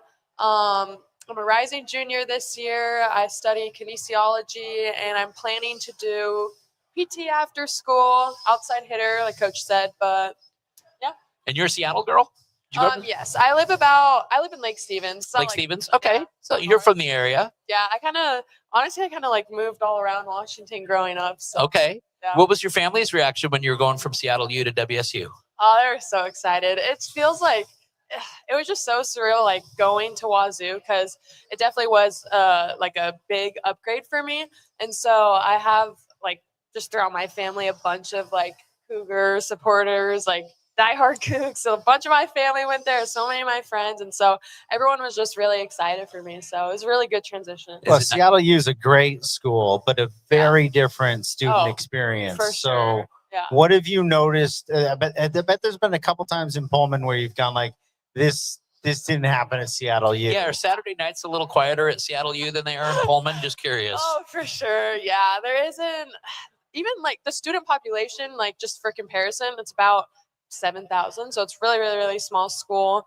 And just like just to compare it, the community is really huge too. Like even all the students, obviously they were just so bought into the sport. There's just like the number is just way different, and I don't know, it's just really different, more upbeat in Pullman, and kind of, I don't know, just everyone in Seattle is just more in the city, kind of to themselves, just a smaller area. So That was the thing I was most Yeah. appreciative of. Like, in Pullman, everybody stays in Pullman on the weekends. They Yeah. stay in Pullman for a lot of the 3-day Yeah. weekends. Why would you leave? Well, why would you leave? But you're in Seattle, you're just gonna kind of like fade into the city, or go home and For sure, you know, yeah. that kind I of went stuff. home like every weekend when I was. Well, you had to here get in laundry Seattle, done though, so that's okay. You got to Yeah, I go do always that. did, Get actually. I that and a brought good home home cooked meal, right? That's not bad, right? Yeah, I love Now, my any mom's Cougs in your family? I mean, if you're local, I assume there's got to be some Cougs in your family. Yeah. So my stepdad, basically my cousins from that side, his sisters went there. My uncles, a bunch of my. So when you announced or said you were heading over there, did you get a ton of like, okay, you got to live here, and you got to go try this, and you got to go do this? They're Like, like, oh, I'll show you the. what did they? Yeah, what did they say? Like, what did they say? Like, you got to try this or go here. Yeah. What was the? They definitely were like, the first thing was, oh, the Cougs. Well, I mean the Cougs. Sorry, not the Cougs. yes. The Cougs, but yes. And then definitely we're hyping up like the football games and just experiencing like every sport event, and especially my parents wanted me to be like kind of like really involved with the school even more, because at Seattle I just didn't. It's just a different vibe, you know. Mhm. So I don't know. There's so many different like things to do when you first get there, and Now, have you ever seen a game in Boulder before? no. Oh, I've actually seen a football game, but I haven't. I guess when I first got here, this is my first time being at like Beasley and like seeing a basketball game. And I'm excited for yeah. you to experience with that gym that you're going to be playing in. Oh, Like, I'm so is- excited. is we like. were in WCC last year, so I do remember coming and playing in Pullman, and it was just like, wow, it is so different. Even my like whole family was like, it's just such a different vibe. Like you step in that gym and it's packed, the fans are there screaming, going all out. Like it's really cool to surround yourself. And I think like when you have that just surrounding an environment, it really gives just like a home court advantage. So Okay, I'm going to pivot for just a second here. Yeah. I think a lot of people, they hear on the news, oh, these student athletes entered the transfer portal. yeah. And it feels very clinical to the sports fans. Mhm. It's not necessarily the experience. Tell me what your experience was like deciding to get into that portal, and then Mhm. like ultimately what that was like as Yeah. a student athlete. Good question. For sure. It definitely is really stressful leading up to the moment, like just deciding even if you are going to do it or not, because it's like, make a pros and cons. Let's do this, do this. Is it really worth it? You got to think about the money. You got to think about like, you got to think about being a student first. Like, oh, are my credits going to transfer? That was what I was like, especially nervous for transferring over. I was like, oh, I don't even know if I'm going to be able to keep my kines degree because of the amount of times I've transferred, because I originally started in California and then I went to Seattle and then staying at Wazoo, finishing out my career There we here go. for sure. And so, yeah, just deciding is definitely really hard. And it was really hard leaving Seattle too, because I made a lot of good friends and just knew a lot of people there. And then being in the portal, it's just the constant, like 4 calls a day, really trying to like narrow down where you want to go. You also too reach out to schools. So making the email, having your film ready, having like all your papers ready to send to coaches. Are you putting all of this together, or do you got someone helping you with this? I mean, this is like, you're putting together a massive presentation that know. affects your future, Yeah. not only athletic future, but in many ways equally important, your academic future. For So sure. Yeah. Well, for me personally, I got a lot of help from my friend Kira. She transferred twice too, and so she kind of helped me with like my template for my email and stuff. And then also my mom was such a big supporter for me. you want to give a shout out to mom right now? Shout out, Mom. I love Danny. Thanks, G. Mom. Mom. Yeah, I know she's watching probably, so I hope she sees that. But she's definitely my biggest supporter. I always like, I don't know. I always just fell back on her whenever I need her. She's always there, always on the phone with me.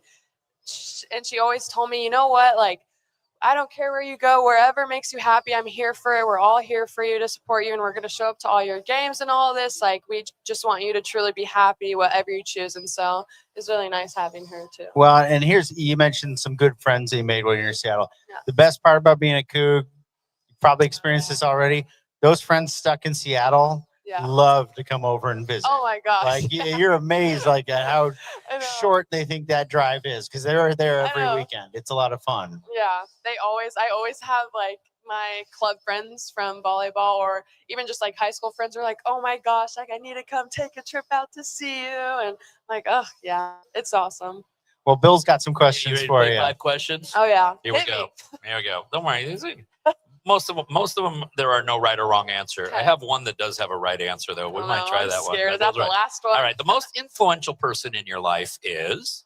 My mom. Okay. Mom now, you told again. us a little while ago, Yeah. but put another plug in for mom because she sounds like she's pretty awesome. So do it. My mom, she always just teaches me how to be a woman. She teaches me every single day, like life skills. Like, for example, I've told Corey about this. She's taught me, I've been working on my budgeting recently, especially like, because I've never received like a stipend before. And so getting a lot of money is just like, I don't want to waste it. But so she's been helping me with that. And then she shows up to literally every single one of my games. It doesn't matter if it's away. It doesn't matter. Like, So she travels. oh, Good 100%. for Like her. she Wow. literally like, obviously our schedules are not yet, but she's already booking flights for wherever we're going. So she is dedicated for sure. That is And she played volleyball herself. And Where'd she so, play at?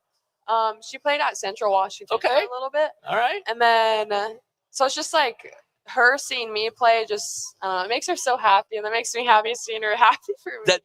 That is such a good answer. Yeah. I love that answer. Okay. Let's try this one. Your last meal ever would be Ooh, a good steak dinner. A good love steak dinner. Okay, where at? Where at? You got a steakhouse that you prefer, or is it like dad throwing some T-bones on the barbecue, or what is it? What's the ultimate steak dinner for you? Probably like a really nice steakhouse, like high end. Oh, so good with mashed potatoes and green beans. Okay, Perfect meal right there. if Jackie from the Washington Cattlemen's Association is watching, I got your next NIL deal right here. Oh, shoot. Okay, so Jackie, call me. I'm gonna put you in touch with mom, and they're gonna figure it out. And I wouldn't screw around because I think mom might be a good negotiator. It sounds like. Yeah. So okay, but I got a lead for you on that one. Okay. Yeah. All right. Next question. You could have dinner with anybody, living or deceased. Who would it be and why? Ooh.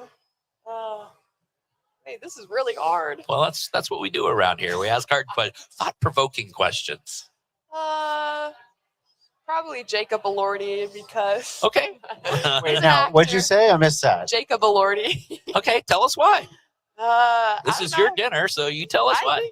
I think he's really sweet, and I don't know. I think it'd be cool to get to know a celebrity, and I think he's cute too. So. Okay, those are all valid reasons. Who's the most famous person you met? Famous? Yeah, who's the most? You say it'd be nice to meet a celebrity, but you've met some people that got a little bit of celebrity status. Who's the most famous person you've met? Oh, I met this guy when I was in Vegas. What?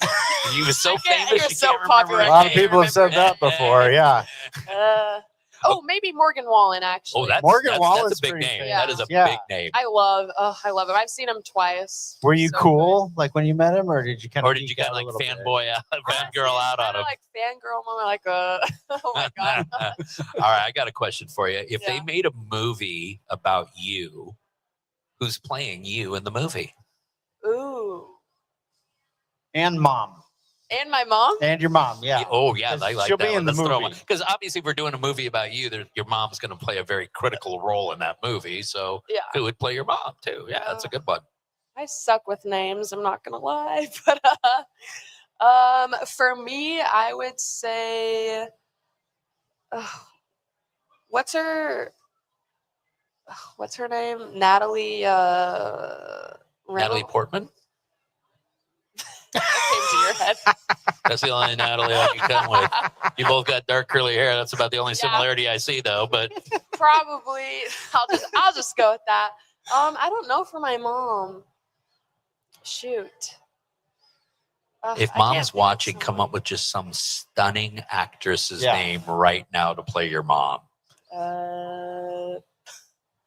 It's not hitting my head. We'll come back to that one. Okay. Next question, Bill. What do we got? All right. I blanked on that. When I am 40 years old, I hopefully will be doing the following. Ooh, that's a good one. Ooh, okay. Living in a house with my husband and my family, couple of dogs, working. Well, right now I want to be a physical therapist. Okay. So probably that. If it continues, I don't know what else would happen. Close to my family. Ooh, I want to be by a beach if I can. That would be nice. Beach is good. Yeah. So you might have to move the whole family to like a warmer location than Lake Stevens. Yeah. Oh yeah. Or it could be They can the fly Lake out to Stevens see me. beach, right? There's beaches there. Yeah. Some of the They sand count. courts, the dunes. All right.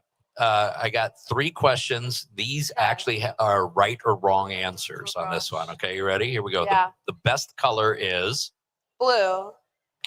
correct answer is crimson.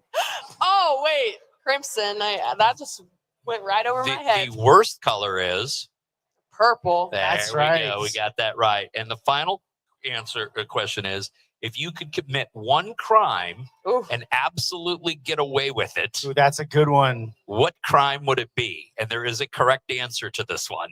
You're also talking to a criminal defense lawyer, so if you ever do actually commit crimes, just call him. He's really good. We'll work something out. But preferably don't have to call me. But any one crime, you can commit any one crime and absolutely positively guaranteed you're going to get away with it. What is it? Stealing. Stealing? Okay, close. The correct answer is counterfeiting. Oh. Why is that? Oh, just if you were going to commit a crime, right? First of all, stealing, technically is victimizing. if I could steal, I wouldn't need counterfeit money. Yeah, but you don't. You're victimizing take somebody it. when you steal. When you're counterfeiting, you're only victimizing Uncle Sam, and they've been victimizing us for 250 years. So I mean, I think it's payback. This is a heated debate. Okay, I'm just saying. It's counterfeiting.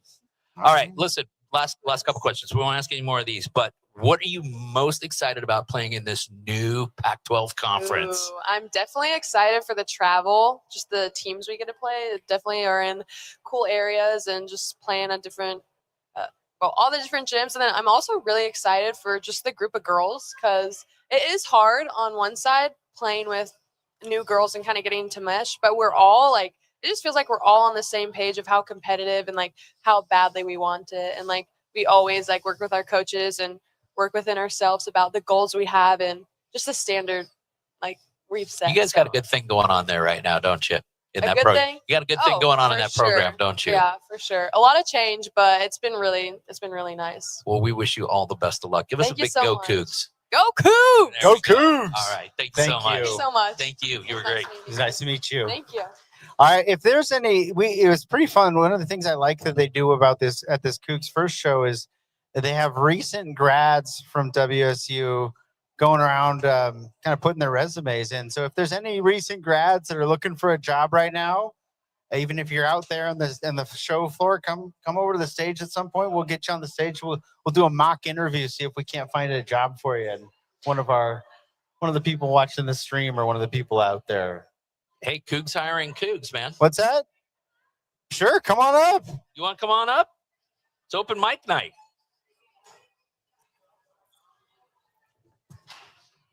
You might hand me this one. What's that? Come on up. All right.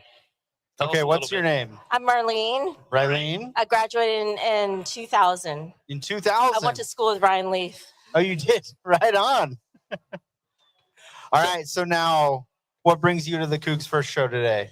I moved back about 6 months ago. I been in college athletics. I worked in college athletics the last 26 years at very different schools, and I'm excited to be home and supporting, all of our coaches and the cause and our new athletics director as well. Awesome.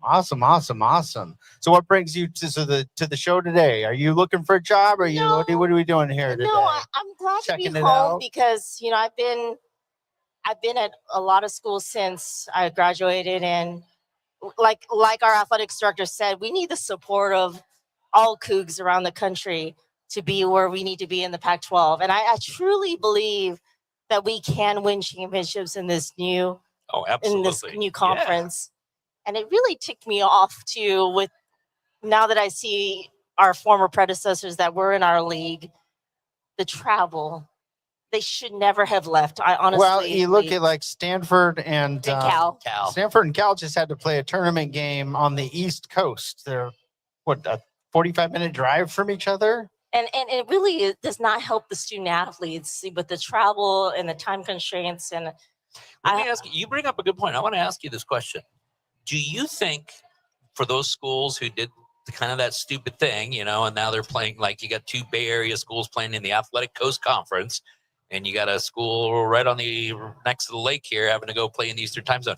Do you think ultimately we're going to start seeing academic numbers in those programs come down a little bit when you consider the amount of extra travel time and time away from class that the student athletes can experience? Outside of football and basketball, men's and women's basketball, like baseball and softball plays so many games.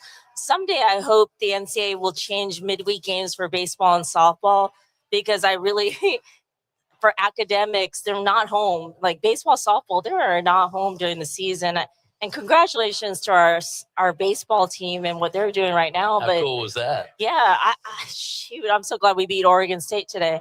But it just the travel, because I've worked with men's basketball and throughout most of my career since I went to Wazoo.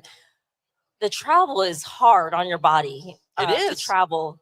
And baseball, softball, they're playing every weekend. They're playing midweek games and going east to west. I just can't imagine.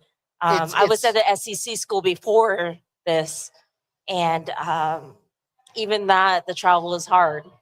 Well, the SEC likes to complain about SEC things, and then all of a sudden, like people with actual perspective get to, but it's also expensive for these schools too. The costs of Not flying. everybody's chartering as well. Like I luckily was at a SEC school where we were chartering all of our games, but I mean, I can't. People don't understand the commitments student athletes make. A lot of them obviously care about their academics. They can't go to class because they're traveling for a midweek game, and then they're gone Friday, Saturday, Sunday, but they're still, expected to make their grades and attend class. And that was the one thing I was disappointed with the Pac-12 when the schools left it, that the hardships for sports other than football, basketball, for that academic commitment, I mean, you guys know it. If you've traveled east to west or west to east. Did it yesterday. Right. The time zone, the wear and tear on the body. And I know it as an employee from the athletic department that it takes a toll on you. And I can't imagine these student athletes now of going coast to coast travel. And I hope someday that it'll go back, that some of these schools hopefully will come back. Well, I mean, it's a really good point, and hopefully that does happen. I got to hand it to the Pac-12 right now. The makeup of the Pac-12 is we don't have as much. There's still going to be some time zones, but nothing compared to West Coast to East Coast in conference. Even for football, men's basketball, women's basketball, like I'm sure they're seeing the wear and tear on the kids with this travel from east to west, that it didn't make sense. And that's why I'm very upset from Look at the Huskies record when they go over to the East Coast. It doesn't look great. If I'm a fan, if I care about these student athletes, any aspect of it financially, it doesn't make sense. It does not make sense. Period. Doesn't do good for their TV And it's numbers great, too. though, The TV numbers actually do terrible. Like I used to live on the East Coast for 20 something years, and I loved watching Pac-12 After Dark. And I was going to tell Luke that too. I love watching him at 2 a.m. or 3 a.m. there on the East Coast. But I just can't imagine traveling and having to go back and then going to class, doing treatment and things like that. So I hope someday that some of those schools will come back. Well, and all of it, I mean, this just goes to the fact that you had people who don't understand the media business making massive changes to college athletics, and they would use the media business as their reason. And the truth is look, our worst rated game last year was against Ole Miss, because regional cable doesn't translate. It was a fun game. I got to go there. It was wonderful. But regional cable doesn't translate to big dollars when you're playing a West Coast city. When you look at the Big Ten networks, lowest rated games, it's any of the West Coast teams, because nobody knows, and you don't have a lot of Big Ten network carriage over here. And then you also just nobody cares about these rivalries, as they're not rivalries. So Right. I know, and I miss, the rivalries that we had in the league. I actually went to school when it was the Pac-10, not the Pac-12. Went to school with Ryan Leaf, actually, in those years. But in the state of college athletics, working in college athletics, that I hope someday they will come back to regional schools, regional rivalries, because it sucks not having to have those anymore now with the expansion. Well, we get to still have one. Now, what was your name again? Marlene. Marlene? Marlene, anything to plug while you're up here? No. Okay, But we should just start pulling people out of the audience more often. That was fun. This was a really good insight. Yeah. It's almost like, Marlene, like those athletic directors, when they were deciding to bail on their conferences, didn't have a map in front of them where they figured out where they were going. And I get it with media rights and the money that they're getting from the media. Well, it's actually the money they were promised from the media. They haven't gotten it yet. Right. It's one of the big problems for them. But I'm going to blame some of our southern schools for why there is no the original Pac-12 too. That I think UCLA and USC and some of those other schools are seeing the travel and the wear and tear on some of the other sports, that it didn't make sense. They won't make a decision, or they won't start pushing back until the athletic directors and the conference executives who made those decisions start moving on or getting fired, because nobody's going to want to be the person who goes, I screwed up, let's go back. Right. Right. So, Right. well, thank you so much for real joining quick, us. You know, I talked to Marlene before, and she's an 1890 Club member. Oh, she is. She is. So we don't have And to I'll give give her a a what's shout up out with to Ryan Leaf of making me join. Okay, because he is a member. He is, and I and he remember put a plug in, and that got your attention. it did. I was just moving back home, and I'm like, you know what? I need to join. And the only reason I ever joined, because I worked in college athletics, so obviously I had to support my own school that I was working at. But it really is. I'm honestly just a minimum supporter. The monthly. Hey, every little bit matters. And We every talked little about that bit. privately. And that's like what John mighty by was many. saying today. Mighty John by many. and That's Brad, right. that a little can carry to a lot. So that's where encouraging others, the other Cougs, that little can go a lot. I'm not going to be $1 million donor ever, but together we can, in this new Pac-12, win a conference championship if we can all support it. Marlene, thank you so much for joining us. We really Thank you. appreciate your message. And welcome home. Thank you. Go Cougs. Go Cougs. Let's hear it from Marlene. Come on. Thank you. Okay, Bill, I'm going to ask you to vamp for like a minute while I check on some stream stuff, okay? You need me to stall? What's up? You need me to stall? Or I are we need gonna you run to ads? stall. No, I can stall. Watch me. It's called the filibuster. Well, and listen, Marlene, I do want to thank you. And Marlene brings up a really good point here, which is, if you take a look at an athletic department's budget, if you just look at the budget, what you're going to see is your football team is generating revenue. Okay. That is the revenue that the rest of the athletic department survives on. A few schools, very few schools, will actually clear a profit in men's basketball also. Not many, but some. Beyond that, every other sport is called a non-revenue sport for a reason. They don't generate a revenue. So I'm going to use hypothetical numbers because I don't want to out anybody on their budget numbers. But let's say you are a school like UCLA in Los Angeles, and your women's volleyball team, which I'm sure at UCLA is an amazingly talented team because they crank out talent down there, is losing $250,000 a year. Okay, that's the price of doing business. Okay, that's a good $250,000 lost by the athletic department. And let us also remember that that would make the program consistent with Title IX, which is, I'm a huge proponent and supporter of Title IX. Now, all of a sudden, your women's volleyball team, instead of playing their road games at Stanford, Cal, Arizona, and Arizona State, are playing them at Penn State and Rutgers and Iowa and Michigan State like that. And so your travel budget has now doubled. And so now, instead of your women's volleyball team losing $250,000, they're now losing close to $500,000. And on top of it, we're taking the women off campus, away from the class. So that's making the academic requirements harder to achieve. And then you have all your non-revenue sports suddenly exponentially having an increase in losses. And now that revenue that your one revenue sport is making is not being offset by the losses from all your other programs. And that's why I am a firm believer that every athletic conference in the country should have no more than 2 time zones in it. Well, and even time beyond that, zones. again, what we talk about over and over and over again is all of these insane decisions were made with the justification of, well, we're going to get that TV money. We're going to get that TV money. I've worked in television my entire career.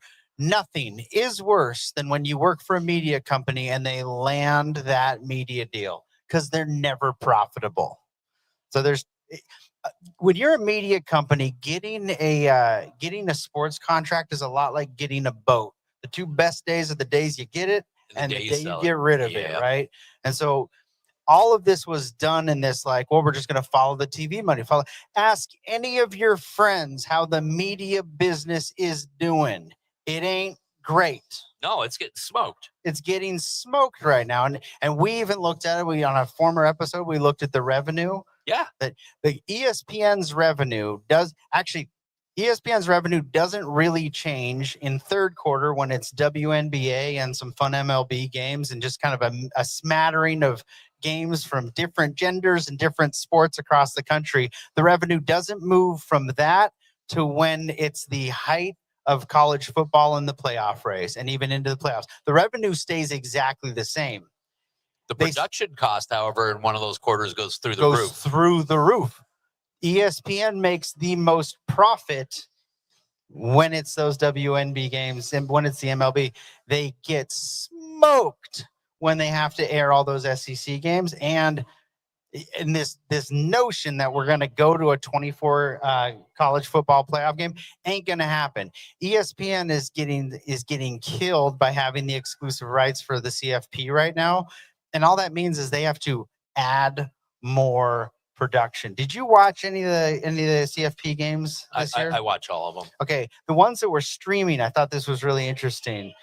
If you streamed any of the games, they just cut to like a stadium camera for halftime. Right. Because they couldn't get a sponsor to sponsor halftime. And they just said, instead of just paying to have all that production done to halftime, let's just leave a camera on. That's supposed to be even get an Anheuser-Busch or somebody like that to jump in on halftime of a college. They even do like a hat trick like they got at the Mariners game. Like, it hydroplane wasn't race. even, it was such an added cost for nothing that they're having fun over there. And that's all good. That's what blows my mind. So the fallacy that these people just ate up and made these massive changes to for nothing. In fact, for a negative, because those schools, like we've talked about many, many times, are going to meet their end financially there. They are.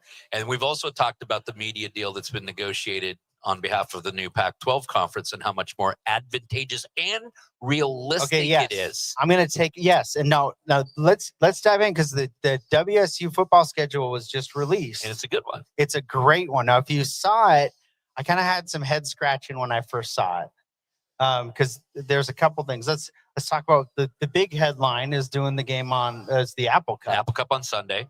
So look, there's been a lot of rivalry casualties in this conference realignment.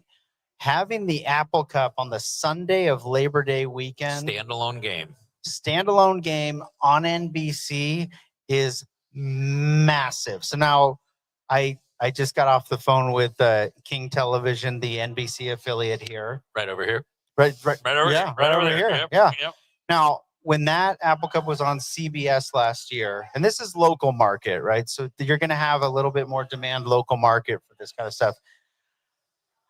I think the station wanted to charge like $7,000 for a 30-second spot last year, and then the week before I picked up a bunch of spots for like $3,500 each. It's half price, basically. Yeah, which happens in sports a lot. Like they want to keep the rate high. I just got off the phone with King, and they quoted me. I'm not going to say the exact number. A lot more. Way more. Twice as much? 3 times as much? More. Wow. Okay. So they're anticipating this is going to be in high demand. Yeah. And it's and it's funny. It's like as a media buyer, I go, God, I hope I don't have to pay that. As a Coug and somebody who cares about college athletics and wants these to be profitable deals is a good sign. Because that game standalone on that weekend, I think 3 million is a low estimate for how many viewers that game's going to get. Well, and the other thing I like about the deal is that we're not beholden to any app or streaming service or anything like that. We are on every week in every time zone on basic cable. Basic cable is important, not cable plus, because we talk about this quite a bit. If like the SEC network and the Big Ten network and those deep cables, you got to make sure you got the right cable plan to get into it. Right. And then you're willing to budget for it too. And there's all of that. So that's so. But if you look, so there was last year we had a ton of games on CW because there was only 2 teams in the Pac-2. Yeah. Yeah. And now they got to disperse it between more. I was worried when I saw all that USA stuff because I used to sell broadcast television. So my head is always like broadcast is better than cable. I also did that in 2006. So life has changed quite a bit. A little bit. Yeah. But what it was really fun to see is you pull back and I think those USA games are going to get like a 20% bump in the Seattle market over the CW had. And the CW did a great job with it. And it's still the same They do team. a good job of covering the games. Their actual play-by-play coverage and the way they produce their product. Shout is out to really Bump. Good. Yeah, Michael Bumpus is on those broadcasts. They're Yeah, great. they do good work. And I think it's still going to be the same production team that's doing those. So I don't think we're going to see that. But the cool thing is we're going to nationally, we're going to see a much bigger hit. And locally, we'll see about a 20% bump on it. So I did the math and it was just like napkin math, but we'll see about a 75% increase in ratings nationally, which is massive for student recruitment, for the next TV deals and things like that. And then locally, where you'd think we'd already be pretty capped out, we're probably going to see another 20% increase in viewership. Are we still waiting for our 2 other guests to show up, Leckner and Pulalasi? Yeah, it's always the football guys that leave us hanging. The ladies, this is the truth. They're Brian always and I on do time. this podcast all the time. The ladies are amazingly dependable. Oh, we got 5 Like minutes. Kelsey's saying we got 5 minutes to kill here. We got 5 more minutes. All right, Yeah, we can kill 5 minutes. I got something to talk about. I got something to listen Ready about. for? Here we go. Yeah. Here we go. Did you see the mad smack that Steve Sarkisian talked to Texas Tech and what Texas Tech wants to do about it now? Okay, look, I kind of love this. It feels very WWF or WWE to me, and I'm here for it. All right. So have you guys heard about this? So Sarkisian, who's coaching down in Texas now, and I got some great Steve Sarkisian stories I could tell you sometime. I've heard a couple of them. And having been a lawyer out at the University of Washington for a while, I got some real interesting stories about him. But he made this wisecrack that Texas would go undefeated if they played Texas Tech's schedule, and they could do so playing their backups, which is a lot of shit to be talking from a head coach. And especially for an SEC team who they've just had more patty cake non-conference schedules than anybody else. So Texas Tech, which is not short of cash at all. Shout out Cody Campbell. They said, okay, well, we got an idea. We're supposed to play Abilene Christian on week 1. You're supposed to play Texas State on week 1. We, Texas Tech, will go buy out both of those schools from that contract, and we're going to play you. What do you think is going to happen? Do you think it's like Texas Tech has the money for it? They Cody have the Campbell money. has the They money have- for it. they have If the you've money in the seen couch gas cushions. prices this week. Yeah, they got Texas the money Tech in the has the couch money. cushions. Yeah. Well, and for those of you who understand Texas Tech is a hard school to get into, and they have a fluid dynamic engineering program, which produces a lot of very successful oil people, and they tends to be a profitable business, I guess. So I can't wait till oil goes bust and potato goes through the roof, and we get to just have all that kind of riches. that's right. I don't. Us in Idaho. Yeah, no, we got more. We Super. got more potatoes in Washington than Idaho does. But it's going to be interesting to see, because basically they're saying to Texas, hey, listen, let's do it. And they're saying, we'll play it. We either you come here or we'll play it in Cowboy Stadium and we'll play it on a neutral field. And that wouldn't cost Texas a nickel to do it. So they have really put Sarkisian and the Longhorns in a little bit of hot water, in a little sticky spot. I hope it happens. I think honestly, It'd be like great for television. Oh, you talk about just like it's WWE. It's WWE stuff. The river. Yeah, it's going to be awesome. Yeah, man. exactly. That's going to be a lot of fun. I'm going to tell you a story afterwards about a day I spent at the Graves Athletic Conference with Steve Sarkisian and Austin Safarian Jenkins. Why don't you just tell it now? No. I'm not gonna actually. I was thinking about it, and then I'm like, no. But this was Steve Sarkisian version 1.0. I think Steve Sarkisian has kind of cleaned up his act a little bit. He's got a version 2.0. You know what? As somebody who had to retire from drinking, I love Yeah. seeing those guys have success. I do too. You know, I'm a retired drinker as well, and so I think that notion of like, no, it's what keeps me competitive. Like, nah, he can do that. Like, he can be a competitive a-hole in sobriety as well. I like to see that. Yeah, but I spent an afternoon at Graves Athletic with him and Safarian Jenkins about a week before he went and took the USC job. It was a very interesting time in all of our lives. You guys, if you ever get a chance to just corner Bill and get some stories from him, he's been like on the front lines of way too much crap. Way too much crap. The one I can talk about, because he's not a Coug anymore, we could talk about Jaden Delora all day, all night. You spent a lot of time in Pullman when he was the quarterback. Jaden sent me to Pullman way too many times. When he told me he was transferring, I was like, okay. Oh, thank God. That's cool. Hey, thank nice you very to meet much. you. Go Cougs. Go Go Cougs. Cougs. Thank you. Thank you. All right. Do we have some students over here? Recent grads? No? Current students? Get on up here. Come for a on up second. here. Come Yeah, come on up. here. Let's Come on talk up about here. Pullman. You guys want to come come on up? up. Come on up. We got a couple minutes to kill before the next players time. come up. What year are you? You're a student right now, right? All right, come on up. We Come got on some up, questions guys. for you. Grab a microphone. We got some questions. I got a microphone for you right here. Yeah. Come on up. Don't worry, there's no dress code. Nobody will steal As your can tell stuff. by You Brian- can leave it there. As you can tell by Brian's attire. Both you guys coming out? You guys both students?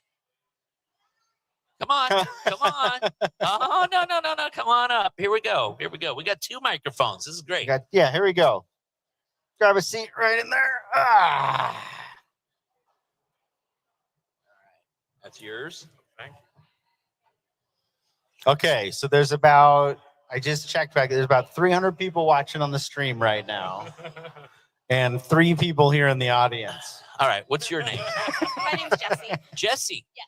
Jesse, what year are you at Washington State right now? I'm a senior at WSU Everett. At WSU Everett. Okay. And so are you going to be graduating in the spring? You got 1 year to go, or okay. And we will have a degree in Business management. business management. Okay.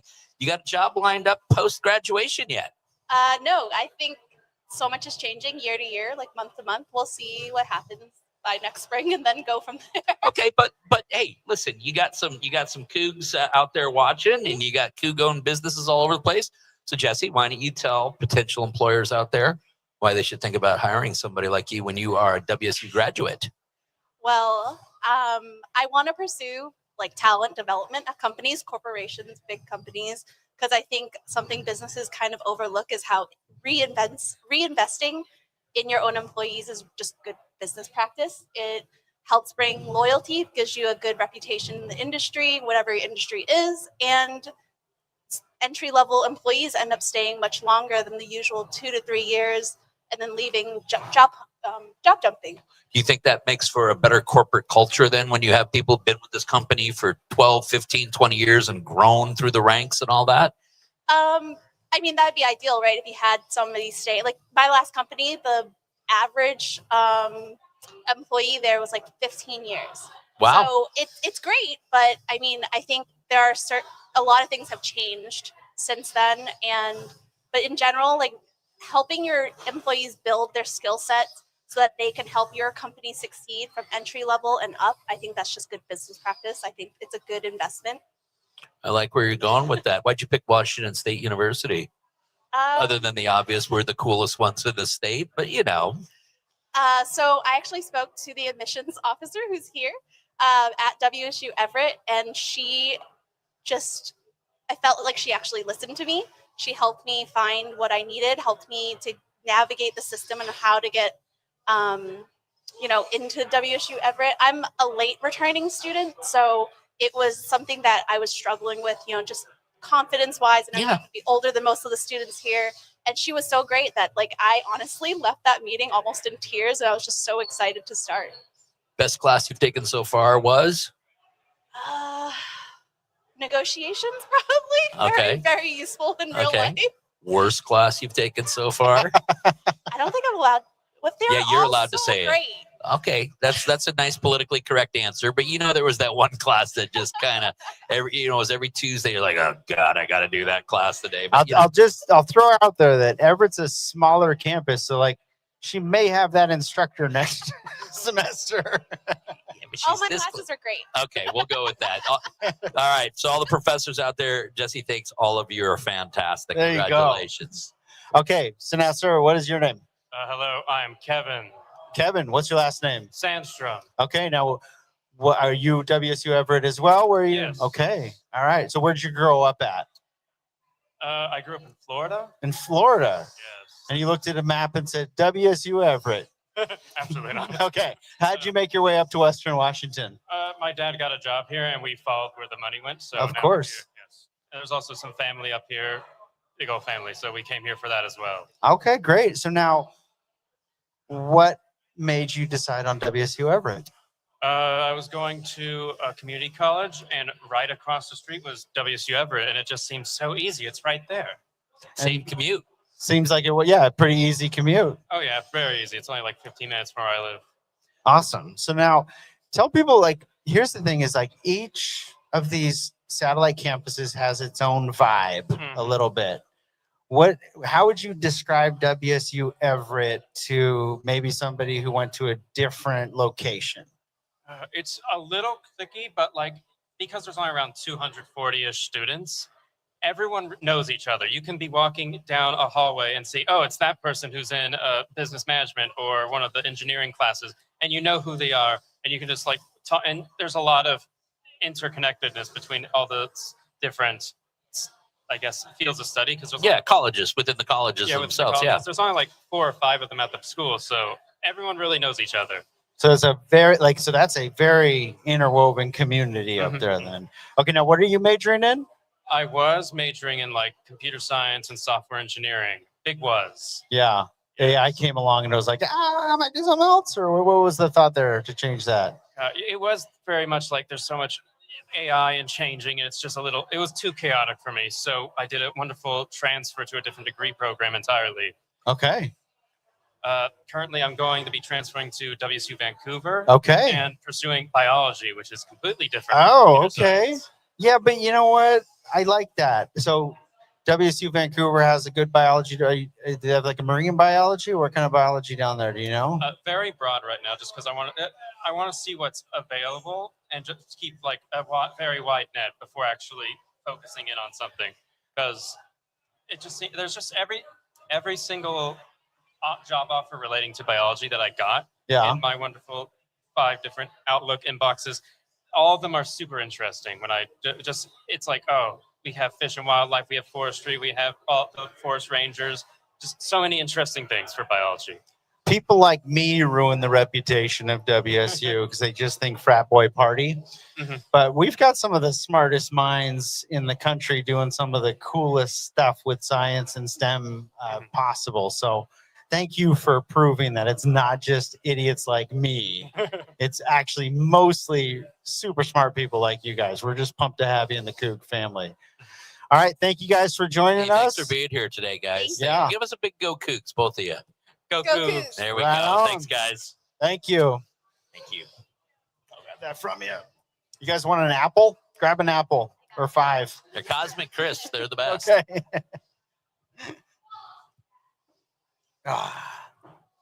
It's a fun day today. This is different than our normal. I didn't even contact the general for today because I knew we had this program going on. So we're giving the General Kirby. Well, Barnes let's give a shout out to Patrick back there, who is Patrick. Patrick Thanks, is helping. I realized right before we went online that so Brandon, who was here, he was here for the important guests, not for you and I. That's right. He was here for we had President Cantwell and the coaches. That guy has put in like 3 80-hour work weeks in a row, and it was just like, he's a hard worker, isn't he? I mean, that guy. He puts his nose on the grindstone, doesn't he? Colin, I honestly, like, that guy cares as much about the business as I do, which is such a You know how valuable of an employee that is to have. Oh, dude. There's not a lot of them. No, there's not. You're and lucky. like to have somebody who You are cares lucky. that much about the success of the company is awesome. Yeah. So If I ever had an associate like that, I'd probably still have a big law firm. no, I'll tell you, I am truly lucky. I get to work with my wife and my best friend from college.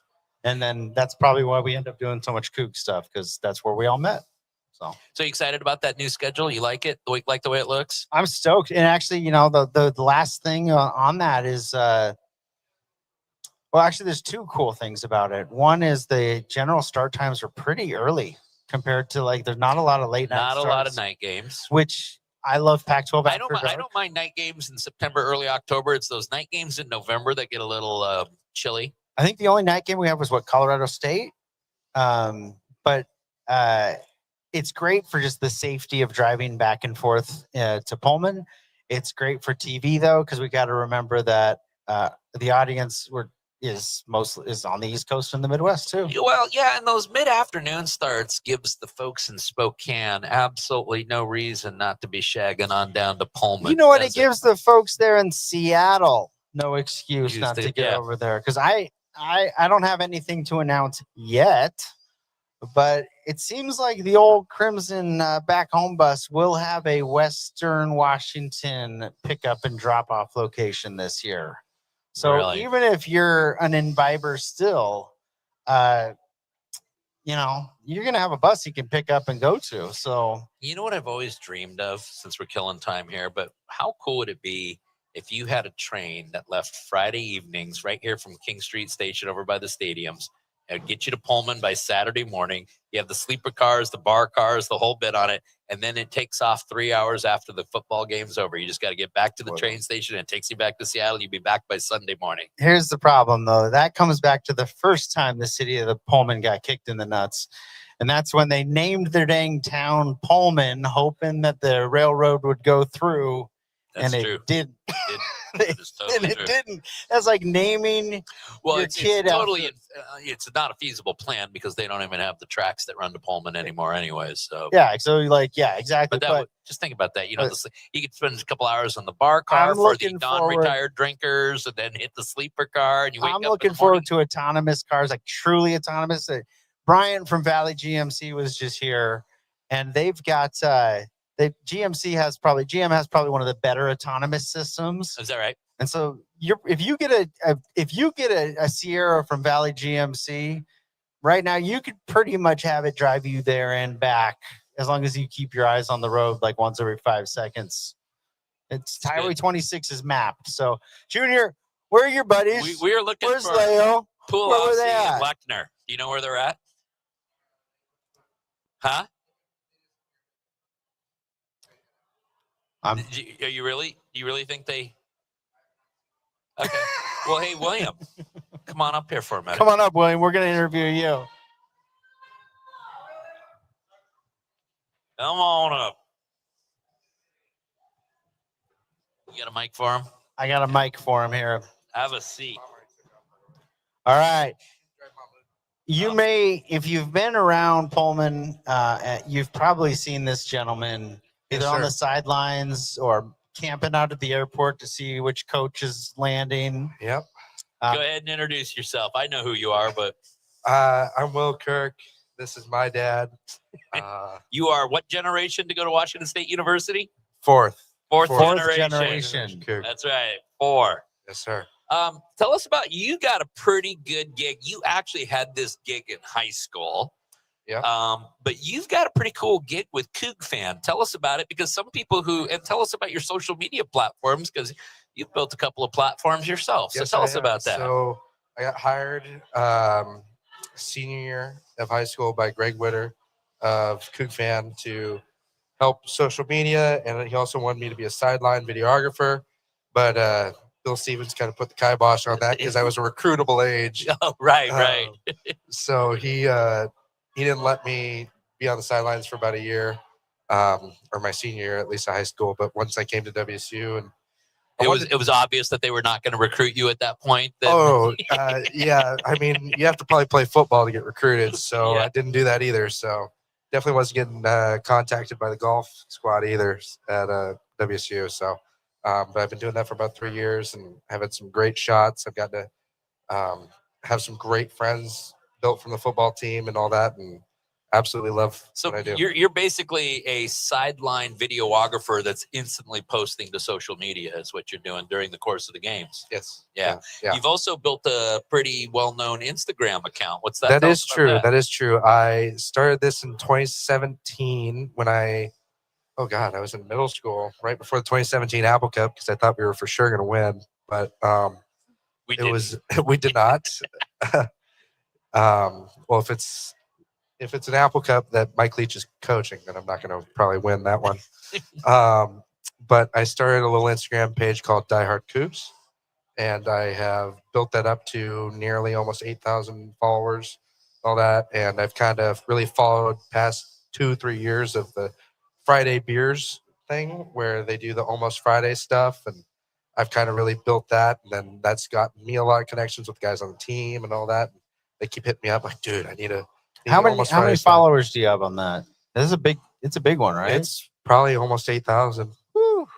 Now it's different than the Facebook Die Hard Cougs, right? Yes, this is a good one. Yeah, this is a good one. Here's I make fun of that Facebook page so much, and here's what I will say: they've gotten a lot better. They've gotten a lot better. The thing is like with that one, they really have to like if you try and post something on there and you're not like a contributor all the time, they can't like post on there. But usually when I go on there, I see like, oh, hey, I just covered up the Husky logos at Home Depot.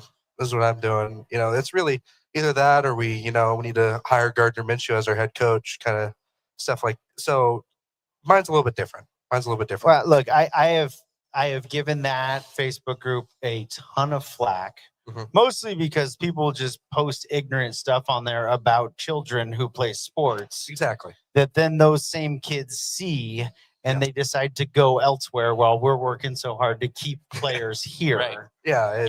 They poison the well. They absolutely do. But they've gotten a lot better. So Die Hard Cougs Facebook, you guys are getting better. You're gonna go far because you had a long way to go. But I thoroughly enjoy. I didn't know that was your Instagram. I'm a follower. I think I appreciate. I enjoy that. it, man. I appreciate that.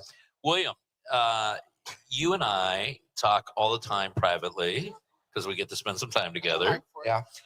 All right. That about the players, you've gotten to know a lot of these kids on a personal level. Yes. And you've been talking to me a lot, especially with the most recent coaching change, about the caliber of character that we have on this team. And I'm not saying that we had bad character in the past, but you've said that there's something a little different about this group. Kind of explain what you've seen and felt out there. So I was well connected with guys under Jake's staff.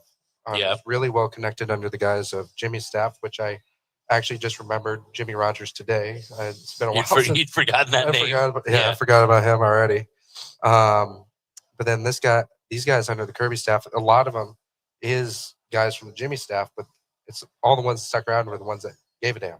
Yeah. And they all love being Cougs. Like shout out Caden Beatty, love that guy. He was a big helper. Him and Keith Brown, shout out to both KBs actually. Yeah. They were like the rush chairman. They literally were rush chairman. They were really just in it, just like, come on, we gotta get the boys back and all that. Nothing better than being in Pullman. So those guys really fell in love with Pullman, and they've really helped a lot of the guys stay. I think we had probably more of a retention than if it had Jimmy stayed. I think so. I mean, Might be look, true. And there's a lot about that staff that I really like. They did a lot with very little resources, but good God, talking to them sometimes it was so hard to stay motivated, just to stay in the conversation. Yeah. Not Jimmy particularly, but like some of his staff, man, you'd be talking to him, it'd be like, well, we're going to do the best we can with what we got. And it's like, if you're a student athlete hearing that, like, oh yeah. And I'm not running through, I'm just running to the airport. Yeah. And they didn't put any emphasis on Idaho because they thought Idaho was going to be a powder puff, but not happening there. But I will say though that once Jimmy left, you can see that he was a problem. it was, Danny Freund was, handcuffed completely, and you could see in the bowl game that he really was. I mean, I will say this: I texted him after the bowl game. I was like, "Hell yeah, that's awesome!" And he just responded back with "Unleash me." And so I was like, "I got you, coach." Okay, I got a big question for you. Yeah. And this is nobody's in the room here. Okay. You can answer this honestly. Okay. Yes. Who do you think General Kirby Moore is? It's not Dad. I've seen it. You've seen? Okay. Yeah, it is not Dad. Dad doesn't have the time for that. He really doesn't. He just got back from you Minnesota. should see my text messages. He has the time. No, he doesn't. He literally just got back from Minnesota. He doesn't even have time for his own family. I'm kidding. No, he does. God, man. He does. I'm kidding. I got dark fast. I'm sorry. No, I'm sorry. no, I am a That is- busy dude. That is to the live audience. That is a joke. That is Yeah. a joke. But I am not the general. I'm not. The No, general. he's not General Kirby Moore. I really would. I'll be honest with you. If I was, I'd probably take credit for it because it's so freaking witty and I mean, some of the responses that he's done. He did one for Angie Mentick, who's a Husky. Because some people had gotten all over Angie Mentick about having to reference some stuff during an interview. She was using AI and all that. Yeah, it was a little unfair. And he did this piece on her, not where he ripped up on her, but when he stood up for her. Mm-hmm. So I think the general's done some really, And also, really good stuff. she was just coming off a stroke. Yeah. So. And she's a Husky, but General did a good job with that. So, all right, I'm gonna brag on William here for a second. Okay. As you know, Brian, since you are a Murrow grad, and I'm reminded of that all the time. You Murrow guys and you Carson School of Business guys. Nose in the air for sure. Yeah. This past semester or past school year, first semester comes out of there with a 4.0. Second semester, 3.94. So here for William, right there. Doing better than the volleyball team. Right on. It's better than any GPA I ever got there. I got into the Murrow School with a 2.8. I got into the Murrow School with a 3.1, I think, in high school. Nice. Well, William, two things. One, we love having you as part of our Cougar family, but I will tell you this: I love having you a lot more as part of my family. Oh, thanks. We're getting soft over here. Thanks for being with us, buddy. Thanks for being here. Go Cougs. Go Cougs. Thanks, buddy. Thanks, sir. So we don't have our football players here today, huh? It could be a good sign because don't we have Kelsey coming up here too? She's gonna give some closing. Hey, Junior, see if you can find Kelsey. And if she's busy, she's right just give there. us the thumbs She's right down. there. We get okay. All right, Kelsey, because we really do need to bring up the star of the show. Yeah, come on up, person Kelsey. Who put Come on this up. all together. She's had a crazy, if you've never worked in events before, nothing is more stressful, mind-numbing than trying to corral something like this. Let's bring Kelsey Knutson. Let's hear for Kelsey Director. Knutson. She put this whole thing on. All right. And I'll say, it looks a little empty in here. There's a couple hundred people watching on the stream. So I think the first thing we should do is try to sell those couple hundred people watching, who didn't come, what they're missing out on today. Man, I don't know how it's basically almost time to be done, which is crazy. It's been awesome. It's been a marathon. There's been so many things. The Fireside Chat with the president, what I thought was great. We did a football panel that was awesome. But I think my favorite part about today specifically, CougsFirst has always been about think CougsFirst for products and services, and thoughts are nice, but I'm big on action. So the fact that we were able to watch people literally buy from each other. I saw people talking about hiring, collaborations, and it felt like a really inviting and encouraging atmosphere today. There's a lot of buzz, and I'm just so grateful for everyone who showed up. And if you missed out, we have plenty of other things coming up we'd love for you to be a part of. And thank you both for your support too. It's just such an honor. We appreciate everything you've done. Now, for those of you who don't know, Kelsey actually got to spend a little bit of time on the board of directors of the Cougar Collective. She's still in my phone as Kelsey Collective. And oftentimes was the only voice of reason at the table, I will also point out. And now there are none. Right? And now she's gone, so we have no reason over there whatsoever. But tell us how they talked you into taking over. Because I mean, listen, this is one of thousands of projects that you have to work on in a year. This is a very intense job. There's a lot of things that are being juggled. You're a new mother. There's a lot going on. So how why did Kelsey say, yeah, I'm going to do this? You're going to laugh. Picture this. I'm super pregnant, and Tony, my predecessor, calls me up and he goes, hey, I'm thinking of stepping down CougsFirst, and I think you should apply. I think it'd fit really well with the chapter of life you're in and multiple reasons. So I'm like, okay, great. When do I do that? This is springtime. My baby's due in June. So I send my application via LinkedIn. I think nothing of it. I focus on being a mom. And then I touch base, and I think it was July, and 200 people applied. Wow. So well, that's a good thing, though, when you think about it. thing. It is. And so it went from this like casual, like, oh yeah, that sounds nice. Like, thank you so much. I think it'll be great, to like, holy cow. Like I gotta hustle for this thing. And I'm still figuring out mom life and all that. But I think really for me, I was already in this community. I was already coming to things connected to the collective and all that stuff. I believe in it. I believe in the people first and foremost. And I don't know. It's honestly my husband. He sat me down and was like, Kelsey, this job was literally made for you. You would be silly not to take it.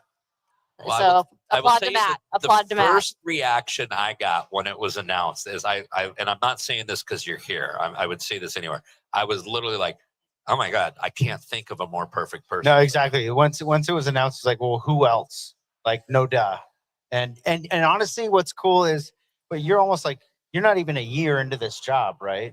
November 3rd, my husband's birthday was my first day. Oh, that's You're welcome, Matt. And your husband's a kook too, right? He's, of course. Frat. That's gotta marry right. Gotta marry right. But I gotta say, I mean, this was a very fun event. I've always enjoyed the CougsFirst show. I feel like you elevated the spirit of it this year. So Fantastic, excellent work. I know this has not been.